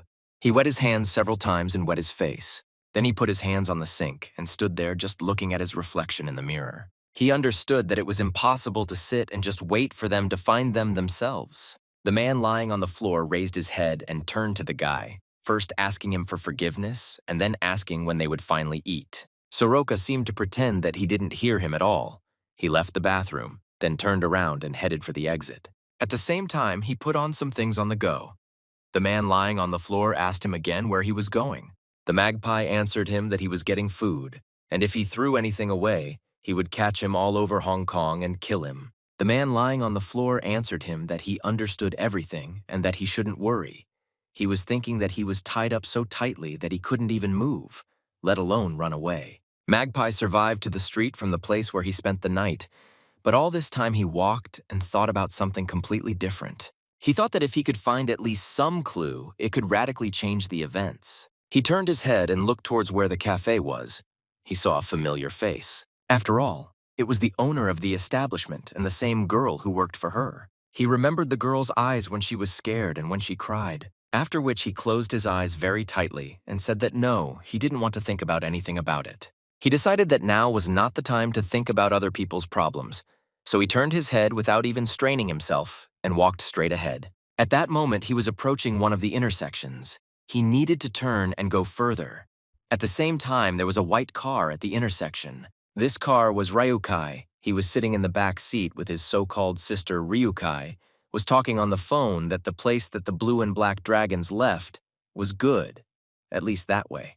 You even time the girl sat and looked out the window. She almost did not hear the conversation that Ryukai introduced. One guy caught her attention. She couldn't take her eyes off him, but she didn't know how to make him look at her. Magpie took step by step and approached closer and closer to the very car where the white dragon was sitting. When the young man caught up with the car, almost full, he couldn't even imagine that his sister was so close. She sat in this car and couldn't take her eyes off him. Despite the fact that she hadn't seen him for a long time, she knew for sure that it was him. And when Soroka was very close, she looked at him without taking her eyes off him. And at that moment, she saw her little brother as she had seen him the last time before they were separated. Soroka walked past this car without noticing it. The girl continued to look at him without taking her gaze away. She watched him go, but she couldn't do anything about it. She couldn't get out of that car. At that moment, she seemed to sense that it was her brother, but she still had doubts. Soroka continued walking down the street, not noticing anything. He decided that he should not interfere in other people's affairs. He walked further and further away from the car. Passing by, he did not feel that his sister was in this car. The girl was a little disappointed at times. She knew for sure that her brother had just passed by her. Her eyes were full of tears. She couldn't do anything about it, as these tears flowed from her eyes. Because at that moment, she clearly heard Ryukai's voice, who continued talking on the phone. He asked how Hong Kong was. It's a pretty cool city, isn't it? She was wiping away her tears at that moment. Ryukai was talking on the phone. He clarified the conditions and schedule. He listened inattentively to his interlocutor on the phone. Then he said that the main place was the Triad base. He also said that the use of firearms is prohibited and he will clarify the time soon. His interlocutor was Li Chen. He said that they could cope without guns, only with knives. Ryukai also added that he hopes that they will not disappoint him somewhere important task. The hired killer said if that's all they wanted to tell him, he'd end it there. After Ryukai finished his conversation, he saw the girl wiping tears from her eyes. He turned his head and saw that she had turned away and was wiping away her tears with one hand. That's why he asked her what happened. He didn't understand because everything was fine before. The white dragon, when she wiped away her tears, turned around and asked him again what he was talking about. Ryukai looked at her and understood that she was hiding something and that she didn't want to tell him something. After all, he clearly saw how tears were flowing from her eyes all over her face. He didn't understand anything. Then he said it was all because of the bar he stopped at before moving to Kowloon. She didn't answer him, turned her face away, and looked out the side window of the car. Ryukai then told her that it was not important at all. At that moment, the girl practically calmed down. It started to rain outside, and it seemed like those were her tears that she had no right to show. Dewey became stronger and stronger. She only had a few questions for herself. She looked at the raindrops and wondered if it was really him, her brother, whom she hadn't seen for a long time. The magpie continued walking down the street, but he had the feeling that he had missed something. At that moment, in order to get rid of this feeling, he closed his eyes tightly and then opened them. At that moment, he approached one of the very ones he had decided to skip a few minutes ago and said that it was none of his business. Going inside, he saw the owner of the establishment, who was cleaning herself, and her assistant with a bucket in her hands. He turned his head and saw that other girls were also busy cleaning. A man came out to him and said that they were not open yet, so the young man should leave this establishment. Then Moroka told him that he was looking for one person. The guard asked again who this person was. Soroka answered him that he was looking for the one who worked here. He really needed her. Her name was Cho Hong. The security guard said he didn't know. They had completely renovated the place and the staff had completely changed. The guy was a little disappointed because he decided that if he went in, he would be able to find her. The guard said that there are new girls and the young man can come next time and it's time to have fun with any of them. Soroka did not stay in this establishment. He left it and it was raining heavily outside. Go outside. He raised his head up and watched as raindrops fell from top to bottom. He thought only about his sister.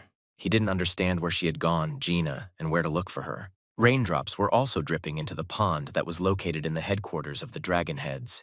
And the head of the dragons himself, being in the gazebo, decided to have a drink so that it would be easier for him to talk. After all, at that moment, he needed to listen to everything that the informant would tell him.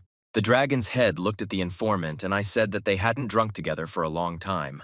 The informant immediately told the dragon's head that he had to tell him everything as quickly as possible. He did not understand why he wanted to take Ryukai. The dragon's head took the bottle that was standing on the table and poured another one for Siberian. It seemed to him that the conversation would go faster and better that way, after which the dragon's head said that if that's what he wanted, he was ready to get straight to the point. The informant asked the dragon's head again, "Can't he really say something here, and what is the reason why he wants to do this?" The dragon's head held the bottle very tightly. A little more and he would have crushed it. The informant asked again if he really didn't trust him anymore. The dragon head said that he remembers very well how he first met him. Despite the fact that a lot of time has passed, he remembers everything. And he began to tell the same story when Zhu Wuxing and his younger brother were standing on the ferry and waiting for the ship. His younger brother, Zhuo Wurun, was very cold when he stood waiting for the very ship that was supposed to pick them up. It was then that the older brother hugged his younger brother and told him to wait a little because the ship would arrive soon. He calmed him down, saying that they would soon sail away from this place and start all over again. After some time, they saw that the ship had indeed arrived. They still had a little more to go. People came down from this ship. They were wearing masks, not showing their faces. These people, before taking those waiting on the ship, began to collect money from everyone who wanted to leave. And only after they paid the money could they get on this ship. These people in masks, after collecting the money and looking at each other, they had a completely different plan. After which they said that first they would take the children, and then they would start taking everyone else. The older brother told his younger brother that everything would be fine, and that he would soon sit down too, and that his younger brother should not worry. Only after these words did the younger brother decide that he could really go and sit on this boat and not worry. Before he boarded this ship, he turned his head and looked at his older brother again. The older brother was sure that everything would be fine, so he looked at his younger brother and smiled. As soon as the children got on the boat, one of the people who was wearing a mask shouted to the other guys. At that moment, he shouted that they were leaving.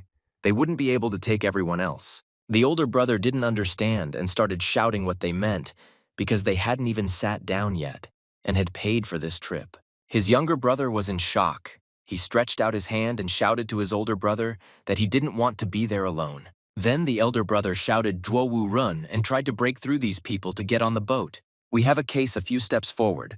One of the guards hit him in the stomach with all his might, and he fell. Within a few seconds, he was lying on the ground, being kicked from all sides. He only had time to cover his head.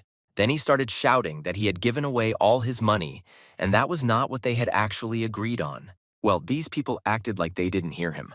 They continued to beat him, and one of them swung his baton to hit him. After he hit him with a baton, the guy passed out.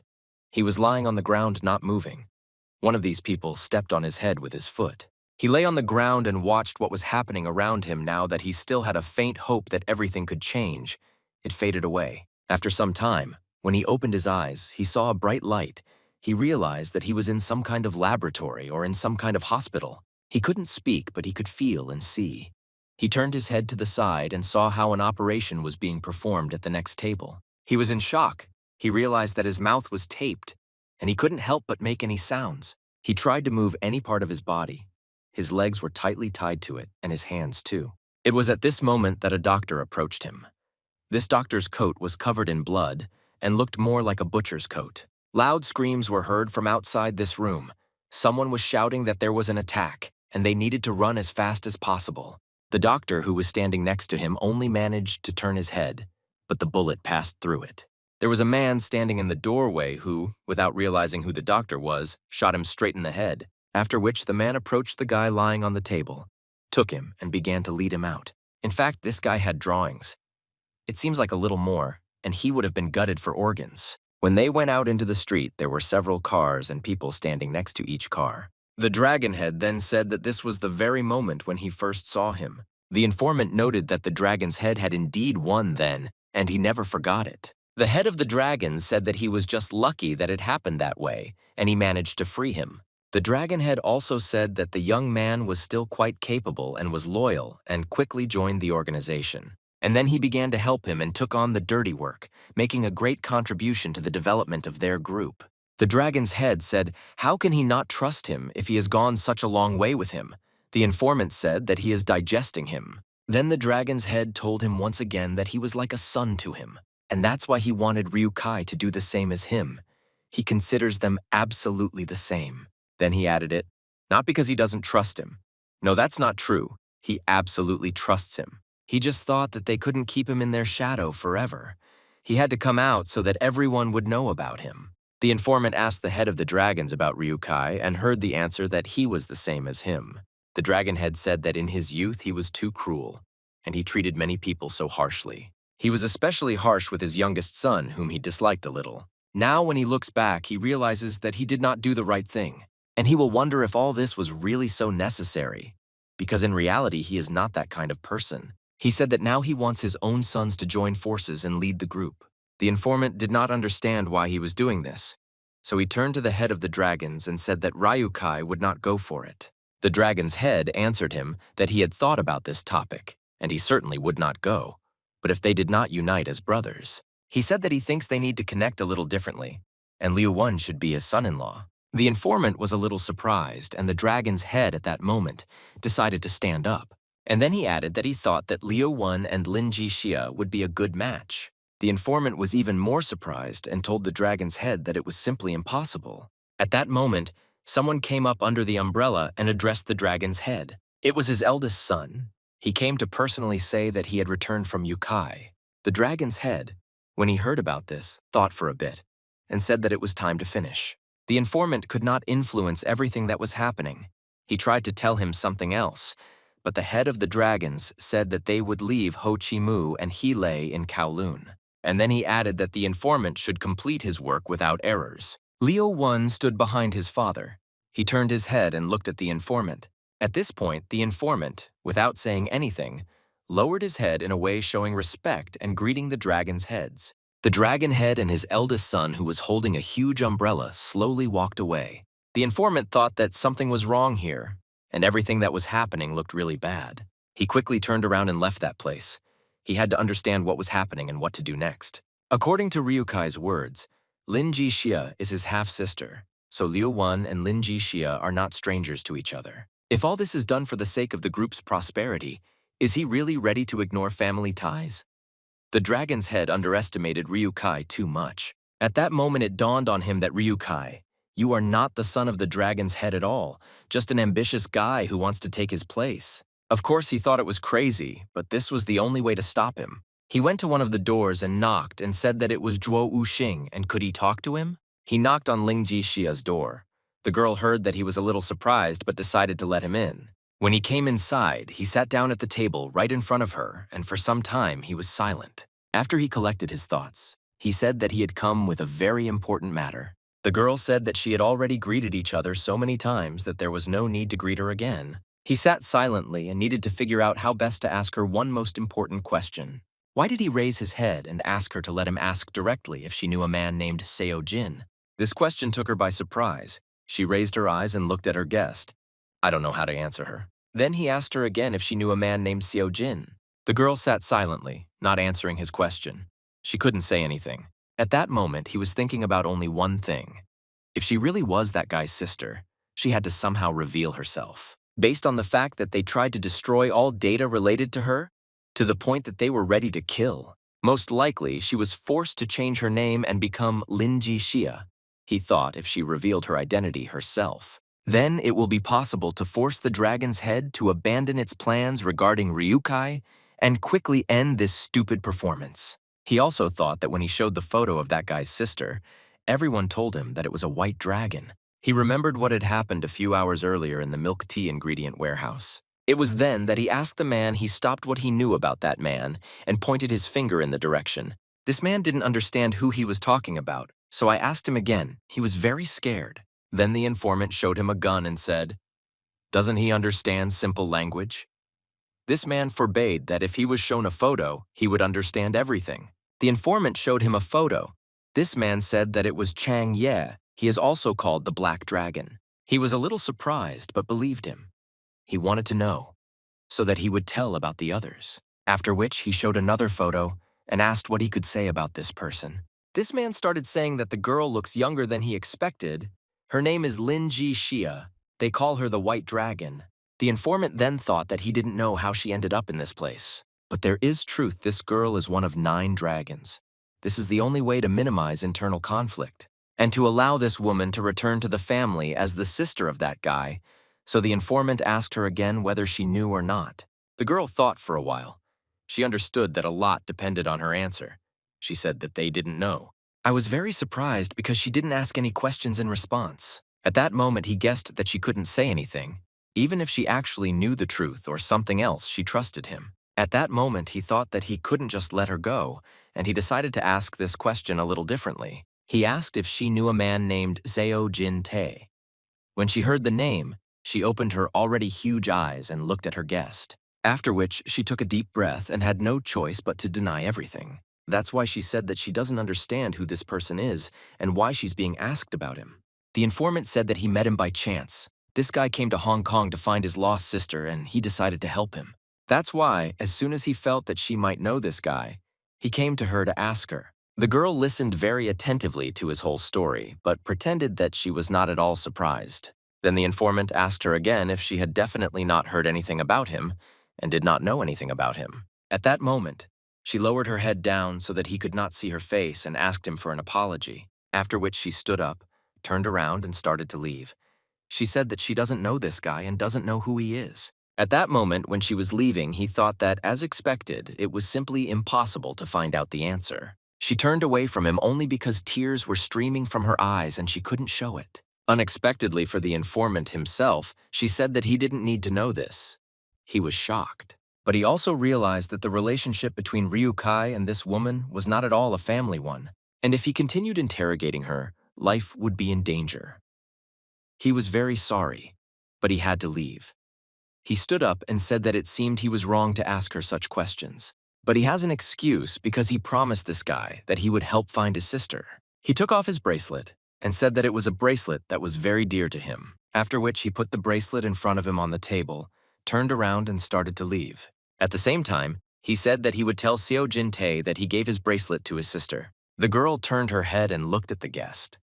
She understood that he had guessed everything, but she didn't say anything to him. She saw that there really was a bracelet on the table that the man had left behind. When the informant left her room before closing the door, he said that he really hoped that this guy would find his sister, and in the end he will return the bracelet that was very dear to him. At that moment, she took this bracelet but didn't say anything. When he left her room, he realized that he had done the right thing and that she really was that guy's sister. He reassured himself that this was all he could do for her, because in reality the girl could not return as Ling Ji Xia. He also thought that if they didn't get rid of Ryukai, things might not end well. At that moment, Ryukai himself was walking towards him. It was unexpected because he had just thought about him. Ryukai, when he passed by him, turned around and didn't say anything. He just looked in his direction. The informant stopped and looked after Ryukai. He thought that they needed to finish the matter with the 9 dragons as quickly as possible. After which he went further. He understood that he had no other way, and he also had no other plan. At the same time, in another part where there was a warehouse with milk tea components. In that very warehouse where the bloodiest battle took place, among the many corpses lying on the ground, sat a man. He looked at each of the dead. He even sighed and thought that it was worth a lot. The second one who was with him said that he doesn't know, but it looks like these watches are just cheap ones. This man didn't think there was anyone else in this warehouse. He turned around, grabbed the knight, and didn't understand what the hell this was. But the man in the white suit swung his arm with all his might and hit the guy so hard that the husband fell out of his arms. This little thief fell and hit the ground, and blood spurted from his mouth after just one blow. The man in white looked at this picture and said that there were only small fry here. It was the head of foreign trade, Nam Gon Hyuk, after which the head of foreign trade said that it looked like someone had already been to this place before them. And another man in a dark suit collected some earth dust and rubbed it between his fingers. This man said that watching everything that happened here, it was a pity. At the same time, in the room where Soroka and the man they detained were, they were sitting calmly and eating. Unexpectedly for them, an informant came in and said that this was all nonsense. They sat quietly and ate. He asked the guys to share with him. He was surprised that no one was expecting him. Then he turned around and pinned 8 photographs to the wall. He started from the very beginning. The first photo was of the blue dragon Gao Lei, followed by the black dragon Chang Ye. He crossed out their photo, said that they were you. Soroka asked again if these 2 were also part of the 9 dragons, or if they were separate. The informant answered him that yes. Among them there is also an azure dragon called Zhao Han Yi, and they have already seen him. And he also pointed his finger at the lecherous dragon whose name was Manhwa. With these 2 they had already met. In addition, he said that he pointed to a photo of a girl and said that his sister is apparently called the White Dragon. He also said that it was difficult to get this photo and it was taken from afar, so the quality is not ideal. He handed this photo to the guy. Soroka took this photo in his hands. He saw his sister for the first time in so many years. He looked at her without taking his eyes off her. Quite a lot of time passed and she certainly changed, but she still looked like his sister. There was a sparkle in his eyes, so he said that he was very happy anyway. He smiled for such pain a lot of time. He did it for the first time. He was glad only because she was alive. After this, he thanked the informant for being able to bring him the photograph and for providing him with this information. The informant turned away and pretended to cough. He needed to come to his senses and continue his story. He pointed to another photo with his pen and said that this was a very important couple, but he will tell about these two later. The main thing is that he showed that there were two of them and showed a photo of one with a bandaged head and the second with a scar. The informant said that according to the information revealed by this man, he pointed to the prisoner. They are both quite important figures. The man with the huge scar all over his face was a demonic dragon. His name was Zhen Shiwei. He was the key figure in the production of milk tea and the central figure of the 9 dragons. He also said that there is another red dragon. His name is Zhou Bo, and this man is very dangerous. Soroka listened carefully to his every word. He must not miss the slightest detail. The informant said that this red dragon is the very owner of Kowloon, that same terrible place where lawlessness reigns, and where dead people lie in the streets. Ordinary people are afraid to go out on the street because they can be killed at any moment. They blame these dragons for everything. They believe that if there weren't these 9 dragons, then everything could have been completely different. The red dragon doesn't want to listen to anyone. He deals with everyone who stands in his way. He is ready to tear them to pieces. Not only does his hair color cut Nova, but his huge tattoo on his back is also bloody. Even if you look into his eyes, you can see that they are bloodshot. He is ready to kill. In that place, he causes not only panic, but also chaos. He conquered this place and considers himself the master. Even the demonic dragon that visits it is not surprised by what is happening in this region. The demonic dragon believes that the people who live there do not even resist and are ready to die. The red dragon, covered in blood, thinks that he doesn't care about anyone and is ready to continue killing. His hands are always covered in blood. It's very rare that he stops. Everything he touches and everything around him must obey him. Otherwise, everything will be covered in blood. When he goes out on the street, he thinks that anger is already boiling inside him, and he goes to kill this red dragon Zhou Bo, one of the 9 dragons, the owner of Kowloon. The informant and the person who was not detained were standing at the entrance to this house near the car. The informant turned around and looked at him and said how he felt and what he thought was enough, what he did and how he changed his clothes so that he wouldn't be recognized. This man looked at him and said that he was probably enough, and he really did a good job of disguising himself. But he wanted to say that there is something. Then he fell silent. He was afraid that he would be hit. The informant became a little wary and asked the man again what he meant. Then the man pretended to be smart and said that the guy thought about it very much and added that he stood out. The informant of Russia was born. He swung to be hit and said, "Is he crazy?" At that moment, someone came out and asked when they didn't manage to become friends like that. The two stopped to look at the guy who approached them. They saw a guy walking in brand new sneakers. They also noticed that he was wearing the same new red bomber jacket that young people wear. When they raised their eyes, they were even more surprised because their mutual friends had dyed their hair white. When they saw him, they froze and stood motionless for a while. They were very surprised. In front of them, I am a guy who is very different from the guy they saw before. It was almost unbearable to recognize Soroka in him. He had changed very much. The man they detained when he saw the guy thought he really had disguised himself well. Soroka came closer to them and smiled. I said maybe it's a bit too much for now on my hair color. The informant looked at it and said that it was not too much at all. It looked very good, after which he turned his head, took a step, and added that he thought their disguise was suitable. Then he also said that he needs to check this disguise to see if it will be suitable for this place or not. The man they held hostage didn't say anything. He just kept quiet. Soroka listened to him until the end. He understood that they had a very important mission, and this was the Kowloon fortress. Immediately after they left the house, they got into the car and headed to the place. Magpie, when he was driving, asked what kind of place this was Kowloon, because until that moment, he knew nothing about it. The informant answered him that he most likely had not even heard of him. He started to say that Kowloon is taboo for Hong Kong, at which point he stopped at one of the intersections. Soroka asked him again what he meant by the word taboo, and why specifically for Hong Kong. Then the informant explained to him that this place was rejected by both the authorities and the criminal world. It is in this place that all the dark secrets of Hong Kong are collected. which is why it attracts people to it. The man who was traveling with them said that this is all true. That is why there are often people like him there, namely, traders. Soroka asked the merchant what he meant when he said that there were people like him there. The merchant said that in Hong Kong, you can't do business that is prohibited by the authorities or the Triads.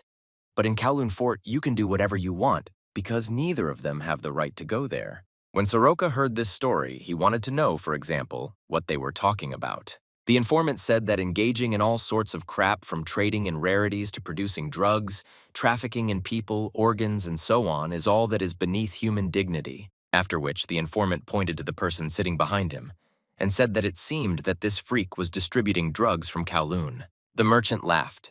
He was very afraid for his life and said that it was all in the past. As has already been said, Kowloon is a place where degenerates who are not subject even to the criminal world have gathered.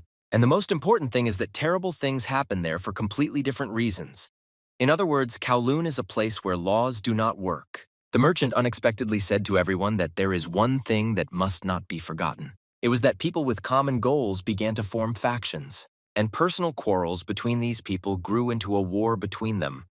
There was no way to influence this. Thus, gradually, the Kowloon Fort began to form its own system. The informant added all this spoke only about one thing, that in this place the authorities began to appear. Well, even if this is so, they still did not lose their freedom. The informant wanted to know what was happening now when they lost their freedom. The merchant said that everything changed when one man came to this place, and he changed everything that was there before. It was an outcast who was exiled by the Triad Dragonhead to Kowloon. This person who was able to change everything in this place was that same Ryukai. At that time, even the people of Kowloon Fort did not know that Ryukai was the son of the Dragonhead Liu Wansheng. In fact, little was known about his childhood, and he himself never spoke about it. But as soon as this guy grew up, he started to act and began to gather people around him. The first thing he did was he created a faction in Kowloon and then quickly expanded its scale. Soroka asked again who this Ryukai was. The informant continued to say that this was the guy who was in conflict with the main headquarters of the Triad. The merchant in the car confirmed every word the informant said. He also added that no matter what happened, all the factions of the Kowloon Flirt united under the name of Kowloon, and it was his doing. Even those who previously acted in their own interests now began to work for Kowloon as it is now. The informant asked Ryukai, the head of Guangzhou, how this was possible and whether he was mistaken. At the moment, the owner of the fort is the Red Dragon Longzhou Bo, and Ryukai suddenly left this place and handed over his position to him. After Ryukai left, those who resisted their faction gathered and formed an alliance, and now the Kowloon faction Anti-Kowloon Infinite Alliance are fighting each other. The informant added that it all looks like the campaign against Dongzhuo during the Three Kingdoms period. At that moment, their car braked sharply. They arrived at the place and all they had to do was act. After which, they got out of the car and the merchant said that the atmosphere in this place is just awful. Soroka listened silently all this time as they told him about this place. He thought about it and said that this was business. The merchant said that they were on the spot and that this was the very same Kowloon Fort. He also showed them where to enter this place. It looked like it was in ruins. The informant approached the merchant and said that this was why he took him with him, and he started coughing. The informant said that the trader has ties to Kowloon, and the safest way to get inside is to pretend to be a worker of this fort. The merchant also told them before entering to be careful and not to get involved with anti-Kowloon. If they suddenly do this, they will get into big trouble in this way. In fact, he thought that his trough was in danger. The merchant was the first to approach the door and knocked. He had a huge bag in his hand. When the door was not opened for him the first time, he knocked louder again so that he could be heard. A gap opened on the other side. The man looked at the merchant. It was security. When they asked the merchant what he wanted, he first greeted them so that they would recognize him. The guard recognized him, of course, but he still didn't open the door. He had to make sure everything was okay. The security guard saw two guys standing behind the merchants and asked who these freaks were with him. The merchant thought for a while about what he should do, but he understood that he had no other choice. He closed his mouth 100 closer to the guard and quietly told him so that only he could hear. The merchant said that these were his subordinates, and this time he came here with them. Soroka stood behind and watched what was happening. He asked the informant if this person could be trusted. The two of them didn't understand whether they could really trust this merchant. because he could abandon them at any moment. When Soroka saw that the door was open and they could come in, he said that perhaps this merchant was also smart. Unexpectedly for them, the merchant shouted to them that they were some kind of turtles and were in no hurry at all. Soroka rushed to try to shut his mouth, but the informant stopped him and said that he should endure all this for the sake of the game. After which the informant took the guy and came closer to the merchant. He said that they were already in a hurry and were on their way. Right after they went inside and the huge metal door closed behind them, the Dragonhead already knew that the Keeper of Secrets and informant had entered the Kowloon fort. The Dragonhead said that he didn't want to get involved with this dirty place, but he had to do it anyway. He called his subordinates together and said that if this is how it turned out, then he made the decision that he considered correct. He said that they should not leave a single dust from this place and ordered them to demolish everything. One of the Triad commanders, the commander of the General Staff's guard, Ho Chi Mu, responded to the Dragon's head. Along with him, one of the Triad commanders, the bodyguard of the Dragon Chief Haide, also answered yes. After these two received the order, they silently turned around and headed for the exit they had to act. And their actions had to be very fast and very tough. They had to raise the rating of the Dragon's head and the Triad. When the two stepped outside, 100 Triad guards were waiting for them, awaiting orders. They said that it was time to raise the prestige of the Triad's elite security. Their words sounded like an order to these guys. They said that now in Hong Kong, thanks to the Triad, they were preparing these guys to carry out orders. And most importantly, they prepared them for the most important task, that thanks to the Triad, the Kowloon fort would disappear. All these Triad people stood silently listening to this order when they finished speaking, and did not answer them with one voice yes. Ryukai, who was watching everything that was happening, was nervous. He was smoking his cigarette. It was sunset. The street was shouting that the night in Kowloon fort was always dark and would become even darker. Ryukai told everyone present in this room not to worry. After all, this night is also what will meet the headquarters where they are located. It won't just be dark, it will be deathly black. They can't even imagine how much. The guys from the personal guard of the Dragon's heads went out into the street, got into their cars, and drove away very quickly. Ryukai, who was observing this, called on the phone and reported that about half of the personal guards. He also saw that 2 Triad commanders left the headquarters, and they also left this headquarters. Ryukai reported by phone that among these guys would be Commander Ho Chi Mu, and also the personal bodyguard of the Dragonhead. He lied, if something changes, he will call again. After which, he wished him luck, and hung up the phone. He had done his job.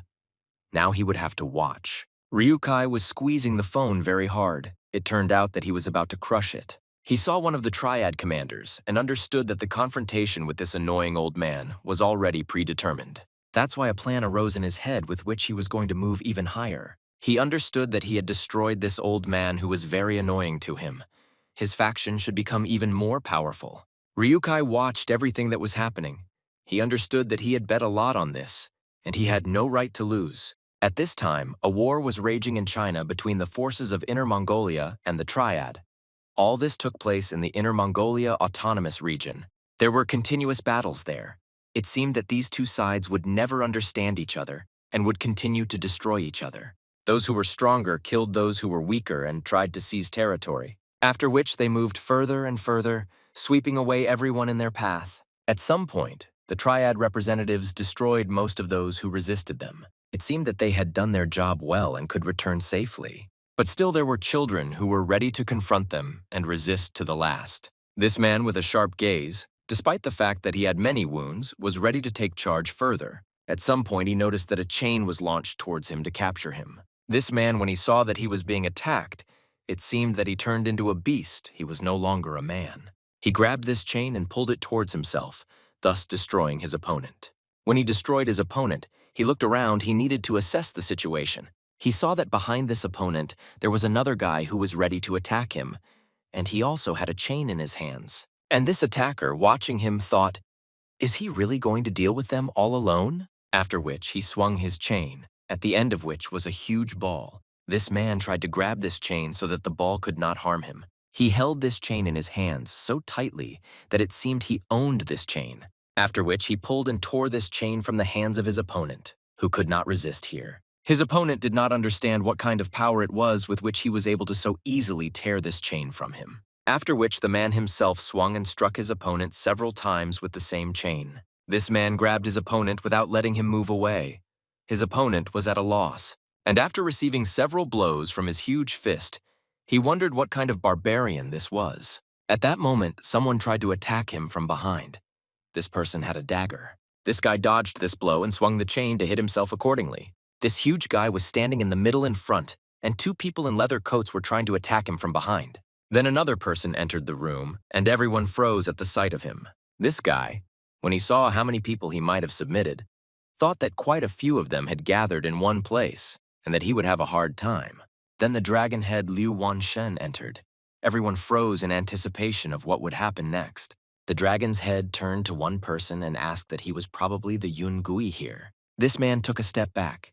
He started to close his children and says that these children have nothing to do with adult showdowns, and they should let them go. There were really two girls and a boy sitting under the table. They were scared and crying. The dragon head said that it was very brave of him, but he would look at his behavior. And then he added, if he can defeat him, he pointed to one of his commanders, then he will think about it.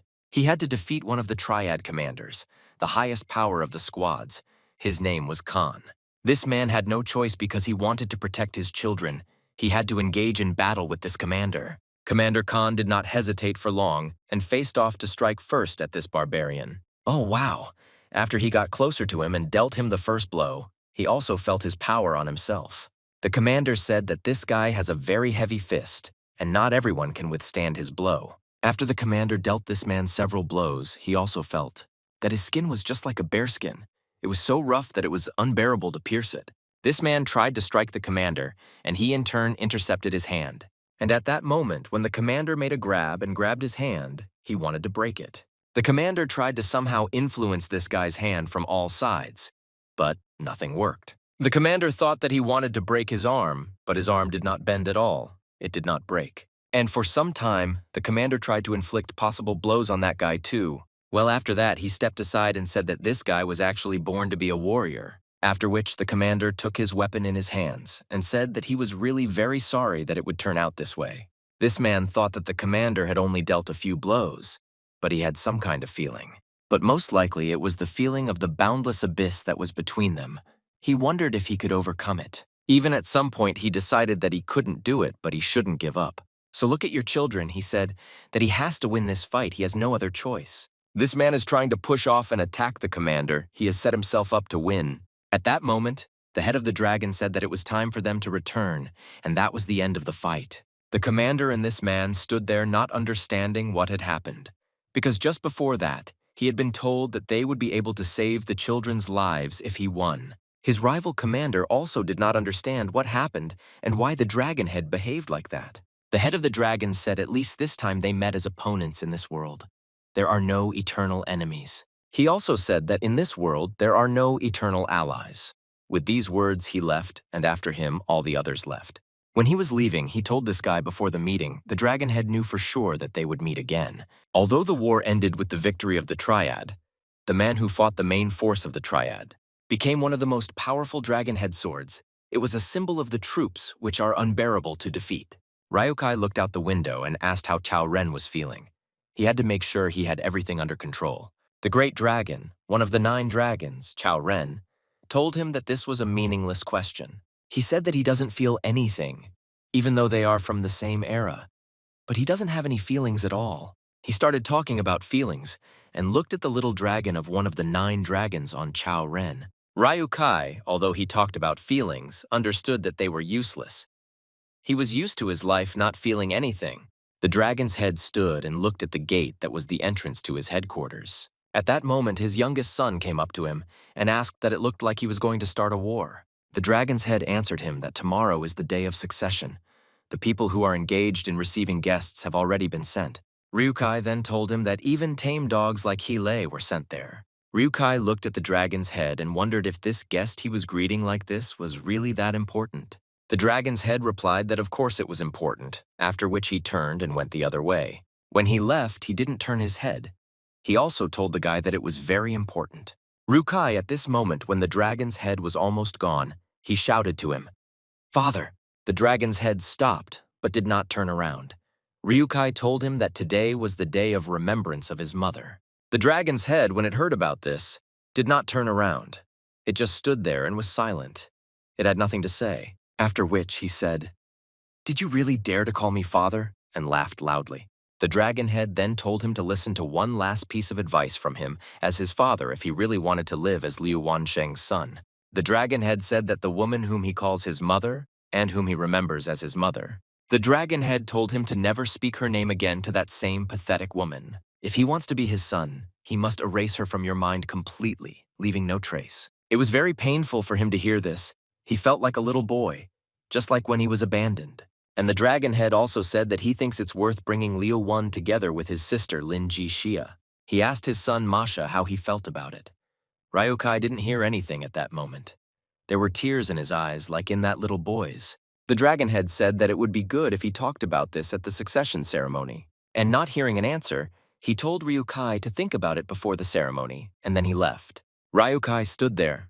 It was very painful for him just because his father spoke about his mother like that. He felt like a little child who had been hurt, with tears in his eyes, and at that moment he was simply defenseless. He didn't understand how this could be, and indeed his father didn't even shed a single word about his mother. Ryukai, despite the fact that tears were falling from his eyes to the ground, pulled himself together, turned around and walked in the other direction. He believed that even if he didn't care about them, he would do everything that would be fine, and he promised this to his mother. As they went their separate ways, he thought only of the fact that on that day he, too, had finally erased from his heart. Even that little piece that he had.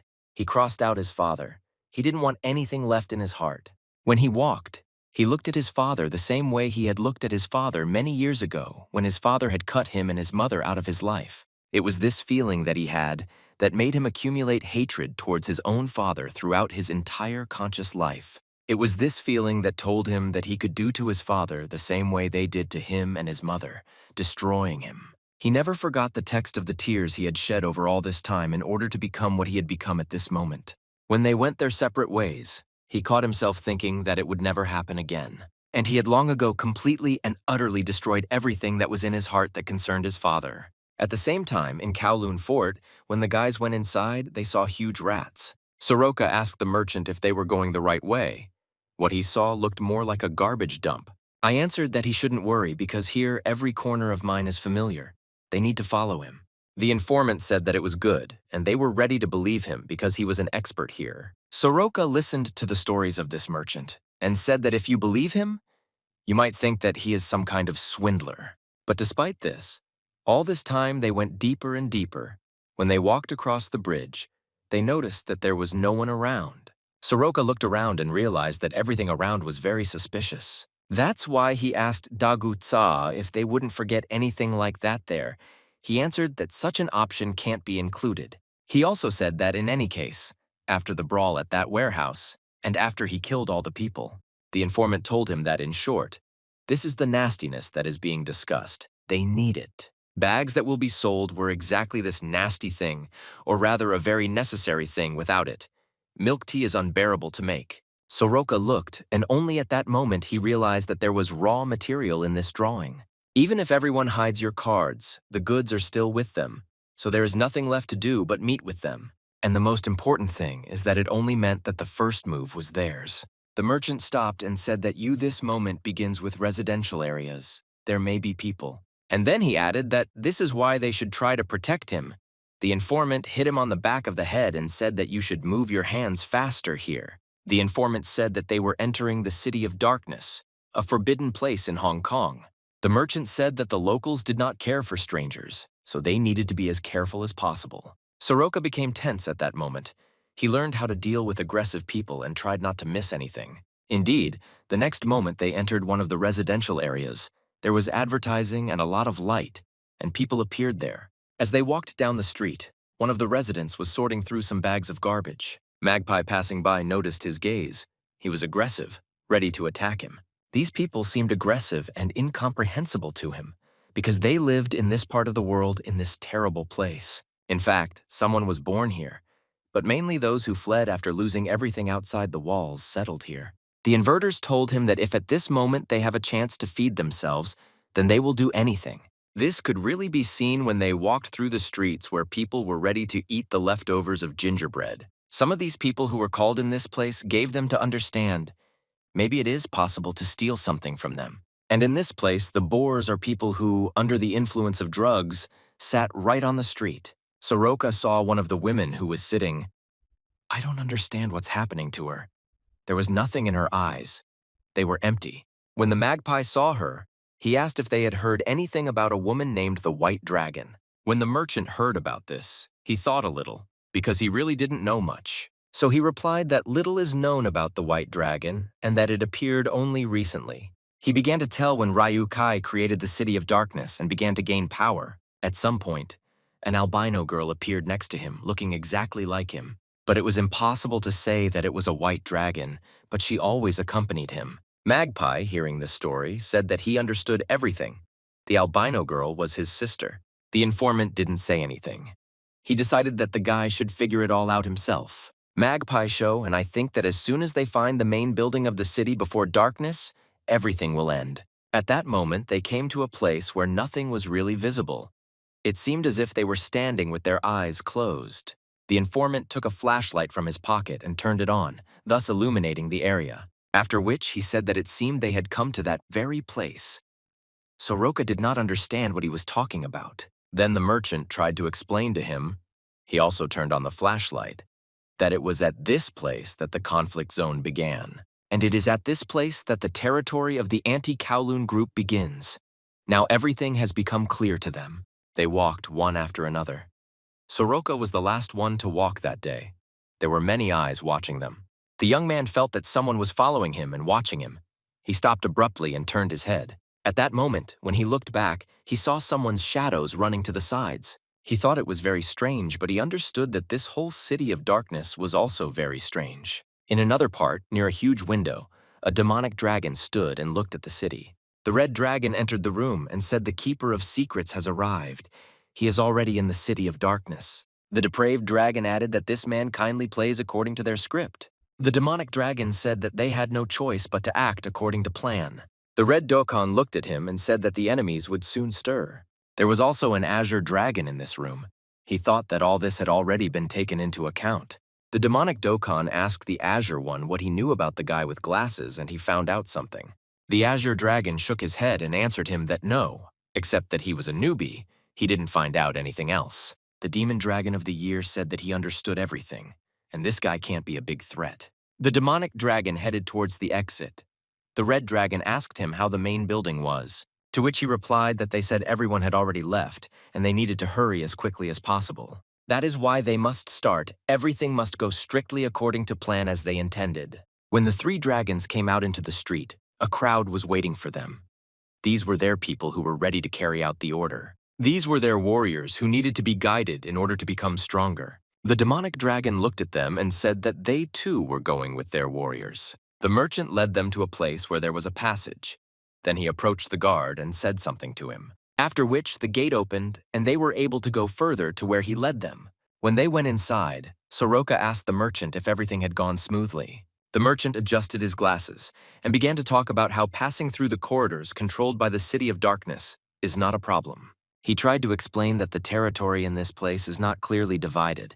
Everything is mixed up and confused, so you need to be careful. He also said that they could not relax until the last minute. They had to constantly monitor the situation. Soroka constantly felt that there was someone behind him and that someone was watching them, so he kept turning around. After some time, they approached the next passage. The merchant came up first and showed the bag. The huge door opened and they were able to go further. The guard did not stop them. They walked along long streets where there was no light at all, and there was nothing but dirt and garbage all around. At that moment, the guard said that there would be a final check ahead, and the last guard would be standing. Soroka couldn't get rid of the feeling that they were being watched. He felt that these people were very close. So he tried to see if it was really so without turning his head. He raised his hand and grabbed the leg that was hidden behind him. It was not visible because of the jacket. The presence of these people was felt not only by Soroka, but also by the informant. Despite the fact that he was walking ahead, he stopped and turned sharply in the opposite direction to shine his flashlight. At that moment, he saw that two shadows ran in two different directions. These were the same people who were chasing them. The merchant at this point said that it seemed they had encountered what he feared most. The merchant stopped and was afraid to take a step forward. Many eyes were watching them from all sides. The informant shouted to him that the merchant had said that this was his territory. And how did this happen? The merchant answered him that he said so only because he also wanted to survive in this situation. The merchant stood first. He shone forward and tried to take a few steps. It seemed to him that there was very little time left until the last check, and they only needed to get to this place. Well, everything didn't go according to plan. A man started approaching him from the front. He had a club in his hands. He tried to attack him. The painted man hit the merchant with all his might, and he dropped the flashlight. The merchant was unable to stay on his feet, so he dropped the flashlight from his hands and fell to the ground. And the merchant himself fell after this flashlight.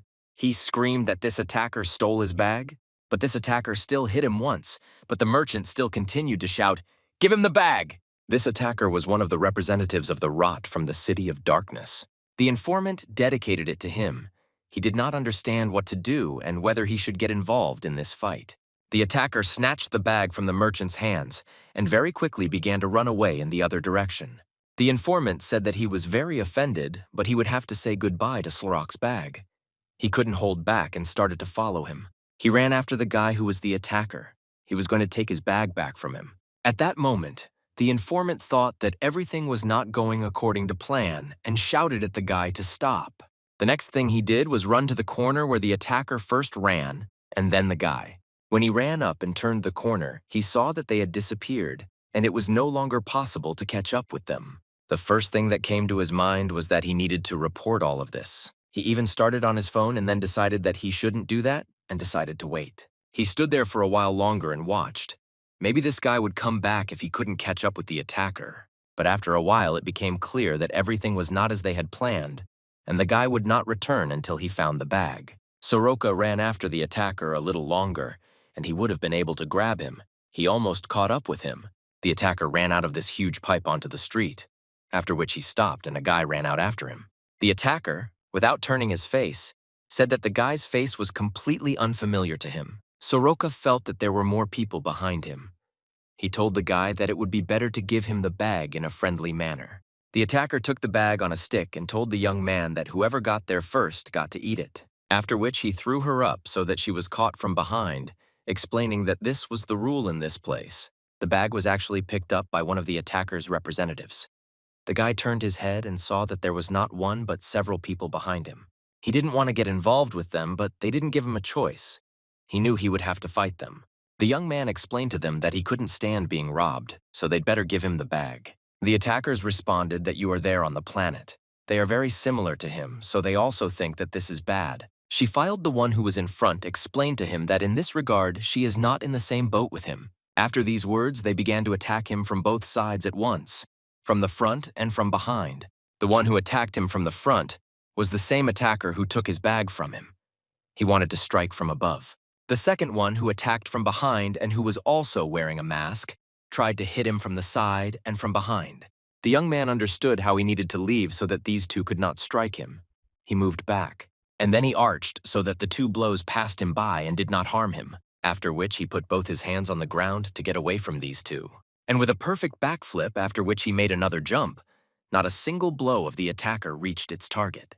Each of them attacked, but they did not understand how he was able to do so to avoid this blow. The masked man who attacked him from behind didn't even have time to react when the guy dodged the blow and was right next to him. As soon as Soroka landed next to him, he immediately struck him with his elbow to the side so that the attackers from behind lost their balance. The attacker in front also didn't have time to understand anything as his partner was already knocked out. Soroka was constantly on edge. He was in complete control of the entire situation and the two attackers. Therefore, he raised himself up and swung with all his might at the attacker from the front. The blow was accurate to the head. After this blow, the young man landed on the ground and he definitely stood on his feet. The attacker from behind thought that if he had put in a little more effort, it would have definitely been the end for him. He could barely stand on his feet, and the one who attacked from the front, he held his ribs and thought that they almost flew out. All these two thought was that this guy they had just tried to attack was an unusual bastard. Soroka looked at them with a very stern look. In fact, he only needed the bag. He didn't understand where it was, so he turned his head and saw a bald man who was trying to hide from this place as quickly as possible with a bag. These two distracted, and Baldy took this bag and tried to run away so that the guy would not catch up with him and see who took the bag. Soroka couldn't hold back. He shouted that the bag was his, and if he didn't give it to him, he would die on the spot. Two men with masks on their faces tried to attack him again from both sides. Soroka looked at them and wondered if it was really enough for these two that he had just calmed them down. Well, most likely they didn't have enough, so the guy decided to calm them down as quickly as possible. He jumped up and hit each of them with both feet, after which he landed on the ground again on his two legs. He was only interested in the bag, so he didn't bother with the two attackers any longer and ran after the bald one. When he ran after the bald man, these two masked men were chasing him. They tried to catch up with him, but he was much faster than them. Bald and running with all his might, he held this bag in his hands. He needed to hide as quickly as possible so that he would not be found. The bald man turned his head, thinking that he had already gotten rid of the pursuit. But everything was completely different. As soon as he turned his head, he felt a strong blow from the knee in his back. He could not resist and dropped the bag. At that moment, Soroka approached the bag and took it, because he really didn't like it when people stole from him. Well, when the bag was already very close, another guy appeared. He threw the bag aside so that Soroka couldn't pick it up. He raised his head. I don't understand at all what's going on and what kind of game is this? Why should he run after them all? But the bag was already in the hands of another guy, and he had no choice but to pursue this guy. He raised his head and saw a guy who had a tail on his head. This guy was calmly walking away. He had a bag in his hands. Soroka shouted at him who he was, and why he was interfering, and why he took this bag. Magpie, not having received an answer, then followed this guy, and the guy began to quickly run away. After Soroka started running away from this place, there were two pursuers behind him, but they were stopped by a guy he didn't know. This guy didn't understand what was going on, but he still tried to stop these people. This guy had two sticks in his hands. He didn't understand what they were and why some were chasing others. The guy who stole the bag ran away with all his might. It seemed that he could still get away a little bit more. But everything was absolutely not like that. When he ran to the corner, he received the same blow to the head with a foot. This blow was dealt to him by one of the attackers who first stole this bag. At that moment, the bag flew out of his hands and it began to fall to the ground. It was no longer his. In fact, there were many hunters for this bitch, and on the other side, another unknown appeared who pulled this bag towards himself. He launched a chain that wrapped around this bag, and thus he grabbed it for himself. This guy pulled the hook and the bag was already in front of him at that moment. He was the owner of this bag. This guy was happy that he finally succeeded. He thought that this was just a great bag for him. The guy he just took the bag from was just furious. He was ready to start fighting with him. The most important thing is that the only one who was chasing the bag from the very beginning was Soroka, and he attacked the guy who was holding the bag in his hands. Soroka, I'll jump from one balcony to another. It was on the other side right next to the guy who had the bag. Soroka understood that he wouldn't be able to get his bag back so easily, so he would have to fight. Landing next to this guy, he felt that he had better group himself in case he had to dodge the blow. Soroka didn't hesitate. He attacked the guy with a cloud. She gave him one strong blow. He dropped the bag. At that moment, the bag fell to the ground and rolled down. All that was left was to pick it up. Soroka extended his hand. Just a little more and the bag would have already been in his hand. It seemed that this was already the end. But from behind appeared the same one who tried to hit him with judo at the last moment and take away his bag. So the guy couldn't take the bag. He had to get away from her blow. He dropped the bag down. The bag was handed over, and all who fought for it all this time looked down to see who would get it. It seemed that any minute now she would be at the very bottom. She hit the wall and continued to fall down. She fell right into the hands of the man one could say to whom she belonged from the very beginning. When Soroka saw this, he was pleased with what happened, because he came with him, and this bag was needed specifically by him.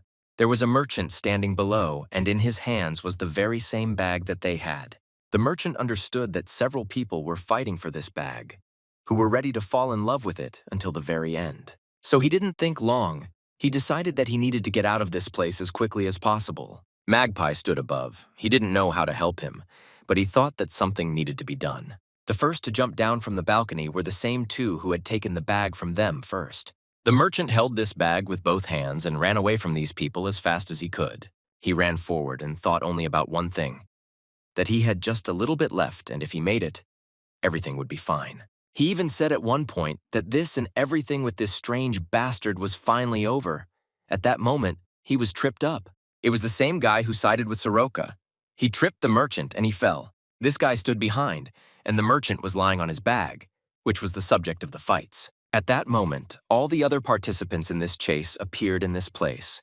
Each of them held this bag in their hands for a while. One of the guys started attacking the young man who stood up for the merchant. This guy with flowers shouted at him, "Does he really not understand where he is going and what he is doing?" In response, the guy with 2 sticks tried to put up a defense so that he wouldn't be harmed. But also from 2 other sides, 2 people tried to attack him who had masks on their faces. One of those who had a mask on his face said that they had agreed to rob each other. This guy answered them that they don't understand what they are doing is actually a thing of 9 dragons. Isn't that a different matter? It was as if no one heard his words, and the guys in masks and the one with the chains all started attacking him alone. They attacked him not only from the front but also from behind. It was that same girl who was intertwined. Each of them was in favor of getting that very bag to kill the other. They did not accept any explanation. And they didn't understand who they were attacking. They started attacking each other and fighting with each other. Triad decided to take advantage of this situation. He got up from the ground, grabbed the bag with both hands, and ran to the next aisle. He thought that they continued to fight further clowns he didn't even imagine who was standing in front of him. When the merchant turned his head, he saw the guy. He was very upset because he did not understand how it happened. Magpie, we will decide, think for a while, swung with all his might and hit him between the legs. The merchant could not withstand this blow. It seemed to him that his body was slowly breaking into small pieces. He was in sharp pain. Soroka held the bag in his hands. He said that of course he doesn't want to, but that's actually how the merchant has already betrayed them. At that moment, Soroka raised his head and looked at all these guys he was chasing. They stood apart from each other. They stopped fighting. They looked at this merchant. None of them made any movements. It seemed like everything was over, but there was still some tension. Soroka then asked them if they were by any chance from this anti-Kulin confrontation. Then the guy said, if they really are that same piece of crap he just talked about, then there seems to be no point in fighting. One of the attackers asked him again what the point of fighting was. He was trying to attack him at that moment. The second one tried to tell him that the fact that he was a Kowloon mutt was enough for him. When Soroka heard an insult directed at him, he could not come to terms with it because he never considered himself a cur. He threw this bag on the ground in such a way that he was ready to fight with each of them and with all of them together. He told them that he is not Kowlin's mutt, as they just called him. He is here to kill them. One of the attackers didn't believe him and said that he was an ordinary liar. He was just pulling the wool over their eyes. Soroka tried to explain to them that he had no time at all for senseless fights. The only one who didn't argue with him or insult him was that same guy with 2 sticks. And another attacker in a blue mask said that he had arranged an ordinary cheap circus here and tried to attack him. Soroka pulled out the knife that was behind him and said that if he wanted it that way, then to hell with him. At that moment, a knife flew towards him from the other side. He didn't understand who else was attacking him. The knife flew right between him and the masked guy attacking him. Magpie looked at this knife that stuck in the wall next to him and thought that he had seen it somewhere before. At that moment, someone from behind said that the guy really came to catch Kowloon. The magpie turns its head to look at the person who is trying to protect it. It was the Azure Dragon Zhao Han, one of the 9 dragons. He said that he vouched for this guy. Somewhere in Hong Kong, very far from this place, it seemed that there could be nothing connected with milk tea. But everything was completely different. But one of the warehouses had a large amount of this drug tied up, and it was being transferred from one place to another. The people of the 9 dragons carried these boxes this time as they knew they did it for the police. The demon dragon said that they are forbidden to use weapons so as not to cause panic in Hong Kong. Therefore, they prepared very well and everything was prepared so that nothing would hinder them. It was another cold weapon. The demonic dragon told his interlocutor that he could use any of these lengths if he needed it. The man listened to him very carefully. He didn't answer him. He wanted to know the rules of the game. It was the same killer who was hired to kill the dragon's head. He went up to one of the shelves. He took one knife in his hands, looked at this nose, then he raised it up. And I'll also look closely at this blade from all sides. It seemed to him that it was quite good. The blade on this blade was so sharp that you could see your own reflection. The killer thought that it would be too much weapon to catch an old hen. At the same time, in the City of Darkness, the informant was walking along one of the streets. I don't understand where it will lead him. He needed to understand what happened and why their bag was stolen, and most importantly, where the guy went. A few meters later, he saw a merchant who reported to him that it looked like these guys were hunting for the things of the 9 dragons. And if that was the case, then they were from another alliance. The informant wondered if these really were the guys from the Anti-Kulu alliance. Most likely, when they pass through the next gate, these guys disguise themselves as messengers of the nine dragons. He thought that if it was true what he was thinking, then getting out of this place would not be so easy. If we are talking about a young man, then he will somehow cope with this situation. The merchant could not resist asking the informant what he should do now, since he was also in danger. The informant answered him, "Doesn't he really understand what he needs to do? The most important thing is to look for the bag," after which he hit the merchant on the shoulder and told him to show and look for the bag with which they came to this place. He also ordered him to do this since he knows the area better, and if necessary, he will go through their midst. The informant added that he himself would remain in this place in case the guy changes his mind and returns himself. The informant ordered the trader to fully inspect. He checked the situation and returned to him again. He understood everything. The merchant slowly walked in the same direction of the city, where the attacker who stole the bag and the magpie who ran after him headed. When the merchant walked away, the informant told him to listen. The merchant stopped.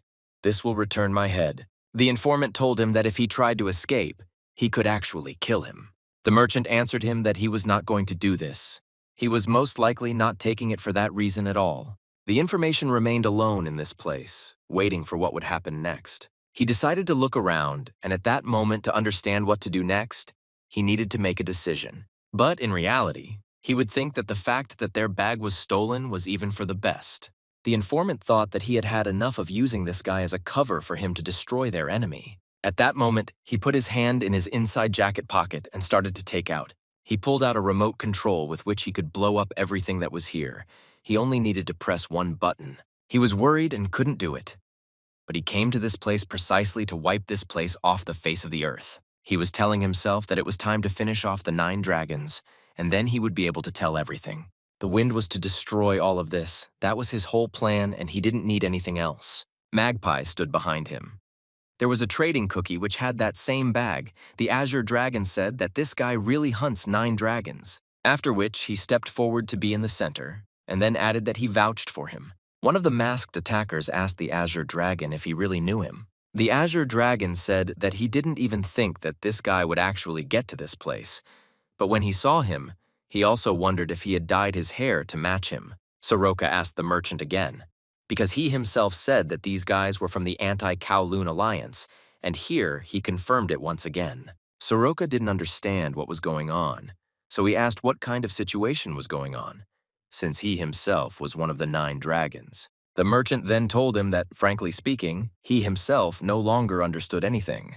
The Azure Dragon smiled because in fact only he knew the truth why he was acting like this. So he answered the young man that he was partly right and partly not. Soroka asked again what he was talking about. One of the attackers said that it looks like this guy is not one of the 9 dragons, which means they won't have any problems after that. The Azure Dragon. Zhaohan was actually one of the 9 dragons, but at the same time he was not with them. The young man was told that the Azure Dragon was not planted there as a spy to destroy the 9 dragons from within. All the attacking guys stood silently and listened to what was being said to them, because they knew all of this. They told all this only so that Soroka would find out about it and so that he would take their side. Soroka told them what kind of nonsense they were talking about, and what does he have to do with it at all? Why are they telling him all this? The Azure Dragon exhaled at that moment. He really needed support from him. After which, the Azure Dragon turned to the guy and said, "He seemed to have come to this place to look for his sister. Or is that not true?" Then the young man looked at the Azure Dragon and said, "Does he really know his sister?" The Azure Dragon answered him that yes, he knew his sister well, and he communicated with her quite often. After which the Azure Dragon said that his sister was that same white dragon. Then he added more precisely, his sister Seojina has recently become a white dragon. At the same time, things were quite tense at headquarters. Everyone was preparing for tomorrow. Lu Won stood by the window and told his guest that tomorrow this place would be his. His guests were called by his younger brother Ryukai, who also claimed the same place. Ryukai answered him that he didn't call him for these conversations. He wanted to know what exactly he needed. Leo Won turned his head to look at his younger brother and said that he understood perfectly well what he was feeling. Ryukai listened to everything his older brother told him until the end.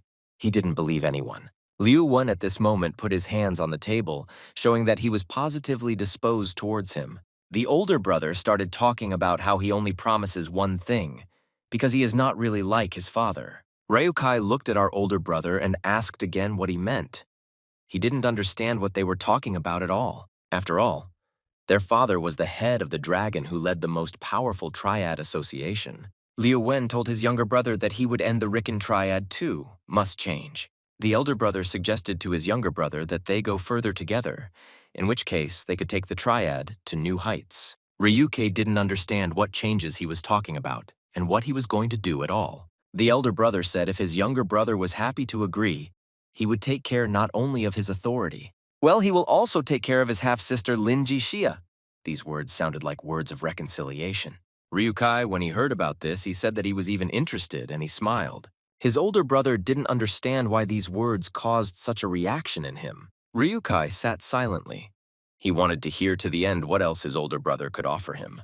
And the older brother continued to tell him that he knows when he gets bored, he starts to consider such offers. Although these were his father's words, he always said that in order to become the dragon ruling over the Triad, you need to make a powerful move by turning the old game upside down. Only then can you win. The older brother fell silent and then said that his proposal to the younger brother was his powerful move. Ryukai didn't know how to react, so he decided to remain silent. Was it all just words? Liu Wen said that it is not necessary to give him the answer right now. Such questions always take time. After such a proposal, Ryukai realized that the game was just beginning and he had a chance to win. He stood up without saying anything and decided to leave. The only thing he thought about was whether this was his powerful move. He took one of the pawns into the hall and moved it onto the board that stood right in front of them. This was his response to the very powerful move that his older brother tried to make. It was Ryukai's move that was going to change everything on that board and change the entire course of the game. His pawn could remove several enemy pawns at once, so this is his powerful move. He just needs to wait for his time. At the same time, at the headquarters where the events were to take place the next day, workers were preparing for it. This whole place was decorated for tomorrow's festive event. It seemed that just a little more and everything would be ready. The dragon's head itself descended to check if everything was as it needed. He saw guests who were arriving from different parts for tomorrow's event. When the dragon's head saw them, he was even happy because he hadn't met these people for a long time. They greeted and said that they had not seen the dragon's head for a long time. It was one of the Triad associations, the Eastern Chamber of Wagchi Ling, and with him, Mo Jia-jun. These people greeted the dragon's head and asked him if this was true and if they hadn't come too late. The dragon's head replied that no, they came very early and he was generally glad that they came. They said that they saw that preparations were in full swing. It was a real sense of celebration. The Dragonhead said that they are entering a new era of the Triad of the Eastern Chamber. They will need it very much, to which they answered that they will be glad to cooperate. One of the representatives of the Eastern Chamber, since we are talking about it, can greet the future head of the dragon. At this moment, from the building above Liu Wen and behind him, Ryukai, they were heading towards the real head of the dragon. When such an offer came from the Eastern Triad, the dragon's head thought about it, but he had to react somehow. That is why the dragon's head turned around without saying anything to his guests and began to leave. One of the guests said that it seemed he didn't understand anything and the dragon's head and hadn't made a decision yet. Then he said that he had other things to do that he needed to complete. The dragon's head told him that worrying was absolutely unnecessary. The representative of the Eastern Detachment watched what was happening. He did not quite understand, but was ready to observe. The dragon's head looked at him. He wasn't going to tell anyone in advance who the successor would be. He only told him that he would find out soon. Ryukai heard this whole conversation. He lowered his head and didn't say anything to us. He just thought that everything would be ready. In another part, where the outer part of the fortress of the great dragons was located, there, as in an ordinary city, there were houses, lights were on, and people lived in them, and a large number of cars drove up to this outer part. The door of one of the cars opened, and a man came out onto the street. He was determined. This man is the god of the 4th detachment of the Ho-Chi-Mu Triad Association. Also with him was another one from the Squad Association and also the commander of the 4th Squad. This is Hai Lei. Along with them came many more from the security triad who were ready to destroy the whole place. Each of them received a task, and each of them had to complete it. The commander stood in front of them, and once again I will not remind them what they need to do. Namely, he gave them the order to destroy everything around and destroy this city. The Azure Dragon told the young man that he had met his younger sister and that they had become quite attached to each other. His younger sister became a dragon just like him, and she is part of the Nine Dragons Association. When Soroka listened to this whole story about his younger sister, on the one hand, he was happy, but on the other hand, he understood how hard it was for her. So he asked the Azure Dragon how he became a dragon and why he made such a choice. The guy was silent for a while because he needed to figure out how best to answer. The Azure Dragon said that when Ryukai's influence became obvious in the war between the factions, his faction was absorbed and became under his control. It was after this that the Anti-Kowloon Coalition was created, of which he was a part. It was Galitza who made the decision that so that the revenge against Ryukai would not stop, each of them took an oath. The elders delegated this thirst from the man to the younger ones, since it was no longer within their power. That's why he was given this mission to take revenge on Ryukai for absorbing their faction. Ryukai left the Dragon Fortress at some point, and the Red Dragon became the new leader of the faction and renamed it the Dragon Faction. At this point, the elders took advantage of the opportunity and rebelled against the Red Dragon. This is how the Anti-Kowloon movement was created, of which he was a part. Magpie asked him what happened next, because everything was very complicated and incomprehensible to him. The Azure Dragon said that on the day of the uprising, the elders prepared one move in case of failure. They chose a couple of worthy people and left them among the dragons, and one of these people was him. Well, everything didn't go as planned, and we had to use the failure plan. At that moment, he finally reached the very heart of their organization alone and became one of them. This is exactly how he still runs between two coalitions and belongs to each of these coalitions. And he is also in the main faction and runs here and there. Soroka did not understand what the main faction meant and what he was talking about. Then the Azure Dragon said that everything in the Dragon's Fortress was rotten. They could not unite and were constantly at odds. That's why even among the coalition, they began to divide people by origin. One of the guys said that the Azure Dragon has no right to say such things because he is from the main faction and he should shut up. Soroka was completely confused. He asked again what they were talking about. He was very far from all this. The Azure Dragon said that the main faction is those people who were born and raised in this Dragon Fortress. And the new faction is who came to the Dragon Fortress from Hong Kong. These are the people who stand in front of him. And there is also a new external faction. These are those who are not from Hong Kong, but came to the Dragon Fortress, and only two of them belong to them. He pointed to two guys. At that moment, one of those who was wearing a mask hit the ground with his staff to get attention. Then he added that he had enough of this whole story and didn't want to hear about it anymore. Soroka, having listened to them all to the end, came to the conclusion that, in short, now they just need to start a war. One of these guys replied that the preparation for the war had been completed a long time ago. He also said that they have about 100 elite troops, but their elite forces are also not inferior. One of those who was wearing a mask added that the balance of power is almost 1-to-1. That is, they have equal chances of winning. One of the guys said that there is only one problem, and that is the problem with the Red Dragon. The Azure Dragon explained that the dragons were also part of the fortress, which confused Soroka even more. Then the Azure Dragon said that his younger sister, the Blue Dragon, the Black Dragon, they were all from the new faction. They came from Hong Kong. They were doing business and contract killings until they got to this place. Most of the dragon, including his younger sister, new outer faction, came for their own reasons. The Azure Dragon said that the main reason is the problem in his faction at the moment. The main thing in the fortress is the Red Dragon. And since he was born and raised in this place, most of the residents support the dragons. In order to turn this situation around, the leadership of the Anti-Kowloon Coalition must defeat the Red Dragon and change the overall mood. Magpie, when he heard that everything was so simple that he only needed to defeat this Red Dragon and everything would change. Then they tried to explain to him that this bastard Red Dragon was the strongest dragon of his childhood. Even if they all attacked him, the outcome would be unpredictable. And if you have to kill other dragons, the chances of winning will be 0. The Azure Dragon stood up at that moment and told them that they definitely had a chance.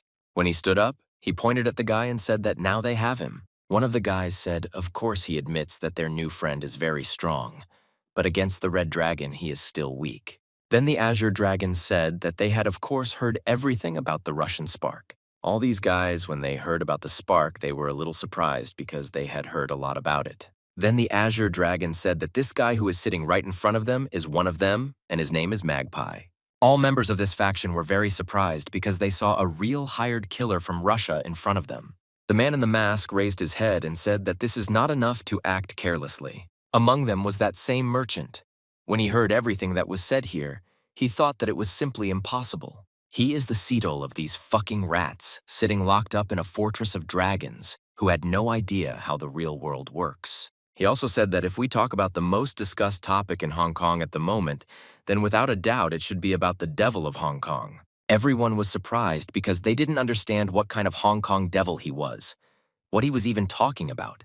The merchant, when he saw that they did not understand at all what he was saying and what he meant by the devil of Hong Kong, the merchant shouted that he was talking about the one who dealt with Gao Lei like a hat, using only a knife with a chopped-off blade, and then smashed the fierce black dragon into pieces. He said that this is the same devil of Hong Kong who is called Magpie. He was so excited that he pronounced his name incorrectly. Those present began to ask each other if this was true, and if any of them had heard that the black dragon had been killed. One of those present only listened attentively. When they were talking about the guy, he closed his eyes and thought about something. A man in a mask and with a huge stick said that their comrades are dying right now at the hands of these creatures. He believes that if this red dragon can be eliminated, it will simply be a holiday for them. And the most important thing is that then they will be able to destroy all the other dragons. They shook hands, and this meant that people from two warring states were in one place to destroy a third for the sake of common interest, regardless of the differences. The Azure Dragon stated that of course he understands that they are completely different, but they still have a common interest. But if their goal is the same, and that goal is to destroy the dragons, then they should come together in this fight. Soroka answered him, if it concerns only the destruction of dragons and this is really his goal, he will be able to get his sister back in this way. He is ready. At that moment, two men approached the place. They had weapons in their hands. They did not seem aggressive at first glance. Even when they came closer, they gave up the weapons they had to join their coalition. Magpie asked the Azure Dragon he is the only main one in the anti-Kowloon calcium, to which he heard the answer, does his origin really have any significance? The Azure Dragon said that these two newcomers made enemies of the Triads in one sect and came to this place to defect to the other side. He also pointed to Cho and Liu, who were standing on the other side. They came to this place after the long trade machinations. He told about another guy. This is about Jerry, who was from the outer faction, as they say about him. He was deceived in Russia, and now he's traveling all over the world. He ended up in this place. Another one of those present is Imingsu. There are only rumors about him that he ran away to this place because he can't please a huge Korean organization. The Azure Dragon said that this place is for guys like these who run away from their problems here. And in fact, the origin doesn't matter at all. And he really liked that old castle of the 9 dragons. But as soon as they gave people a handful of coins, they exchanged everything for this nonsense. He is simply disgusted to death when this place is used for personal purposes. Soroka told him that he didn't understand everything, but he probably shouldn't follow it to the end. But he got the gist of it. He understood that the Azure Dragon would do anything for this place, and he himself will do anything to find his sister. He has been working towards this goal for a very long time. Of course, they had different goals, but they could try. At that moment, the Azure Dragon turned around and told the young man that he was absolutely right. Soroka turned to the merchant and asked if he really didn't even think that things could turn out like this. The merchant said that they seemed to be waiting for them. Maybe they should contact him. When the Azure Dragon heard his name, Zhuo Wuxing, the merchant's name, he was surprised and asked him again. Soroka replied that this was the same person who was catching up with him then. He meant the informant. The Azure Dragon thought about it because he had completely different information. He needed to think. Then he called one of his guys for a few words. His men said that they had everything ready. The Azure Dragon extended his hand at that moment. He wanted to put it on Magpie's shoulder. The people who gathered in this place were ready to start a war. They only needed to give the command. One of the guys with a mask on his face ordered everyone else to move forward. At that moment, Soroka took out his phone. He tried to contact the informant, and he needed to talk to him. The Azure Dragon would at that moment grab his hand and not let him do it. After which he said that there was no need to contact him until all this was over. At that moment, Soroka didn't understand anything at all. He only had questions and no answers. The Azure Dragon said that he would give him all the explanations because they could only talk on the way. After some time, in the Fortress of 9 Dragons, at the very entrance to this fortress, there was a man. When he came up, he knocked on this door just like everyone else. You just had to wait. Siri, which the guard was looking at, opened, and he said what kind of strangers they were and how he got into this place. The guard then reached out and grabbed the man by the head. The guard hit the guy so hard on the head and then grabbed it and slammed it against the iron gate again. But it was just a routine plan. One of the Triad commanders threatened the guard with a knife and ordered him to open the door. Since the knife was so close to his face, the guards were scared and he had no choice. When the guard looked out, he saw a large number of people, and all this number of people came to this place. One of the Triad's security commanders knew he had to break through that metal door. Therefore, he had no choice but to destroy it and go inside if the guard did not open.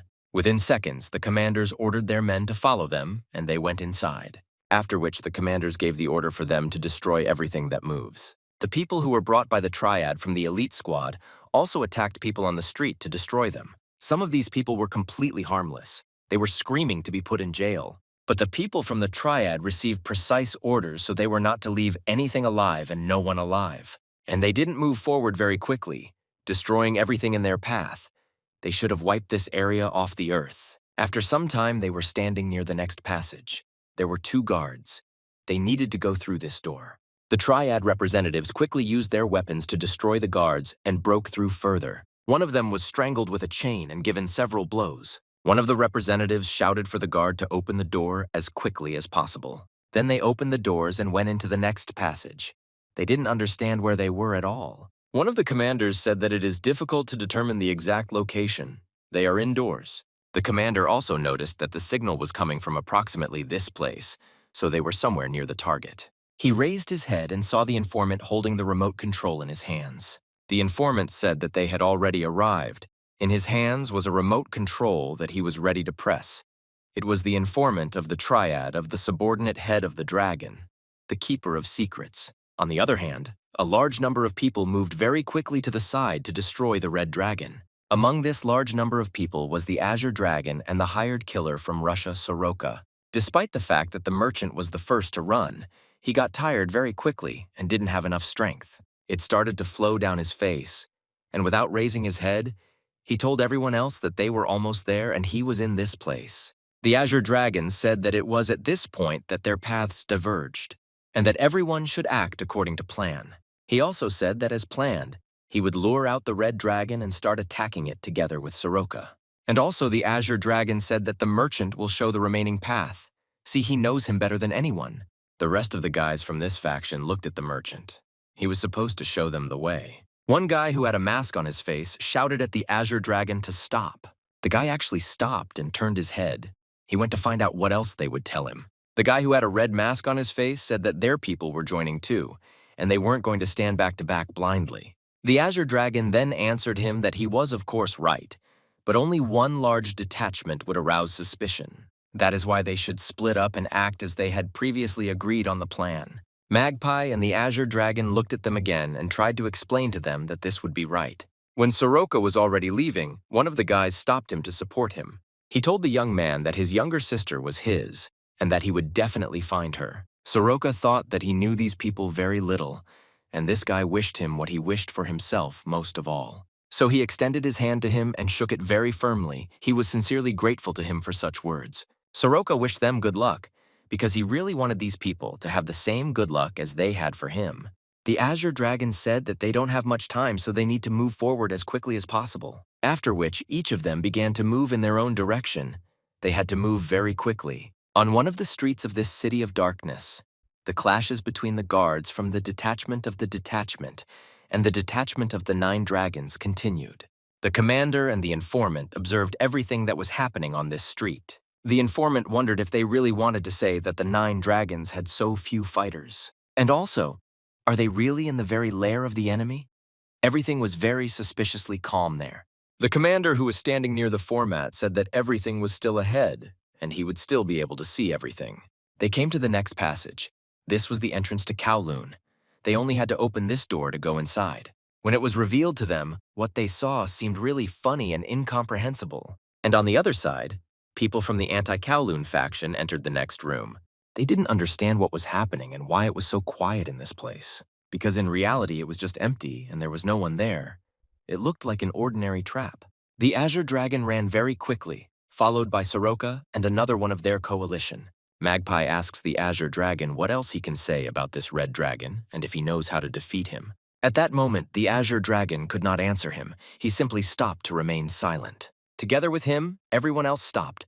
No one understood why the Azure Dragon did this. The girl screamed what nonsense, and why did he stop? Because it was completely against the rules. The Azure Dragon couldn't help but turn around and hit her with all his might, dealing a powerful blow. She didn't understand why he did that. She just started wheezing. The blow was so strong, after which the Azure Dragon dealt another fatal blow and sat her down. Soroka thought that he didn't feel any killing intent at all. He asked the Azure Dragon what he was doing. Then the Azure Dragon replied that this was the operation of the 9 dragons and he was carrying out his task. When Soroka heard about this, he realized that he had been deceived, and that this Azure Dragon was not quite what he imagined himself to be. The Azure Dragon said that it was originally a plan to lure both sides out and destroy them together. When Soroka heard about this, he said that the Azure Dragon was just a beast. He took a knife and attacked him. The Azure Dragon explained that even if 9 dragons were removed, nothing would actually change. Others would take their place for their own interests. When Soroka heard him speak like that, he asked again why he was speaking like that, because just recently he had said something completely different. The Azure Dragon said that he was going to subtract everything and the 9 dragons and them and return freedom. Well, among the 9 dragons, everything went wrong. The demonic dragon had completely different plans. He said that at the moment, they are not able to cope with either their troops or the commander-in-chief of the lower guard. He said that even if they get a mercenary, they won't be able to cover the difference in numbers. Ryukai at that moment looked out the window. He noticed that they could pacify other barbarians with barbarians. The Azure Dragon at that moment thought that he still had questions, and in no case did he have any answers. He was very surprised when he said that the missing troops would be given to them by the Anti-Kowloon Union. When the demonic dragon heard about this, he said that they would definitely send other barbarians against the barbarians. Ryukai, then you call that both in Hong Kong and in the fortress of the 9 dragons, they should kindle anger against them. It was this anger that they were supposed to kindle that was supposed to work to their advantage. It was this anger that Oyukai believed would become their fuel. This was his original plan. The people from the anti-Kowloon faction ended up in exactly the place they were supposed to end up in. After some time, the gates to the place where they were began to slowly rise, and they realized that the war was just beginning. A large number of people from the Triad squad appeared against them in the same place. The Anti-Kowloon Union and the people who belonged to them did not understand who was against them and what it was all about. On the other side, there were also people who wondered if these were really the same 9 dragons, but they didn't care at all. Some commanders said that they were simply following the orders of the dragon's head, and they had to deal with absolutely everyone. That is why the commanders gave the order to destroy all those people who were there. The Azure Dragon said that the plan of the 9 dragons coincided with the plan that he needed. At that moment, Soroka asked again only about his sister. He needed her. Everything he said was a lie. The Azure Dragon said Seo Jin is currently at the Triad's headquarters. He believed that most likely now the Triad is at war with the 9 dragons, and after that they should destroy everyone. This was his real plan. When Soroka heard it, only at that moment did he think that he was dealing with a bastard.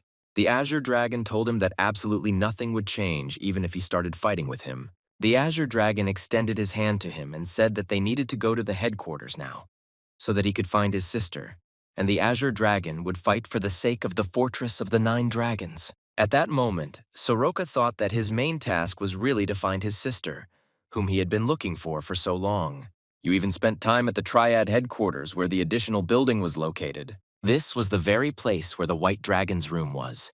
She stood near the window and looked out onto the street. She couldn't say anything. It seemed that if she didn't watch, she might miss something very important for herself. Leo One tried to somehow distract her from looking at the street. He asked the girl if she was behaving this way because of tomorrow's succession ceremony. Liu Wen told her that he of course understands that this is not an easy decision, but he hopes that she will understand it too. He wanted to explain to her that what he says is absolutely sincere as a dragon's head, but as a man. At that moment, he came very close to her and extended his hand to hug her around the waist. Liu Wen looked at her and told her to become his woman. He waited for an answer. The girl stood silently next to him.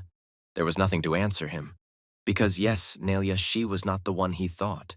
But she didn't do anything even when he put his arm around her and kept his hand on her waist. It seemed that she didn't know how to answer him, but she definitely wasn't ready to hand him over as a woman. At the same time, a dragon's head came to pray in the temple on the territory of this headquarters. He needed some peace of mind before tomorrow, because for him, it was truly a decisive day. He was kneeling, his head down, realizing that it was he who was going through the long-term war of the Triad. When he was already at that age, he didn't want to be so cruel at all, and it seemed that he had done everything that depended on him. It was only because everyone else laid the foundation before he became the head of the squad. It was he, Liu Wanshen, who was able to put an end to the history of the struggle and unification of the Triad. However, he too may soon be destined to become part of the history of the sitting personality and stand up after them. He raised his head and asked for help to please support the path of the next dragon head. This is his last prayer that he said in this temple before the coming day. He asked all the saints to support the next one who will become his successor in this triad. Unexpectedly for himself, his prayer was interrupted by someone's footsteps. Someone entered the temple. The dragon's head asked who it was without turning his head. He knew that no one had the right to interrupt his prayer. Ryukai, his youngest son, took a few steps forward to get closer to his father. He said that it was he, his youngest son, who came in to interrupt the prayer of the dragon's head. At the same time, near the main entrance to the Triad headquarters in Hong Kong, there was a conversation about how the task of the next head of the dragon would really be difficult. One of these guys said that the sergeant was alive, so there was no need to worry. The second one looked and saw a car. Several cars were moving towards the very entrance to the Triad headquarters, not stopping and driving at high speed. After which, these cars crashed into the main entrance of the Triad at full speed. This was already Ryukai's own plan. The security guards who were standing at the entrance were crushed by these machines, so there couldn't even be any resistance. People started to emerge from this multitude of machines. It was that same army of 9 dragons. This army jumped out of the cars and headed inside this headquarters of the dragon's head. One of the guards was still alive. He was quietly making some sounds, trying to call someone for help. Although his body was completely broken, he continued to try and scream with all his might, but he couldn't do it. At that moment, a hired killer approached him with that very dagger and dealt him the final blow so that the guy would no longer try to scream.